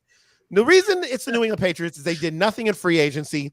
They spent all their money last year on trash, and then they drafted Mac Jones, who's a turd, who's not going to ever take New England anywhere. And if anybody calls him Tom Brady one more time, I'm going to lose my shit. The New England Patriots are the losers of the offseason. And mark my words, I'll say it now and I'll say it again later. New England finishes 4th in that division next year. Hey, the Jets, though, Wow. just damn killing it. So it's funny. So remember, kind of travel back a little bit. I asked you guys a question of what player do you think was going to be like the ridiculous player? I saw that name pop up and I was like, is anyone going to be able to guess Cole Strange is going to go in the first round? And I really wanted to see it, and no one guessed it, but yeah. I'm looking for him on my big board. He's not on it. So Well, neither was Olave, and he got picked. No. I'm talking 150 players. Olave was just down. He wasn't in my top 30 at the time. Well, my 150 players, Cole Strange isn't on it. Oof. Well, That's the Chiefs strange. just selected George Karlaftis, so what can you tell me about him? I'm still confused. George Karlaftis. I think we originally had him up higher. I think he fell a little bit because he's not really electric. He's got shorter arms. He's not this guy he just doesn't jump off the tape like some of the other guys. And I think that's why he fell. But I think you're getting an adequate pro player here. I think this is somebody you put into a defense and you say, you look up a game, he has a sack and a half. He finished his career and he's got 50 career sacks, 60 career sacks. And you say, man, 7-8 years in the league and he had a really good career. So I'm not going to say this guy's going to be a star because I don't think he is. But you line him up with Chris Jones on that defensive line, and you have Frank Clark on that defensive line, and now you just say, hey, go attack the passer. This is a guy that can go in there and do it. So, again, I'm not blown away by George Karlaftis, never have been, but he's a solid player. Yeah. He's that type of guy that's going to have the mentality that the Chiefs have. He comes in and he just wants to work hard. He wants to win. He always talks about he doesn't have to stand out. He just has to contribute, and he's done that at a great clip at Purdue. That's why he was a main man without the production that you're seeing. Some of these top 5, top 10 type of guys. They're going to like him. He's going to have, like we said, even if he went to the Ravens, he's going to have a very solid career. He's going to be an important player for this franchise for a long time, even if he's not the best player on the defense. Yeah. Solid guy. It does seem like a Chiefs pick, but it's interesting and funny.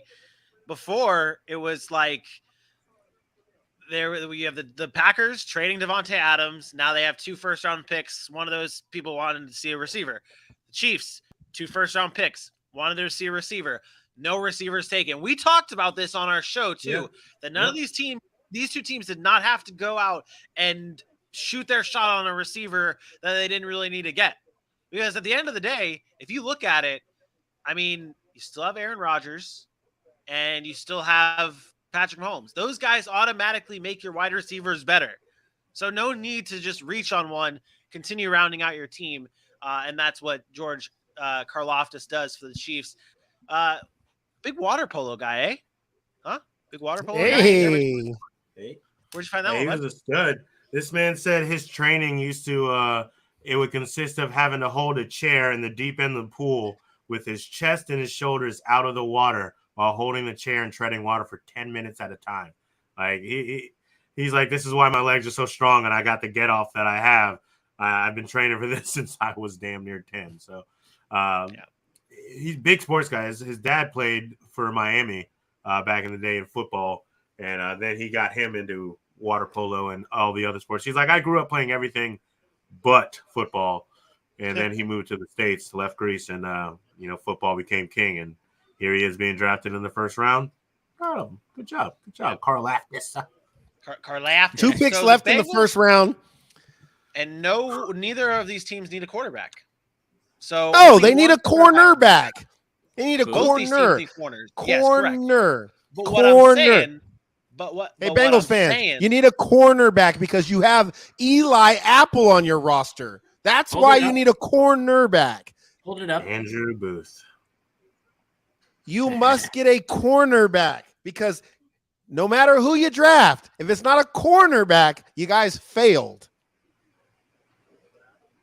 The Cincinnati Bengals need a cornerback because mark my words, halfway through next year, when they're like, oh my God, Eli Apple's trash. Why is he playing? Get him off the field. I'm going to look into the camera and I'm going to post this. Because the cornerback position is what they need. I really want you to bring that on the show from now on. That like you be that guy. I will. I'll have it behind me in my office. I'll have it behind me here. It's hard because it fell off the wall, so I had to hold it up now. But I'll find a way to permanently get it on the wall, and I'll have something every show, mostly for Bengals fans. Because Who Day Nation tries to come for us, and I've had enough. Oh man, Eli Apple, like stop. Get out of here. 2 picks remain. Bengals, Vikings. Get the predictions going. Dylan, you pick prediction. Yeah. Yeah. Both secondary picks. I think I wouldn't be shocked to see maybe Minnesota go Christian Watson. I think they could use another receiver there. I think that wouldn't be out of question. But do you think there's any chance that maybe Malik Willis goes? I mean, I know they did give Cousins the extension, but maybe you sit him for a little bit, give him that 5th-year option. I think Minnesota would. I think Minnesota would make a huge mistake if they take Willis.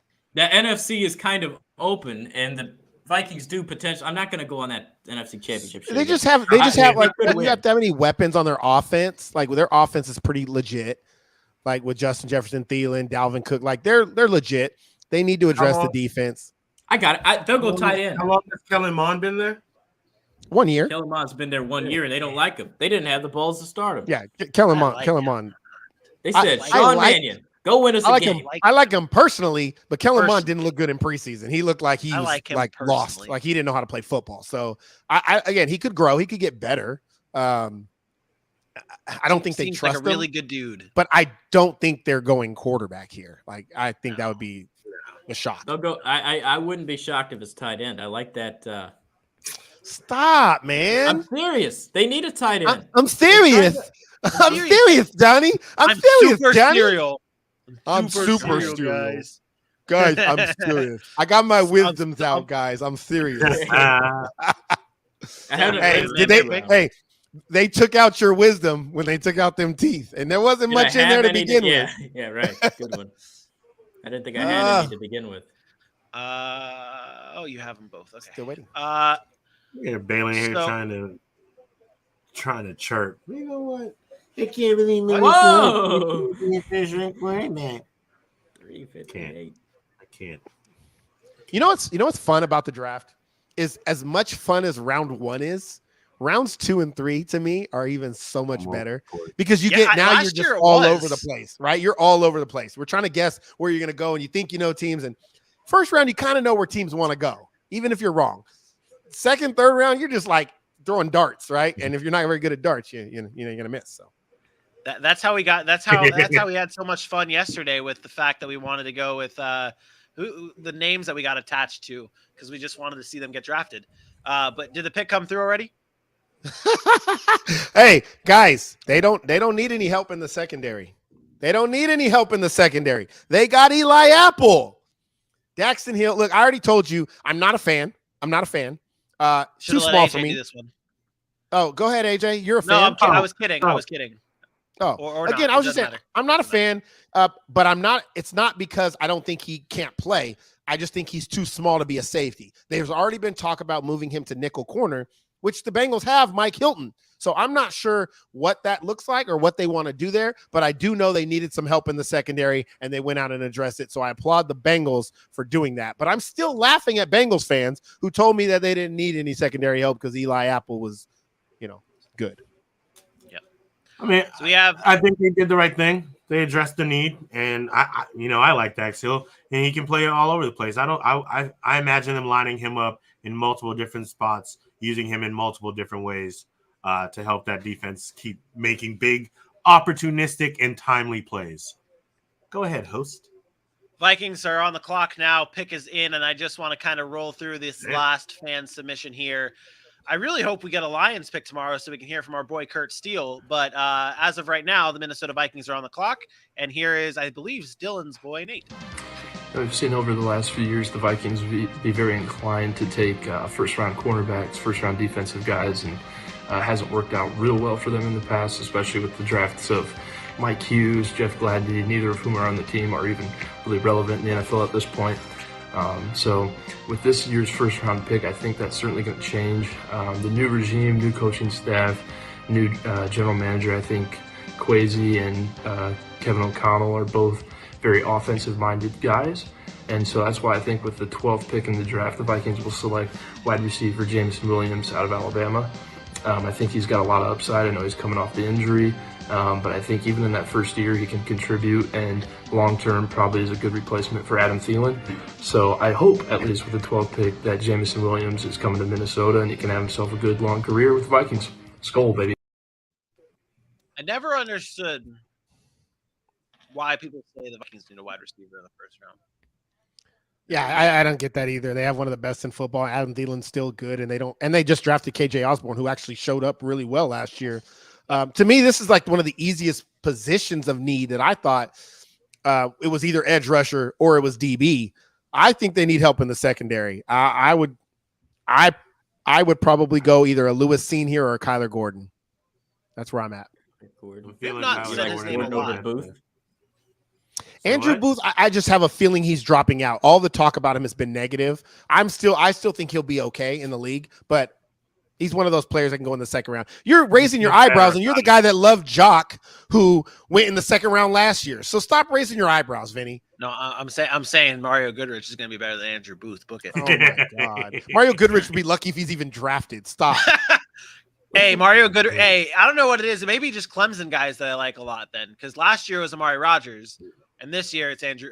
Well, you'll get Justin Ross tomorrow or on Saturday. Oh, dude! If the Jags get Justin Ross, I'll lose my shit. That's happening.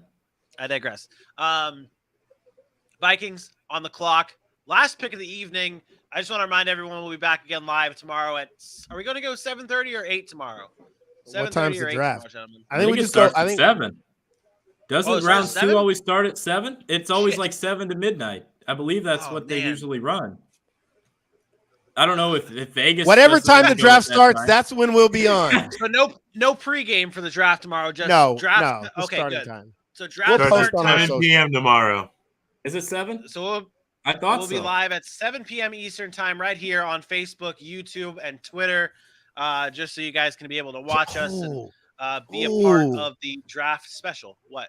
I would love if they went David Ojabo here, just because I love could get David him tomorrow. Ojabo.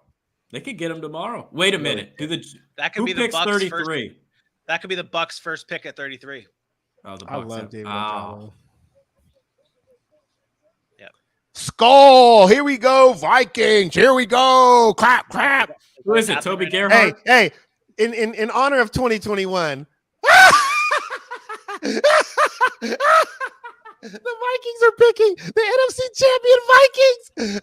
Hey, they're picking at 32, though. They're picking at 32. Oh, that's what you meant. That's what Dylan meant. I forgot Dylan meant they were just going to pick at 32, not win the Super Bowl. Stop. You're a Georgia Bulldog, Indianapolis Colts, Notre Dame, Minnesota Viking, Jacksonville Jaguar fan. This man got 11 teams. Too many teams. I got what? 11. 11 teams. Too many teams. Too many teams. 6'9". Oh, goodness. Get low. Goodness gracious. Is, all right. Hey, wait. Is Goodell wearing a chain? Is he really? Oh, my gosh. Yes. Is it the turnover chain for Miami? They're still showing the crowd on my screen. There it is. They're still, called it. My boy. Lewisine. Love this guy. Love this guy right here. Go ahead, Vinny. Go ahead. No. You finish it strong. You finish it strong about my boy Lewisine. All over the field. This dude, if you guys were not watching the national championship game, this dude was everywhere. Lewisine is an absolute game breaker. He is going to change that Minnesota defense. You add him back there with the Harrison Smith. He comes up. He's not afraid to hit you. As you can see, he don't care if you're Alabama or not. He'll run right through you. And this is also a guy that can play in coverage. He is versatile. And I think that's what we talk about the most is the versatility of a defensive back or a defensive player that can play multiple positions, do multiple things, and be exciting while doing it. Lewisine, to me, climbed his way up to the first round, and I'm not shocked that he went here. How many, Georgia? Jamal Adams? Oh. I think he has that potential. I think he's a little bit better in coverage. Jamal Adams, although he kind of deteriorated in coverage because he actually used to be pretty good, and he kind of started falling off that way. It's not a bad comp, though. It's not a bad comp. That's what I'm thinking. Like when I watch him and I read about him, I'm like, oh, I feel like I get a Jamal Adams vibe. Like when he was coming out. Now, obviously not. Yeah, like no, that's not a bad comp. Yeah, I think he's gonna be very good. I love it. I'm glad he went in the first round. That's a guy that I thought could work his way up. He ended up working his way up there, and yeah, I'm excited for him. A great pick by the Vikings, man. That's a good pick. I thought you look at the cornerbacks that were there. It could have been a Kyler Gordon, but probably a little too early for him. It could have been Andrew Booth, but we have the question marks. I think you just go solidify the back end now, and I thought it's a great pick. Best player in the secondary available right there. I think that's a true story. Good pick by the Vikings. Yep. A good first round. Lots of fun. Lots of excitement. Again, we'll be back again tomorrow at 7 p.m. Eastern time right here on Facebook, YouTube, and Twitter at the Sac City Pod on all social media platforms. If you want to send us a shout out, let us know what you think of these picks. Tag us in all the good coverage and whatnots. Monday, I just want to remind everyone again, this will be the last thing. Monday, we'll be live at 8 p.m. Eastern time talking about winners, losers, misses, hits, all that good stuff from the draft. So you'll be able to get our real solid reactions on Monday. Right now it's raw. It's fun. It's good. Monday we'll have the data. We'll have the analysis. And we'll come hit hard. I got something. Do you want to know how Nate feels about the Vikings pick? Because he was clawing for Jameson Williams, right? Unreal. Looking for a new team. This is so stupid. I'm furious. Time to go to the bar. But that's the same guy that wanted Jameson Williams when he has Justin Jefferson, Dalvin Cook, Adam Thielen, Kirk Cousins. What is he furious about? He wanted another weapon on offense while their defense was the worst secondary in football? I don't think he wanted safety because there's what's his face there? Harrison Smith, although he is getting older. Again, you feel a need. This is what I meant by you feel a need without reaching. You don't reach for a Kyler Gordon there. You don't reach for an Andrew Booth there if they're further down on your board. You still address your secondary. It might not be a corner position, but you address your secondary and your best player available in a position of need. I think that's the ultimate win-win situation where there is a guy that's available that's that high up that you can get. It also addresses a need. I don't think any Vikings fans should be furious at anything except for one thing, which was trading back and not drafting Trent McDuffie because he's going to be an elite corner. But other than that, once you make the decision to trade back, I thought they did well. All right. Boom. That does it. Boom. We appreciate everyone in the chat buzzing. We appreciate everyone commenting, sharing, all that stuff. Even the return of the half of the wives club of Beth and Jess joining the chat super late. Yeah. All good. Hey, look, we're here for 4 hours today. That's just 4 hours of live coverage. We will be here just as long tomorrow. 5 hours probably tomorrow. And again, tomorrow, I'm going to be honest. I might be a little bit different. Might be a little bit more relaxed and like just having fun. I was trying to hit hard with these picks today. It was the first round. Tomorrow we're going to be guessing picks, and I might yell out Maynard a few times. Or I'm keeping Twitter away. We're not going to really do all the bells. Tomorrow's going to be a good fun and games Friday draft show where we have everything going. It'll be good. It'll be a good time. You're not going to want to miss it live at 7 p.m. Eastern time right here on Facebook, YouTube, and Twitter. AJ, what? What do you want? What? I was going to talk about me tomorrow. I'm going to be wearing the same thing. Okay, cool. Let's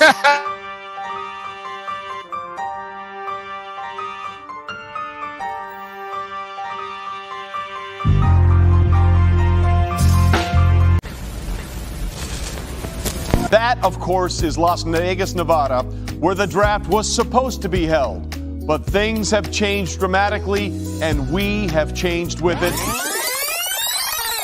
As you may know, we are scheduled to host the draft in in Vegas this year. And we think you deserve another shot. So we're happy here to announce that tonight, the Las Vegas Raiders will host the 2020 NFL Draft.